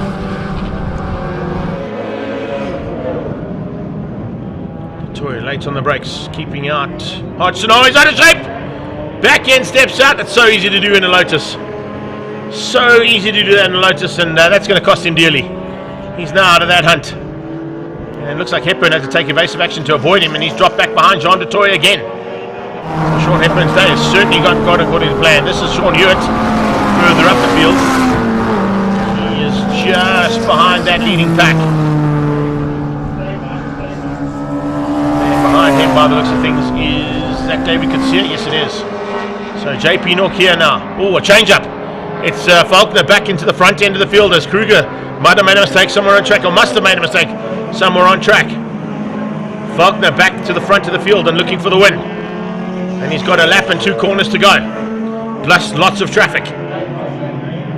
Is it last lap? Beg your pardon, it is last lap. I was looking at the timing monitor, flicking over. So it's last lap time. Can Kruger get through? Falconer goes on the inside of de Kock. No, he's not going to get through. Thomas Falconer is going to get the second win of the day here for Lotus Challenge. He comes through for the checkered flag, and Jeff Kruger comes through for second. We'll have to look and see how close they are apart in terms of race 1 and race 2. And overall times to see who the overall victor is going to be. 53 across the line, that is David Kutsia. He finishes up nicely, and a good run there from Andre Heman as well. Sean Hewitt comes through to beat out some of the back markers, waiting for Class L now still to come to the line. It's Davide Favo in the white car, and we're looking for Class L. That is second place. There they go to the top of the hill for Class L. Great fight. Oh, in fact, that's not second, that's the battle further back there. Sean Hepburn, there is second place, similar cars. So leaders coming down the hill towards the checkered flag. That'll be Davide Favo. Who's going to get second though? Favo comes to the line and it completes a double victory for him in Class L. Waiting for Class L second place to the line. Is it going to be done? And it is. Miles Downard has snuck through there in the closing stages and beats Andrew Fulton to the line. A brilliant bit of racing there from our Class B and L competitors. Andre Duplessis ahead of Hodgson. I'm sure Hepburn will be having a little chat to them as we're now waiting for unofficial results of the Race 2 of Lotus Challenge. Falconer from Kruger and JP Nokia, your top 3 in Class B, beating out Mackie Adlam and David Kutsia for the top 5. And then all the way down in 11th place was Davide Favo, Miles Downard and Andrew Fulton, the top 3 in Class L. Up next, Ben Morganroot and Willie Hepburn tribute race there with the V8 touring cars and classic touring cars.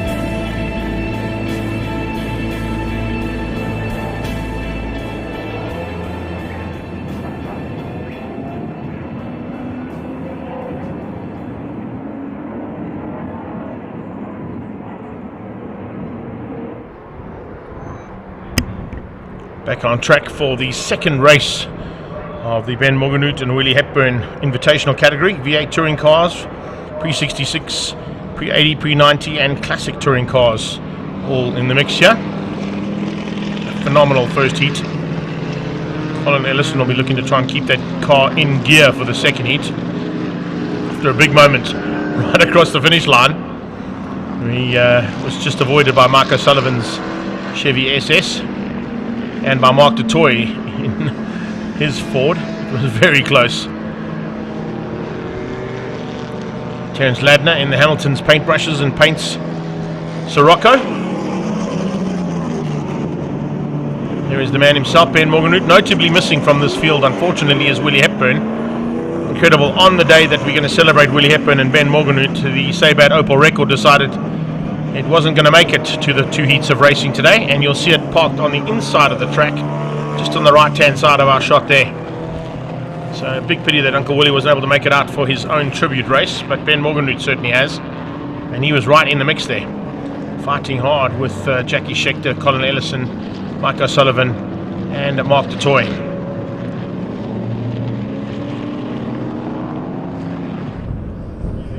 So we got Can-Am, Mazda R100, Ford Escort Mark 1, Can-Am, Ford Galaxy, Ford Mustang, Ford Thunderbolt, Chevy SS, Ford Fairlane, Alfa Romeo GTV, R100, Datsun GX, Volkswagen Sirocco, just to name a few in this incredible field of cars.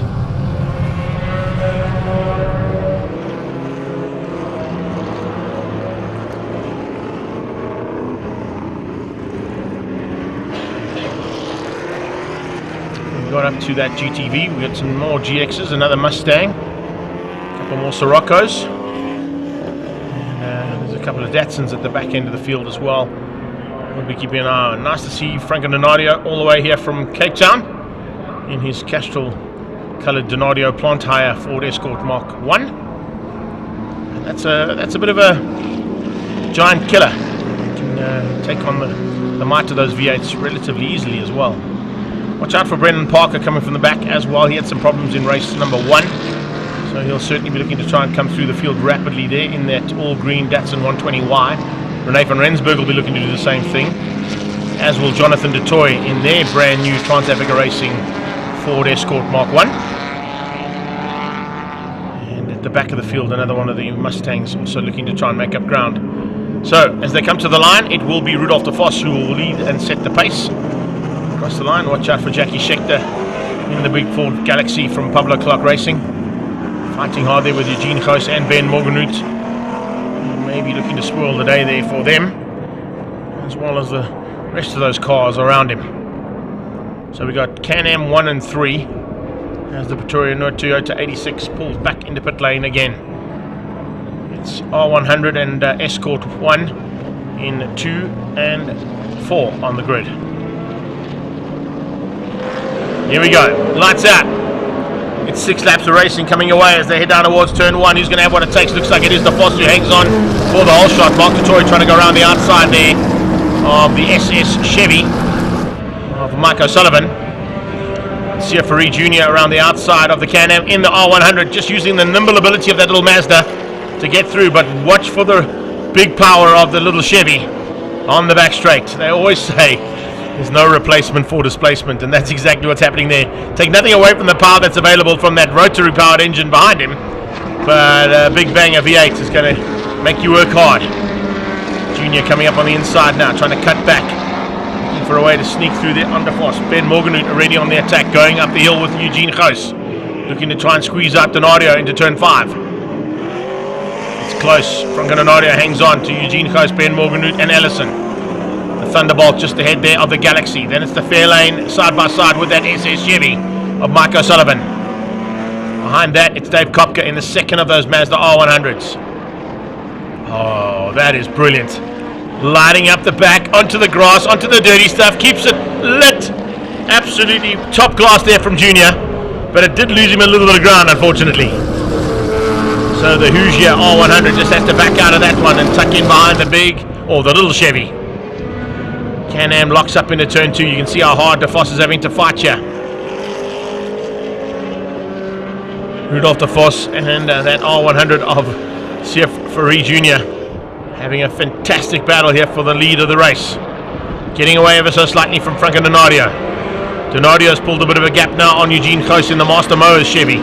Behind him it's Ben Morganhout, and then it's Colin Ellison. The grey one is Jackie Schechter. That is the Ford Galaxy from Pablo Clark Racing. Behind him is Dave Kopka in the second of those R100 Mazdas. Kopka now trying to close things down, bringing along DeToy and O'Sullivan for the ride. They line up just behind that in the form of the GTV Alpha. And Alpha GTV pushing hard to try and get to the front end of this field as well and run with the big bangers.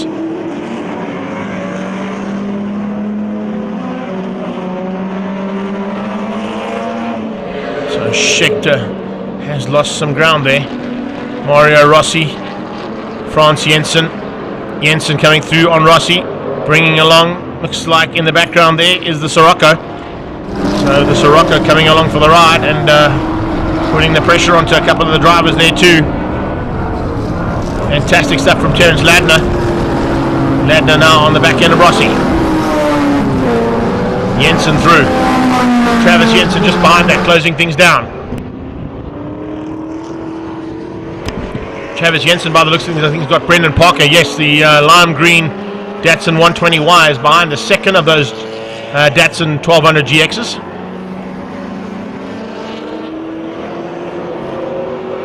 Rossi back up the inside towards turn 4, looking for a way through. We go back to the top of the hill. Here we go. Oh, Rene van Rensburg. Someone's off. Someone's off at the top of the hill. Big crash at the top of the hill by the looks of things. Lots of smoke and lots of dust. Maybe somebody's gone in there. So it looks like we might have lost connection with our camera at the top of the hill there, so it didn't quite get the crash, but we'll get to it as soon as we can. And looks like some big action up at turn 5 and right in front of the Zoc Club.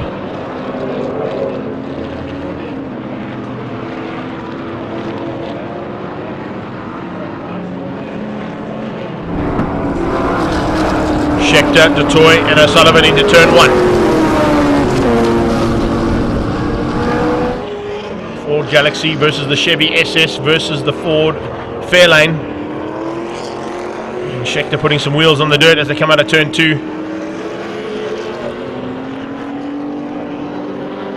Now they come out of turn 3 towards that back straightaway.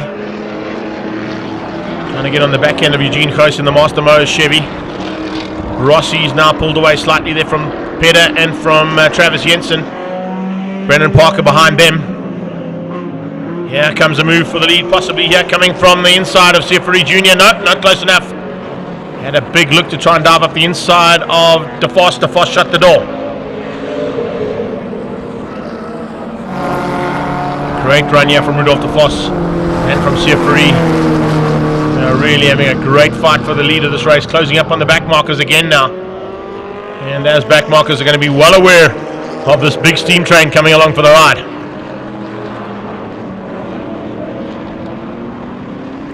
Looks like they might be coming up on Lawrence Mansell and Wayne Lotter. Side-by-side action here between Chevys and Fords into turn 1. DeToy hangs on and takes the lead of that little battle that's been raging since the start of this race.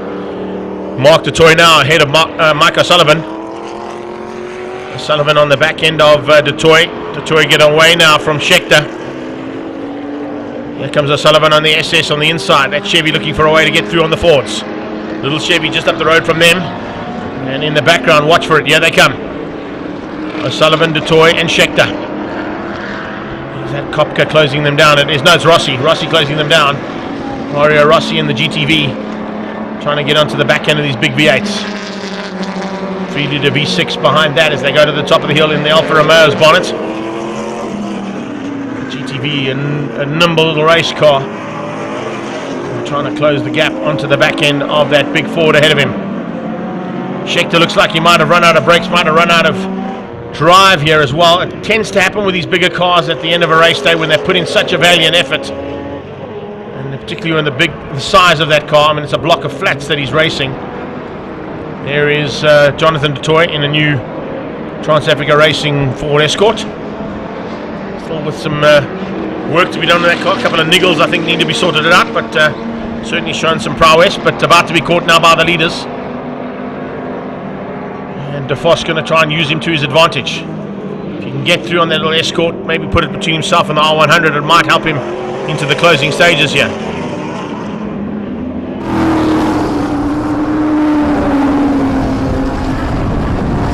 And Richards at the back end of the field, still with his little fight of his own there, in amongst the two Ford Mustangs.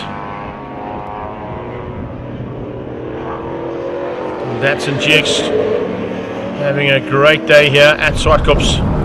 Part and parcel of the Ford and Friends joining the Regional Extreme Festival for the 4th round of the 2022 season. Coming up on the back end of the second of those Ford Escorts, the Castrol coloured Ford Escorts. It should be Frank and Mateo at the wheel of that one, if I'm not mistaken. Mark Aiton Bogard in his Ford Mustang.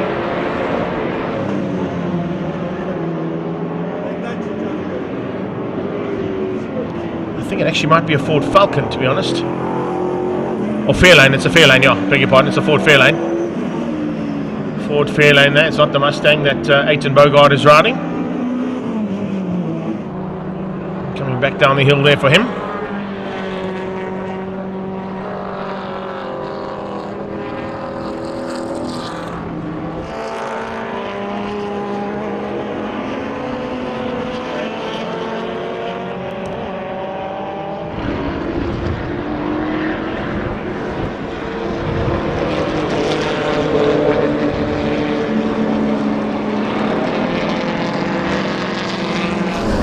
So we're coming into the closing stages here of this one. Was scheduled as a 6 lap, it's gone down to 8 now. They're on the final lap, and it's DeVos on the inside of Richards, using the advantage of the back markers to keep the hard charge that's been put on him all race long from Siafari Jr. Aiton Bogard, Richards. And you've got behind that, it's the lead cars for the last time, heading to the top of the hill there, with Rudolf DeVos leading the race overall, and a big margin now between himself and Siafari Jr.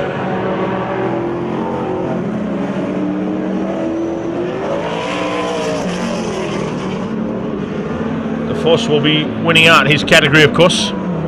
Siafari Jr. will win out his class, beating out Franco Donadio. The smoke from one of the cars ahead.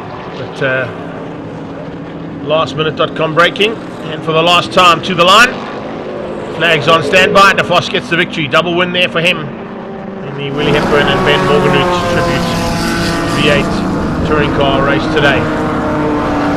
Siafari comes through for second. This is Donadio catching Daniel Lotta. Donadio gets third. Ben Morganhood will come through for 4th place. Nice run from him. He'll be second in the class BM category. Colin Ellison will get third in that category too.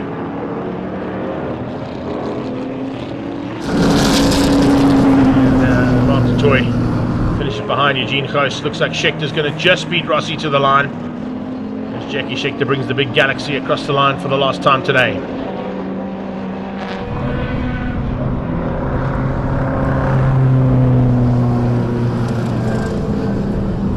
Rene Janssen van Rensburg, nice run there from Terence Ladner as well in the Hamilton's paintbrush and paint Volkswagen Sirocco. Let's have a look at the unofficial results there. We got them. DeVos wins out over Siafari Jr. and Franco Donadio. Ben Morganhood, Colin Ellison and Eugene Goos, with Mark Dutoy, Mike O'Sullivan, Paolo Cavalieri and Mario Rossi coming through for the end of the day's racing. In fact, we might have got that one wrong. We've been calling it Schechter all race long. Pardon there. It actually was Paolo Cavalieri that jumped into the wheel of that car. It didn't come up on the timing on it until right now, so apologies for that one, but take nothing away. Looks like Ellison's got a problem. That's a front wheel broken on that Thunderbolt. If he'd put a Thunderbolt on that front wheel, it might have worked. But we probably have a little bit of a break in proceedings to get that car recovered. Up next, Silver Cup 2.0.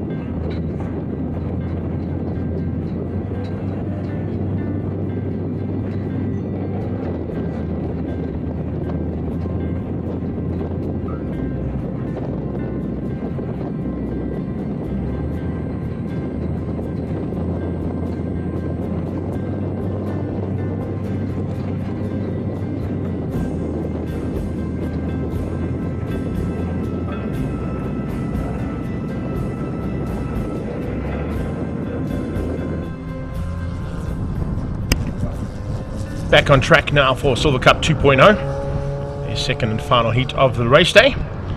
Marius Jacobs was the man that had to be beaten in race number 1, and Adrian Dalton nearly did it, but had a bit of an incident also on the finish line. Ended up crashing into the wall. Looks like they've got that little car of his sorted out. Space frame for Dalton for the first time. He'll be looking to try and remedy that here in race number 2. That little kerfuffle of his did not work out according to plan, and he hit Gary Famato's famous inside wall outside of turn 8 with the front end of his car.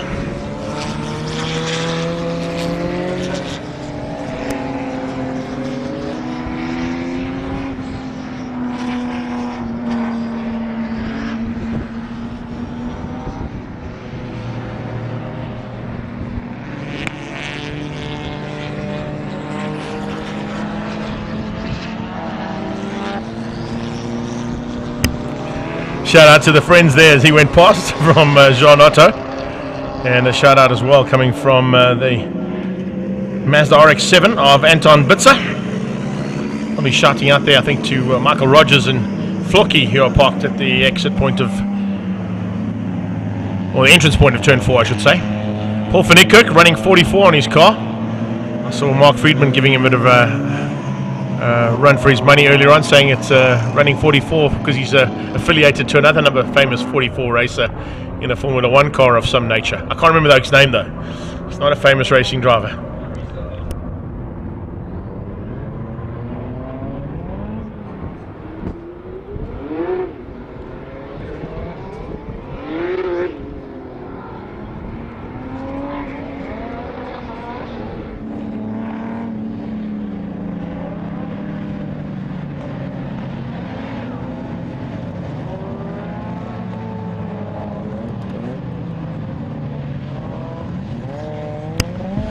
Welcome to Cobus Vermeulen. He's joined us late in the day. David Trelawney Hall is here as well, and Troy Cochran. Cobus Vermeulen and Melissa and De Beer is in the house as well for Silver Cup 2.0 action race 2.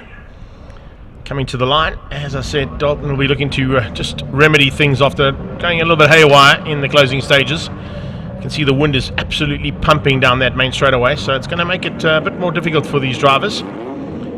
Come out of the pit wall and that wind is absolutely hauling down that main straightaway. It can affect your ability to turn in at turn 1. Let's see if they all get it right here off the line.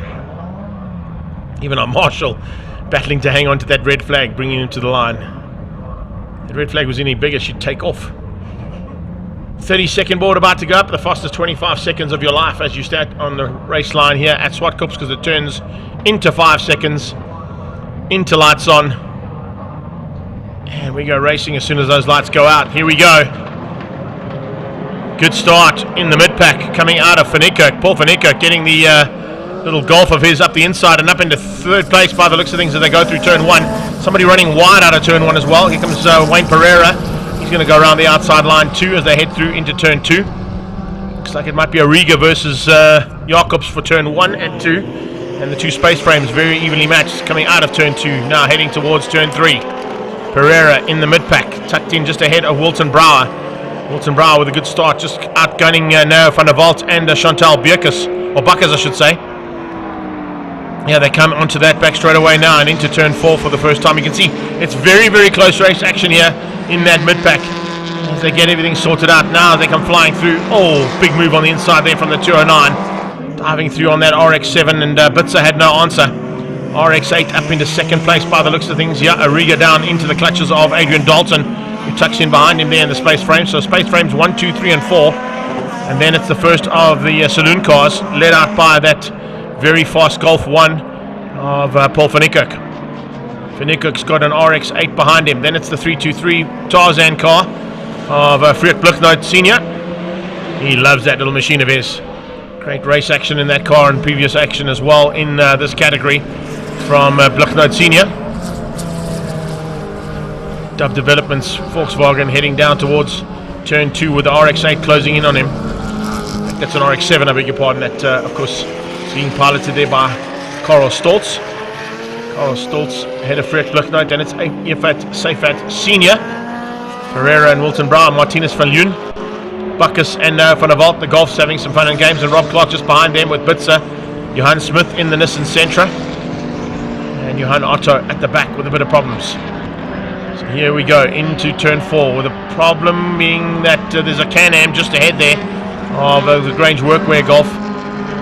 Wayne Pereira wants to turn that around and change up his luck, getting through on SuperHatch Senior. Bitzer ahead of Clark. Change up has happened up at turn 5 as Pereira gets through on SuperHatch Senior. Can-Am loses out as they come into Kenwood Corner. Brower now going to try and capitalise on it as well. He wants a chance to get through. Walton Brower is on the attack on the back end of SuperHatch Senior. Grange Workwear's Wayne Pereira is definitely trying to close things down on Van Niekerk. And another lap completed there from Senior's point of view. Blicknote Senior, that is, in the 323. Walton Brower pushing hard, looking for a chance now to get ahead of that Chevy Can-Am. Can he find it down into turn 2? Watch for the cut back there coming out of the Honda. Gets good drive. He does take the inside line to try and come back, but a little bit extra power from that big V8 gets him away from the little Honda behind him. Oh, this is good stuff. Blicknote Senior closing in on the back end of Van Niekerk. Dub Developments Golf about to be outgunned by a 323 Mazda. A couple of guys that were at school with me that had those Mazda 323s, they used to call them Mazeratis. They love those little 323s. Coming up on the inside, and a change up. Pereira gets up the inside, hangs on, but Blicknote is forcing the pressure onto him as well, looking to try and come back at the 2 Golfs ahead of him. Brilliant race action. And this is what it's all about in Silver Cup. A couple of guys still going to do battle a bit later on, of course, in our final race of the day with on-track Clubmans. You can see some on-track livery on some of those cars doing dual duties today in on-track and Silver Cup. Senior now looking to close that gap down that opened up ever so slightly between his 2 Golfs ahead of him, hoping that when Wayne Pereira catches Van Niekerk, the 2 of them will start fighting and start slowing each other down ever so slightly. Brower eventually through, gets away on the inside, this time gets the cut back right, and will go defensive to try and keep out a hard charge from that Can-Am, but the extra power from the V8 might get him on the back straight. Comes up onto that back straightaway. Here comes the V8 Chevy Can-Am. And does it get through? Yes, it does. Into turn 4, Cable Solutions Can-Am gets up the inside of Walton Brower. He just had no answer. No answer for that additional power from the V8. Space frames 1, 2, and 3. Ooh, and another moment there for Dalton. Big moment for Dalton as it stepped out of turn 8. Just hanging on to keep out the Cable Solutions RX-8 of SuperHatch Junior. But SuperHatch would have seen that, maybe got a bit of blood in the water, got a bit of extra clothing and shoes flavour to it. Coming into pit lane though, another one of the space frames, possibly, I think that might have been Johan Otto. Jacobs leading out comfortably in the Nismo powered machine out front. It's Dalton in second, SuperHatch Junior in third, ahead of Auriga.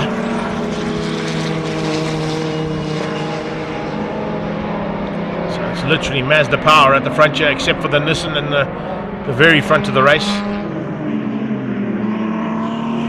Nissan powered space frame leading this pack of Silver Cup competitors.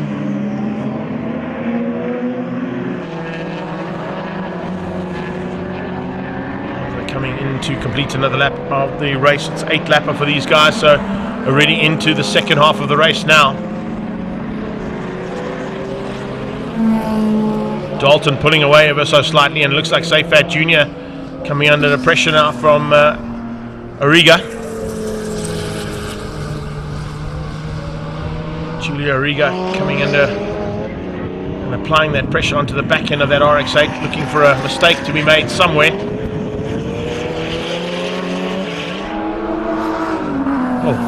Van Niekerk's pulled away. So that Dub Developments Golf is now pulled away from that Grange Workwear machine of Wayne Pereira. He doesn't seem to have the ability to stay with the grey Golf. Through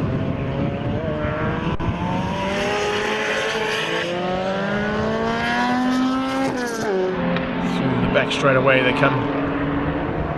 No change up here for RX-7 of Carl Stoltz. He still maintains the gap over the Golfs. The Golf battle starting to rage here.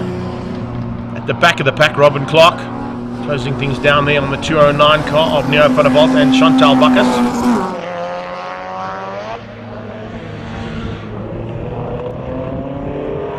Van der Walt running Lichtenberg Raceway colours on his car. And that's a little Nissan Sentra, BP Nissan Sentra. We saw Johan Smith's talking about that 2-litre STI that he's built for the Young Timers event that's going to be starting from next year. Change up for him as well, getting through on 257. Looks like some problems there for the Golf. 252, I beg your pardon, 252. Martinez Viljoen pulls onto the inside of the track and out of harm's way. Parks right behind Willie Hepburn's Sabat Opel record.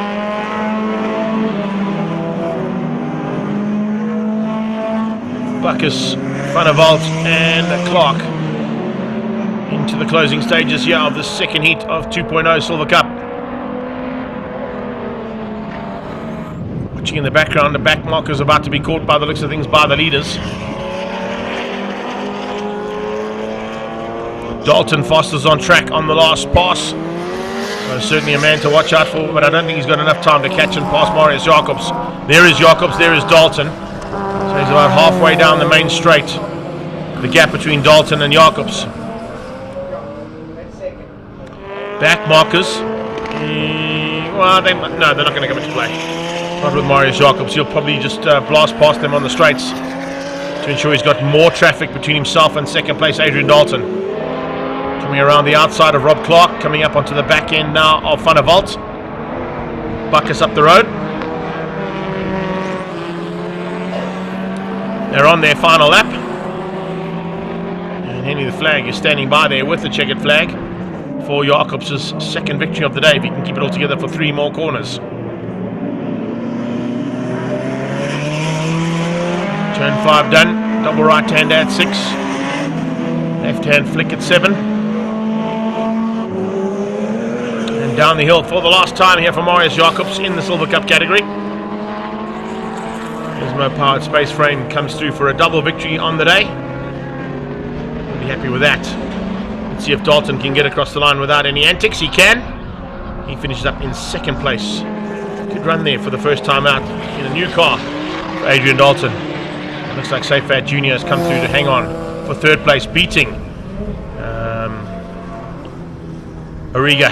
Julio Origa to the line.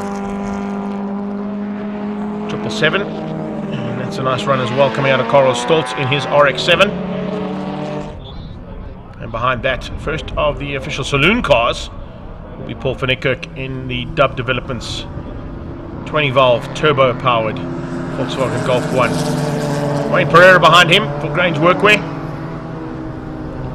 And next up will be the 323 of Freek Bluchnout Sr. So there you have confirmation unofficially. Jacobs from Dalton, Safat Jr. from Origa. It's Stoltz and van Niekerk, Wayne Pereira and Freek Bluchnout with Wilton Brouwer and Safat Sr. making up the top 10 in Silver Cup. Up next, second heat of PABAR Volkswagen Challenge.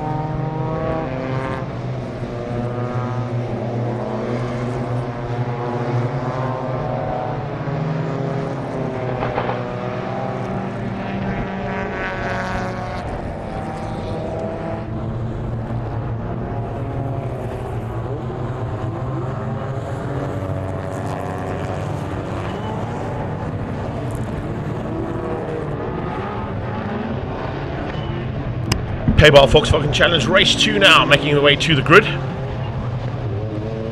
And once again, it'll be Rory Atkinson trying to get a double on the day here to keep out Keegan Masters and Stian Kriel. They were the closest to him in race number 1.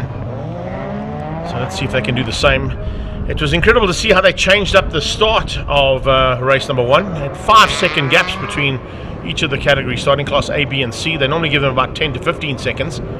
But even with that, Class A was still able to catch the back end of the Class C competitors by the time the 10 laps had been done and dusted. Robin Kriel making her way off the grid after a final chat there to her hubby, Stian.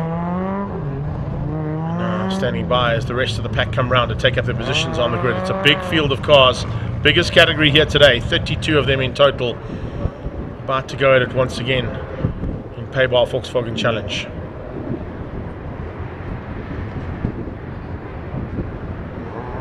So swap around on that front row for Stian Kriel and for Atkinson.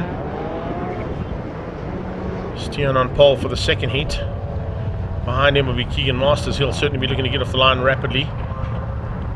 Final chat there from Devin Piazzamusso, getting the GoPro turned on there for Charisse van der Merwe in the Hot 102.7 FM car. She's just behind race 1 winner Dr. Hannes Skeepers. Dane Fern Dental Studio car. He's also tucked in there behind Gossman. And look out for a big start from both Class A, B and C. Class C's, it was all about Pierluigi Mussolini taking the victory, but he was pushed hard by Ross Butt, driving the Cycles United car that Ian Walker would normally pilot. See red flags all the way down. That's just to give them an indication that they've got to wait for their lights to go on and off before we can go racing. So there are 3 separate starts here for this one, but they're about 5 seconds apart. So stand by as we get into race action now for the second heat of PABAR Volkswagen Challenge. 30 seconds goes to 5. Lights on, and we're racing. Here we go. Class A get underway. They head down towards turn 1. 5-second board, lights on again for Class B. Hannes Skeepers tries to get the whole shot there and outgun both Bevan Williams. And around the outside, where is Elna Cruiser going? Elna Cruiser onto the dart, takes out one of the braking points and braking markers as she went around the outside of somebody stricken on the line. Not quite sure who didn't get the start right there, but Elna Cruiser had to go onto the grass into turn 1. Broke down one of the brake markers, the 50-meter boards, I think it was taken out there by Elna as she came onto the grass and back on track. It's BHIT's Rory Atkinson leading things out there over Stian Kriel. Oh, Mussolini, and is that, yes, that's 1 and 2 in race 1. Pierre Mussolini coming together with Ross Butt coming out of turn 2, and they're out on the outside of the track. They're back on track, fortunately, both of them. Miguel Diaz coming through there in the mid-pack of Class B, but some big problems in Class C down at turn 2 as well. To wait and see who's picked up the pieces there in Class C. I would possibly think we may see the likes of Philip Cruiser or Mark Castle if he was able to get that car of his sorted out. He had some problems as well in race 1. There shouldn't have been too much damage on that car and should have been easily repaired if they got together with the amount of time they've had between race 1 and race 2. Cross the line for the first time. Broken Swartkorp's braking mark on the left hand side of the shot as they go down into turn 1 for Class A. Class B down into turn 8. Big move on the inside there from Stuart Mack coming to the inside of Cruiser. Carodia on his tail. Monkeys ahead of the Sabertech car of Derek Smallberger. Here's the return of Ross Butt diving on the inside of Charles Anderson. PABAR car just getting outgunned there into turn 8. So I think it might be Cruiser who leads things out there. In fact, no, it's Castle. Mark Castle leads out over Cruiser. Cruiser over Butt. So Ross Butt incredibly back up to 3rd place despite that off-track excursion with Pierluigi Mussolini. Class A to the top of the hill and back into turn 5. Past the Universal Motorsport stable and up towards AMG Driving Academy. It's Polos in full flight. Main squeeze, under brakes, and Smallberger trying to close him down. Bringing along, by the looks of things, the 2 cars behind him then. It's Chris Dale and Tehran who are closing him down. Massive pressure being applied here from Stian Kriel on the back end of Rory Atkinson, who's soaking it up for now. Then it's Keegan Masters tucked in behind that. Masters looking to come through there for the CPS warehouse car. His dad's on his tail. Wayne Masters for Performance Masters in 4th place. Then you can see just in the background Chris and Sam Dale Christel in the British flag in the red, white and blue colours. And the negative version of that, of course, is Samdale in the black, white and grey British flag. Around the outside, whoa, what a move from Stian Kriel. He gets it perfectly done, forces Atkinson onto the outside of turn 3 and takes the lead. So Stian Kriel hits the front of the field for the first time today, leading Rory Atkinson into turn 4. Main squeeze from Sabertech car of Derek Smallberger to run behind that in the Interceptor car. Behind the Interceptor comes the two Dell boys. Right now Chris having the advantage over Sam. So it's Design Hut and SKR T-Rex Racing's Stian Kriel who leads out in Class A. Class B starting to heat up as well. Haven't already seen who's at the front end of Class B, but we picked up on the mid-pack. There is the front end of Class B. It's still Hunter Skippers. Skippers ahead of Bevan Williams. Bevan Williams, by the looks of things, has got, is that Caution Naidu? No, it's Pretorius. No, it's Williams. It's Pretorius, then Williams. So change up there. The Bucketless Racing of Pretorius ahead now of Bevan Williams. So Pretorius now squeezes through. Oh, another big moment for Phil Cruiser. Cruiser out of turn number 4, by the looks of things, has got it out of shape. Yellow flag waving to warn them about the spinning car out of turn 4. Cruiser's back on track. So he's been off track and his wife's been off track in similar cars. Quite sure what happened with Philip Cruiser, but he definitely got it completely wrong out of turn 4. I don't know if he was helped out or not. Today in Kube, closing things down there and trying to close onto the back end of Stuart Mack. Nice fight here between Jacques Hayes. He's got Charisse van der Merwe in front of him and Alma Cruiser. The meat and the sandwich between the two ladies there is Hayes. Nice run there from Hayes in that mid-pack, of course, and they can see it's just a bit of a bridge to try and get to the back end of those top 5 cars in Class B. Skippers, Pretorius and Williams. Charisse van der Merwe is the 4 car, 5 is Hayes, 6 is Cruiser. That's for Class B honours, remember. And behind that is Diaz, Mack and Nkube, Carson Blau and Dean Ross. Mo Karodia, Mike Krobler, Caution Naidu, and then it's Mark Castle who leads out ahead of Ross Butt in Class C. Van der Merwe now trying to pull away ever so slightly from Hayes. Here comes Cruiser, looking for a way to get up the inside of Jacques Hayes into turn number 8. Forcing Hayes a bit wide. That's Castle, leader of Class C. Easy Parts Machine in the front end. He's been closed down rapidly though by Ross Butt, who wants through.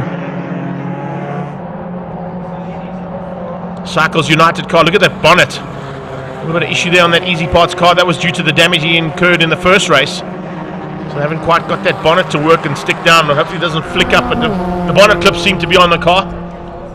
It's Pierluigi Mussolini. Oh, out of shape there is Carson Blau, his teammate. Blau makes a big mistake coming out of turn 2. So Easy Parts leading the front end of Class C with Butt on his tail. And then right behind that comes Pierluigi Mussolini, who's made up a lot of ground up into 3rd place. Great driving from Mussolini, showing why he's got the number 1 plate overall on his car for 2022. Last year's overall champion, Class C champion as well. Double victory there for him. Looking for more of the same here in 2022. Top 2 have got away ever so slightly. Keegan Masters tucks in behind his dad for 3 and 4. Masters now down into 4th place behind his dad Wayne.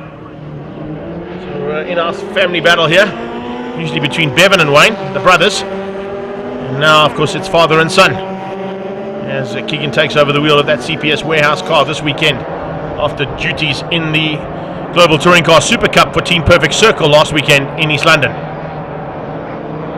Now looking to come onto that back straight away. Look in the background, it's Valdi Mikes who's under a bit of pressure there. Pretorius under huge pressure here. Bucketless Racing versus the R&H Customs machine. Bevan Williams trying to get on the inside. Battleship Grey versus the Metallic Grey cars as they come out of turn 3 onto the back straight, allowing Hunter Skippers to get away. Dr. Hunter Skippers just doing it all right again at the front end of Class B.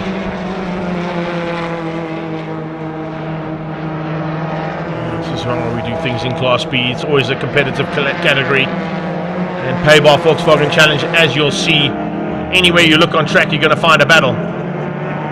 This one right now being led out by Anthony Pretorius for Bucketless Racing. Williams looking for a way through. Ram Customs car on the back end of that Bucketless car. Change up for the lead. in Class C. Confirmation of that as Mussolini moves to second place behind the new leader. And it's Ross Butt who now leads things out as they go to the top of the hill towards turn 5. Early race leader there in the Easy Parts car, dropping down into third place. So a bit of a change up there for Castell.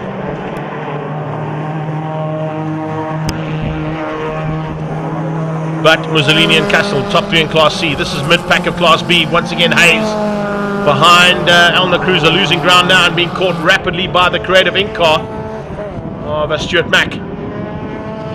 Incredible to think that Creative Ink did all the artwork and livery and of course the wrap on that car ahead of them, and now closing down on one of their customers. Stian Krill Racing and T-Rex Racing leading things out in Class A at this stage. Coming up on some back markers. Dino Smith's the first of those back markers, possibly to be caught now by the leaders. Smith being caught and passed by Stian Krill. Getting up on the inside as well by the looks of things of the PABAR car. And just squeezing through there was Rory Atkinson, following Stian Krill through, not allowing him to get some kind of advantage from those back markers. He was looking to put those two cars between himself and Atkinson, but it didn't work. Let's see what this pink machine can do to try and catch Krill. Pretorius and Williams still going at it. Is that a change-up? Looks like Williams has got through. Yes, he has. Williams now ahead of Pretorius. So a change-up for second place in Class B. Have they got enough time to try and close things down on Dr. Hannes Skeppers, who leads things out in the Class B category in PABAR Volkswagen Challenger's second race? They are really pushing each other hard. You can see mistakes coming out of Williams there. He's usually pinpoint accurate when it comes to lines around a racetrack. And with the pressure coming from behind, he made a small mistake coming out of turn 2. Skeppers has got through on the 8 car there of Cruiser. He's through on the 21 car as well. And that's how things can change around here rapidly as Spummer's getting mugged by these quicker cars coming through the field rapidly into the closing stages here of Heat 2. Williams dives up the inside. There's not really an answer there from the move from Pretorius. He's not going to go too soon, otherwise he'll have to try and fight back. William Pretorius, Charisse van der Merwe are your 2, 3 and 4 on track, and look at van der Merwe coming along. Charisse van der Merwe is rapidly coming to the back end of that battle for second and third. She currently sits second place in the championship, and I think she's 6 overall in the overall championship. So Class B very much up for grabs here for the hot 1027 car of Charisse van der Merwe. But she's got to catch Pretorius and Williams if she wants to get even close to Hannes Skeppers, who hangs on to the lead of Class B. Oh, off-track excursion there for Keegan Masters. Masters makes a mistake onto the back straight. Lucky to survive that one in the CPS warehouse polo. Stian Krill was quickest on the last pass, which is why he's pulled a small margin over Rory Atkinson. Down onto the brakes. And about to start their final lap.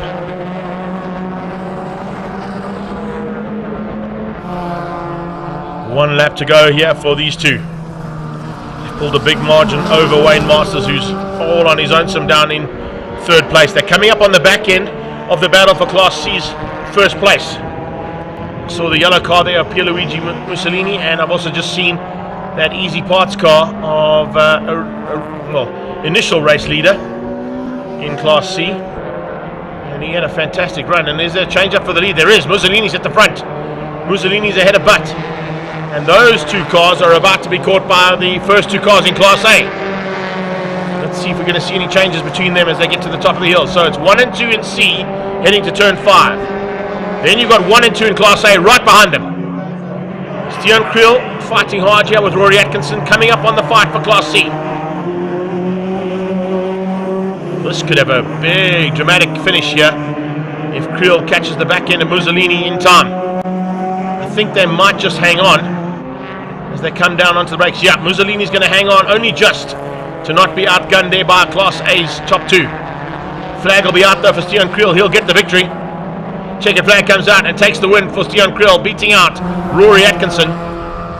They'll slow up into turn 1, but of course there's still some fighting to happen there between Mussolini and Ross Butt. Smallberger crossing the line as well, completes his race.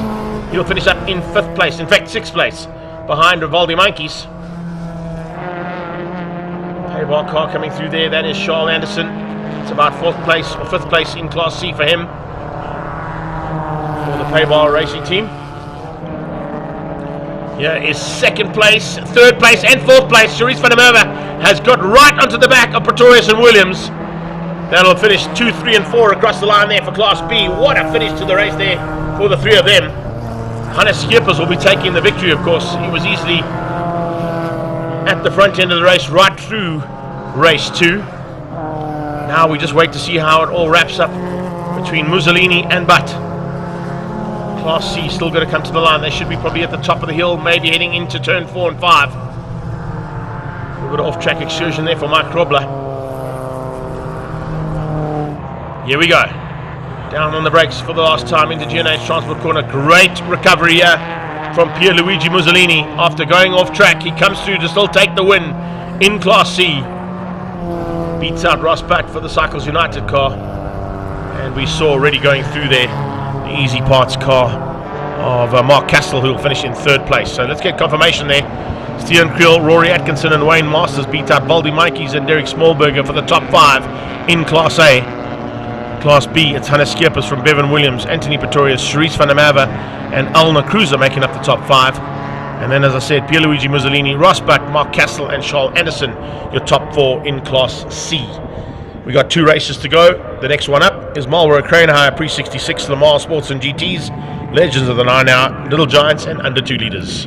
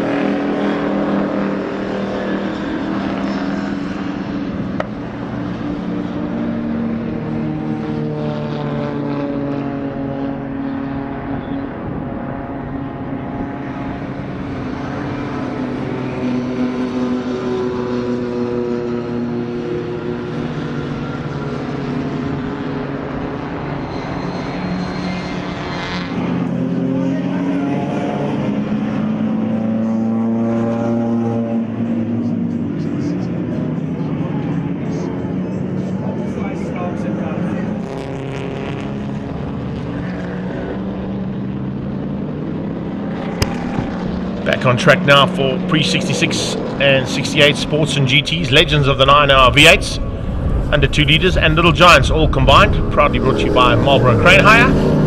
And this is their second and final heat of the day, and the penultimate race of the day as well. We just got on-track Clubmans to come after this to wrap up round 4 of the Regional Extreme Festival.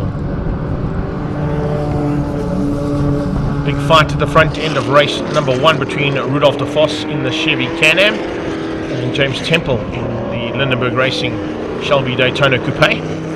Mark du Toit joined them right in the closing stages in the Trans-Africa Racing GT40. He just battled through the field early on to try and get to the two of them. He starts right behind them with Peter Bailey alongside him in a similar GT40. Du Toit, of course, in an original GT40, and a type car there from Peter Bailey cars. Then it's Morgan Root and Jonathan du Toit, Paige Lindenberg, Alan Poulter, and Mark Miller. Got Alan Mayer in John Tendershotte's Trans-Africa Racing, in fact Chad Tendershotte's Dart, and Andre de Kock at the back of the field there for the second of those Trans-Africa Racing Darts. 3 of them out there with Ishmael Beloy in the third one. See the sun setting up pretty rapidly, and light is becoming a big factor here as well in the closing stages of round 4. We're back on track in terms of time as well. This should have started at 5 o'clock, so we're not too far off the initial start time, and if they come round within the next minute or so, we'll be spot on time. And that's an amazing effort there from Vic and the race control to bring us back under official start times and to make up the time we lost earlier on with some incidents on track during qualifying. Here they come, the big bangers. You can just hear those engines roaring down into turn 1. GT40s, Mustangs, Chevy Can-Ams, Daytona Coupes, Ford versus Chevy versus Volvo, Alfa. It's all in the mix as they go into turn 1. Good start from Ishmael Beloy around the outside there of the 142 Lotus Cortina. Ben Morgan already putting pressure onto Peter Bailey as they go into turn 2, diving up into what is 3rd place ahead of Bailey in the GT40, bringing Lindenberg along for the ride. Francesco Lombardi already under pressure as well by the looks of things there from Alan Poulter. Lombardi trying to hang on to the under 2 litre class. Here comes du Toit. We kind of expected to see him coming through and hoping to try and take on Franco Di Matteo in De Vos's Chevy Can-Am. Franco, the Italian stallion, now climbs behind the wheel of that car. He's the man who preps the car for Rudolf de Vos. They shared the car today between the 2 categories. Now under braking, Peter Bailey returns the favour but runs wide. It's on the loud pedal, gets it out of shape. Morgan Root comes up inside and puts the Mustang alongside that GT40. Ooh, run onto the curb there for Peter Bailey, makes him back out of it slightly, allowing Jonathan du Toit to close that gap down as well. Jono now into the mix for the Shelby Daytona fans out there. James Temple's gone missing. Temple has gone missing somewhere on track. So the Shelby Daytona Coupe from Lindenberg Racing has gone missing somewhere on track. I'm not quite sure where, but he's definitely out of shot and off the timing monitor. Temple was some kind of issue there. That's a big pity to lose him so early on. So we've got a fight on now between du Toit and Di Matteo. Franco Di Matteo looking in the rearview mirror, watching for that GT40's pounce. Morgan Root ahead of Bailey. Further back, 142's Ben van der Westhuizen closing things down on Ishmael Beloy. Behind him is the 111 Mini Cooper of Carl Brink. Saw that in action only 2 weekends ago at the Wamsa National Rally, the all-tar rally that they held at the Rock Raceway and at Girotech. And Carl had a fantastic run in that little British Racing Green Mini Cooper of his. Now on Ben van der Westhuizen's tail, trying to return the favour and get ahead of the Lotus Cortina. Behind them, you can see starting to line up there by the looks of things is Andre de Kock. And de Kock, the only man behind him by the looks of things is Brian Rowlings in the Ford Anglia.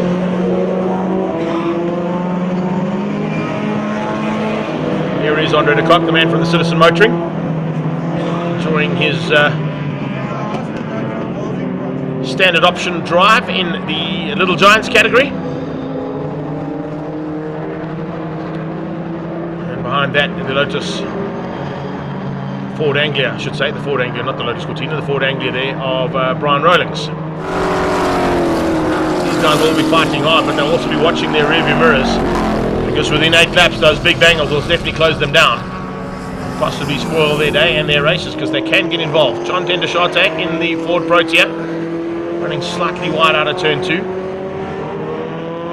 Ishmael Beloy keeping Van der Westhuizen at bay for now. Great fight here between Ish and Van der Westhuizen. Trying to get onto the back of Tendashate. Tendashate is trying to close down on Needham.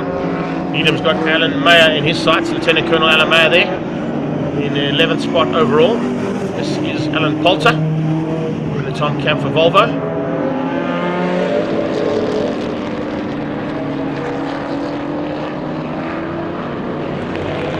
Trying to get onto the back of that ZB class Ford Fairlane of Paige Lindenberg. The lap completed there for Pagey. Good run here from her. Lots of support today for the Shelby team. Big VIP area set up on top of the gallery here in the main pit building. So we hope all those guys at Shelby's VIP have enjoyed themselves here today, watching the race action that we've seen all day long.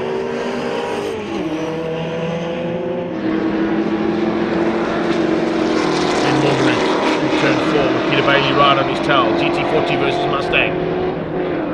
GT40 should have the advantage. It's probably got a slightly bigger power module behind it than the Mustang has in front of it. Morganroot, of course, a wily campaigner, and today is a tribute day to both Ben Morganroot and Willie Hepburn, so he does not want to disappoint his fans. To see him out in the 323 triple rotor Mazda of his from Westbank Modified Saloon Car days, his championship winning car. To see that, of course, you can just rewind the live stream feed here on Facebook or on YouTube and pick up on the action from earlier on in the day. Please make sure that you like and share everything that you've seen here today with us, so we can build the platform and grow the footprint of our coverage of these race days. Poulter's through. Poulter's found a way through there on Lindenberg. Page who's trying to keep Alan Poulter at bay. Not an easy thing to do. That is a seasoned campaigner when it comes to the historic racing format. Take nothing away from Paige Lindenberg, despite her being a lot younger and probably a lot less experienced than Alan. She certainly has got enough to give him a run for his money, and that's exactly what she's doing. Tendashate in that Ford Protea, 1958 model there, going into turn 2.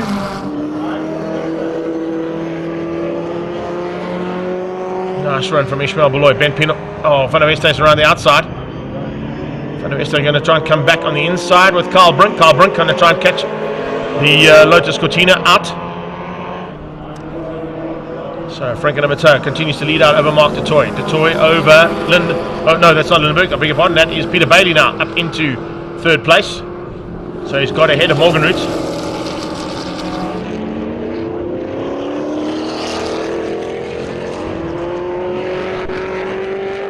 Morganroot gets demoted down 1 position. That still hangs on to the lead. No, he doesn't. He's 2nd place in the Trans Am category. Mark Miller, that is your under 2 leader at this stage. No, he's not. He's in 2nd place because it's Francesco Lombardi who's ahead of him. So the alpha battle here is for the lead of the under 2 litre class. Lombardi versus Miller. That's Alpha GT Giulia Sprint GT. Taking on Alpha Giulia GT Sprint cars here. Again, Volvo versus Ford into turn 4. Ooh, Alan Poulter out of shape. Puts the wheels on the dirt. That's going to give Paige Lindenberg a bit of a sniff. See if she can get past Alan Poulter. Under braking up into turn 5. Late on the brakes. Too late on the brakes. Locks it up. Oh, the fight is on here between Paige Lindenberg and Alan Poulter. They're having a great one here. Side by side, and enough room just to get a Fairlane and a Volvo through turn 6.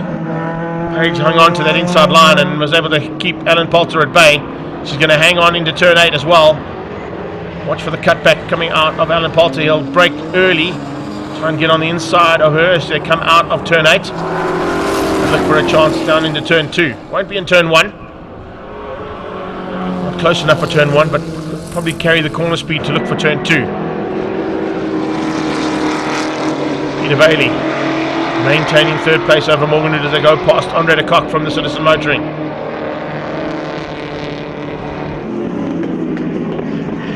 This is Morgan trying to get back at Peter Bailey.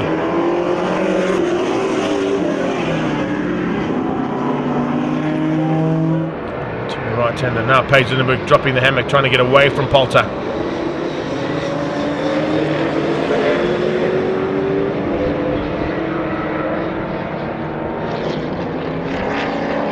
Saw a chink in the armour there in Poulter's armoury in the Volvo earlier on as he made a slight mistake out of turn 4, and nicely trying to make a bit of a manoeuvre to get away there in the road to race, and Lindenberg racing forward fair lane.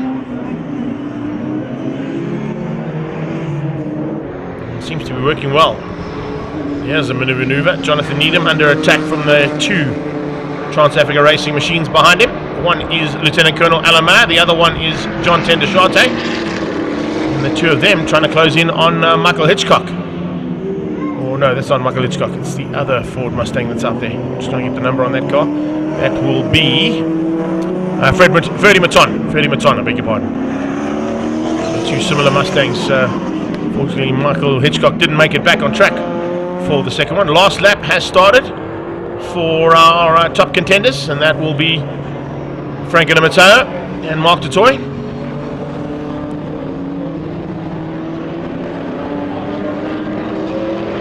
Flag is out, there it is. Oh, and just to the line for Franco Di Matteo. Franco Di Matteo takes the victory, and he finishes up just ahead of Mark du Toit. Those 4 will continue to race through on this last lap as the leader comes down into turn 2. Di Matteo is happy with that. Italian Stallion taking the final victory here in Marlboro Kronhauer pre-66 and 68. He'll take the Trans Am category to win out over Ben Morgenroot. Cock to the line. We'll finish up nicely for Little Giants as they wrap things up here for Marlboro Kronhauer's pre-66-68 Le Mans Sports and GTs. Still some action here between Lieutenant Colonel Alan Mayer, Needham, Tendashate and Mouton. This is under 2 leaders coming to the line with Lombardi leading things out over Mark Miller. GT Junior beats out the sprint. The alpha battle goes to Francesco Lombardi out of Kenwood. Final battle to be sorted out here with the Little Giants. Down the hill. Lieutenant Colonel Alan Mayer looking on the inside of Needham. Can he find a way through? No, he doesn't. He just wants to keep out Tendashate though. Possibilities here of, Needham takes the victory. And he'll be finishing up just ahead there of Lieutenant Colonel Alan Mayer and John Tendashate. Confirmation unofficially of the results there. Di Matteo beats out du Toit and Peter Bailey. Morgenroot ahead of Paige Lindenberg for your top 5. In the classes, Di Matteo wins out over Ben Morgenroot. Du Toit Bailey winning out. And those 2. And then Paige Lindenberg takes ZBs. Up next, our final race of the day. We're into on-track Clubmans for the last bit of race action from round 4 of the Regional Extreme Festival.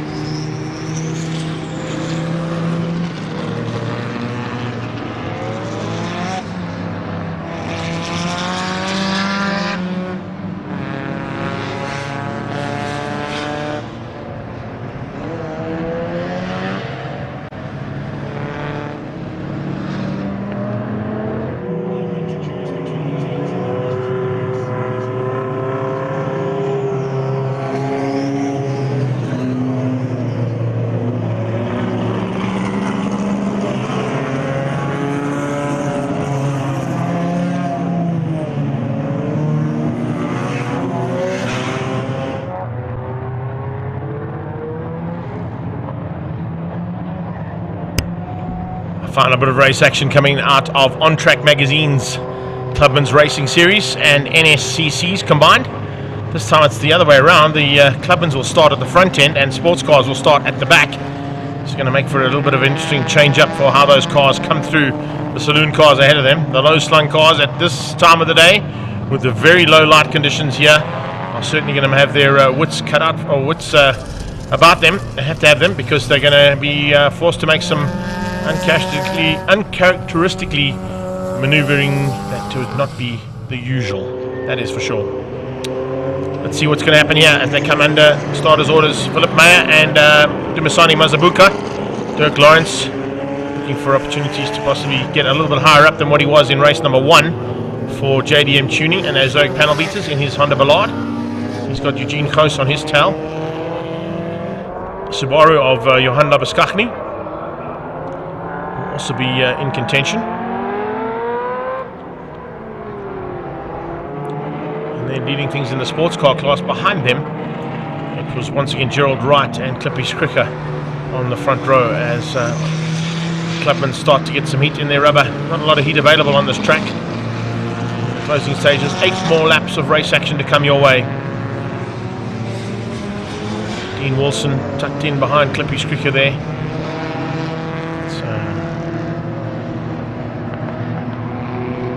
Paul Solomon and Aaron Hamsa will be looking to try and come through.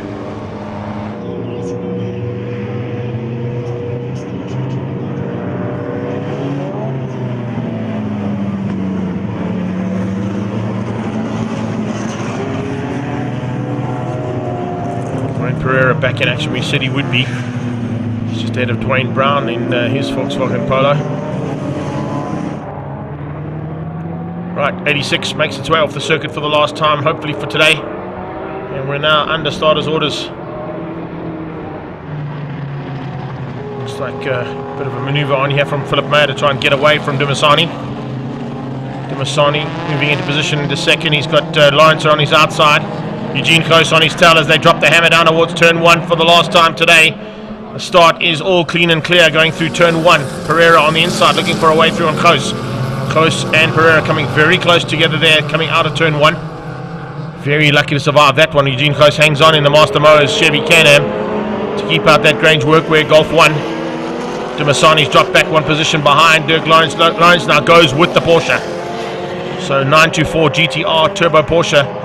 Naturally aspirated Honda on his tail. Eugene Kos in the Can-Am, followed by the space frame of Dumisani Mazabuka. Behind that you can see them starting to get all sorted out, with Pereira leading things out over Dwayne Brown. Dwayne Brown has got Labuskachny on his tail. As we get to the top, looks like it might be the second of those Hondas tucked in behind there, looking for a way through there. Rodney Crace at this stage watching for maneuvers coming from Fred Kruger as well. 1 of 8 about to be completed, and it's Philip Mayo hangs on to the lead. Possibilities here as they've got 7 laps of racing to go. JDM Tuning Zoic panel beaters Honda Ballard onto the back of that People Group Porsche. Master Motors Chevy getting out about a little bit out of shape out of turn 1. Bit of pressure coming from behind there as well in the form of Dumisani Mazabuka. Behind them Wayne Pereira, Dwayne Brown, Johan Labuskachny, Chart Visser. It's Rodney Crace, the 2 Hondas, and then it's Fabien Lance.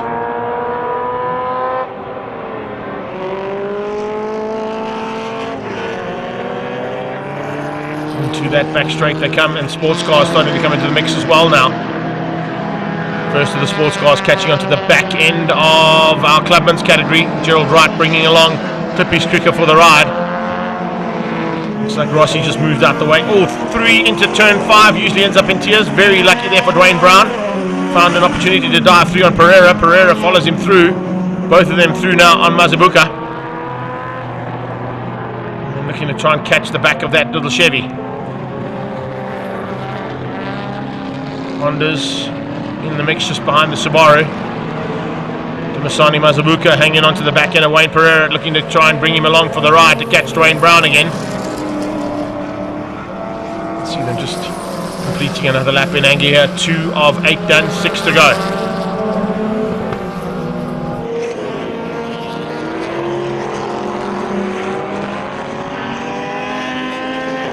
Fight on here. And it's for about 5th place on track. 4, 5 and 6. Dwayne Brown, Pereira and Mazabuka. Pereira's pulled away ever so slightly, so is Brown. Brown on Pereira, Pereira on Mazabuka. Mazabuka into the clutches now of Johan Labuskachny and of Chart Visser.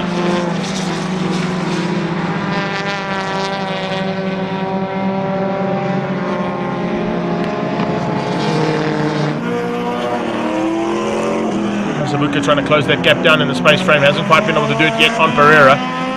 Watching his rearview mirrors for a chance not to fall into the clutches of that Impreza GT.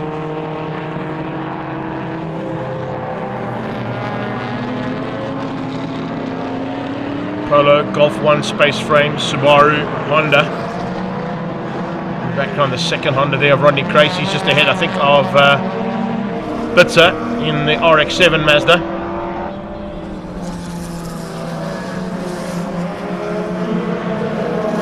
There you go. Coming through now. It's Clippy Skricker leading the way in the sports car class. He's got through there on Gerald Wright. Gerald Wright in the Sports 2000 trying to close down back ahead again of that Lotus 7. Good dice on here between Donnie Daisel. The 96 car there is Fabian Lance. Lance and Daisel having some fun and games in his 13th and 14th place. Anton Bitzer looking to join them.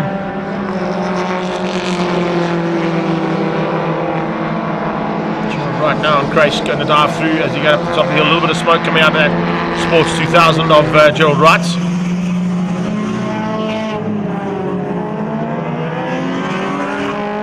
He's through. Keeps up onto the back end of that little Lotus. A little bit of smoke coming out of the back of that engine. Khoos has got problems. Khoos pulling to the sideline. Looks like he's going into pit lane. Yes, the Master Mo's Chevy has given up the ghost there by the looks of things.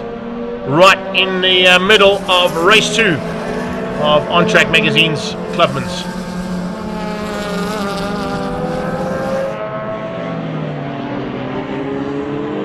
Sani, has he got an answer there? Not yet. He's watching his rearview mirrors and watching that Subaru fight it out with Chart Visser's Honda. Lead car is the People Group Porsche, and starting to open up a bit of a margin there in that 924 GTR over Dirk Lawrence in the Ozoic panel beaters and JDM tuning Honda Ballard.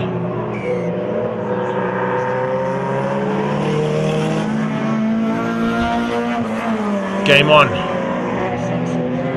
Will there be an answer from Dirk Lawrence? I don't think so. Clippy Skricker is the fastest car on track. He's currently down in 8th place, but he's coming through the field rapidly. He should have got through possibly on Visser and Labuskachny on this last pass. Or is he there? He could be just behind them. There they are. He's through. He is through. And here comes Gerald Wright, following course. Gets through on Visser, now looks to try and come through on Labuskachny. Easily done on the brakes, and Visser's going to try and capitalise on that. Visser on the inside of Labuskachny as they go into turn 8. Lucky to survive that one. Nearly capitalised on the faster car coming through. Dumasani opens up the door, allows Clippy through into turn 1. So the sports cars are now up into 5 and 6 place respectively.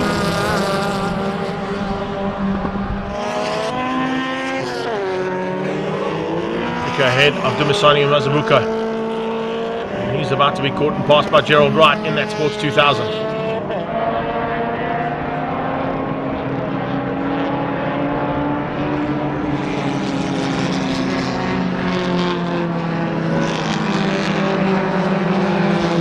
Right, they'll probably get him up the hill. He gets up on the back end and up to the top of the hill. The brakes, gets through on Dumasani Mazabuka.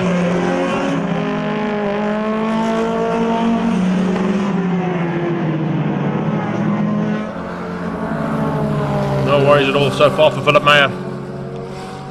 The front from the start and has not been bedded. And looks like he might be able to hang on here with 1.5 laps to go.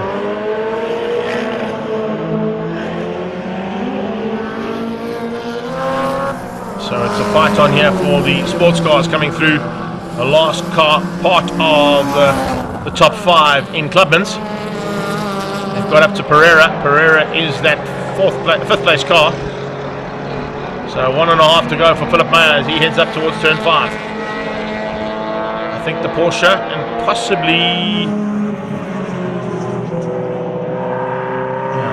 possibly second place Dirk Lawrence might hang on to survive not being caught by the sports cars, but there are 2 laps to go for those category and those cars.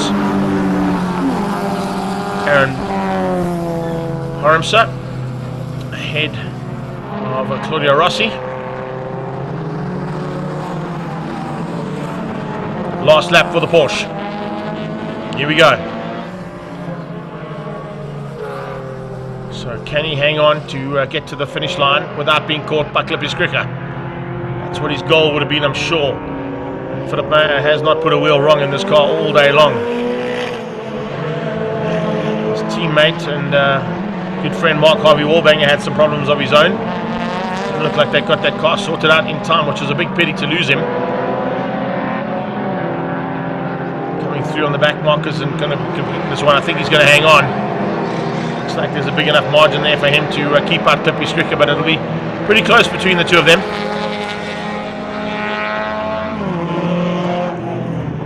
Last time into turn 5, past AMG Driving Academy, past Universal Motorsport, past Zoc, into Kenwood. Flick left and down the hill. Last hard braking maneuver that has to be done here from the Porsche, and the win is going to go to Philip Meyer. Meyer wins out. Great job from him. Takes the victory, and he finishes up well ahead of Dirk Lawrence. Dirk Lawrence also survives not being caught by Clippy Skricker, who's coming down the hill right now. And the Lotus 7 man is going to take the second victory of the day for the sports car class. And he'll beat out Gerald Wright to the line there for honours in national sports car category. Fabian Lance and Donnie Daisel going at it with Rodney Crace. Bitz is in there as well. Not quite done yet between our Clubmans as they head to the line. Crace hanging on. Daisel going to try and dive him on the inside into turn 8. He's on the inside. Donnie Daisel gets up and he's through. Daisel beats out Crace to the line. Fabian Lance behind that. And it's Bitzer just behind that in the RX-7. So there is how we finish up our final race of the day. Let's have a look at those unofficial results. Meyer from Lawrence. Clippy Skricker wins out ahead of Gerald Wright. 1 and 2 are first overall and 1 and 2 in the Clubmans category. 3 and 4 are 3 and 4 overall and 1 and 2 in the sports car class.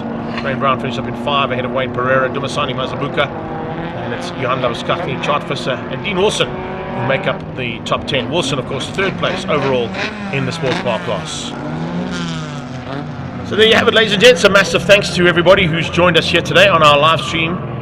Broadcast has gone out courtesy of 2 wheels and up to 60 seconds. And just a heads up for Swartkops' point of view. Next weekend, if you've got nothing to do on Sunday, come and join us for Brunch Run and Thunderbikes on the 21st of August. It's a Sunday. The 10th of September, the next round of the Regional Extreme Festival happens at the Pekisa Freeway for the Pekisa 200. Then we've got Historics and Inlands here on the 24th of September at Swartkops. And the 30th of September, remember, the second round of Ford and Friends that was part and parcel of today's action will be happening down at the East London Grand Prix Circuit. And we'll be there to bring you some of that live stream action. 15th of October here at Swartkops. Don't forget, it's National Extreme Festival back here in Gauteng. Looking forward to that one. To all our cameramen and camera crew out there, and of course all our supporters out on the track and on Facebook and YouTube, thank you for your support. Great job from our race control today to bring us back under race conditions after a dodgy start. We came back and finished up just before we were supposed to finish, actually. So we were way ahead of time, which is always an awesome day's racing. And on behalf of the Swartkops team and the Regional Extreme Festival team, from myself, Greg Maloney, take care then. Bye-bye now.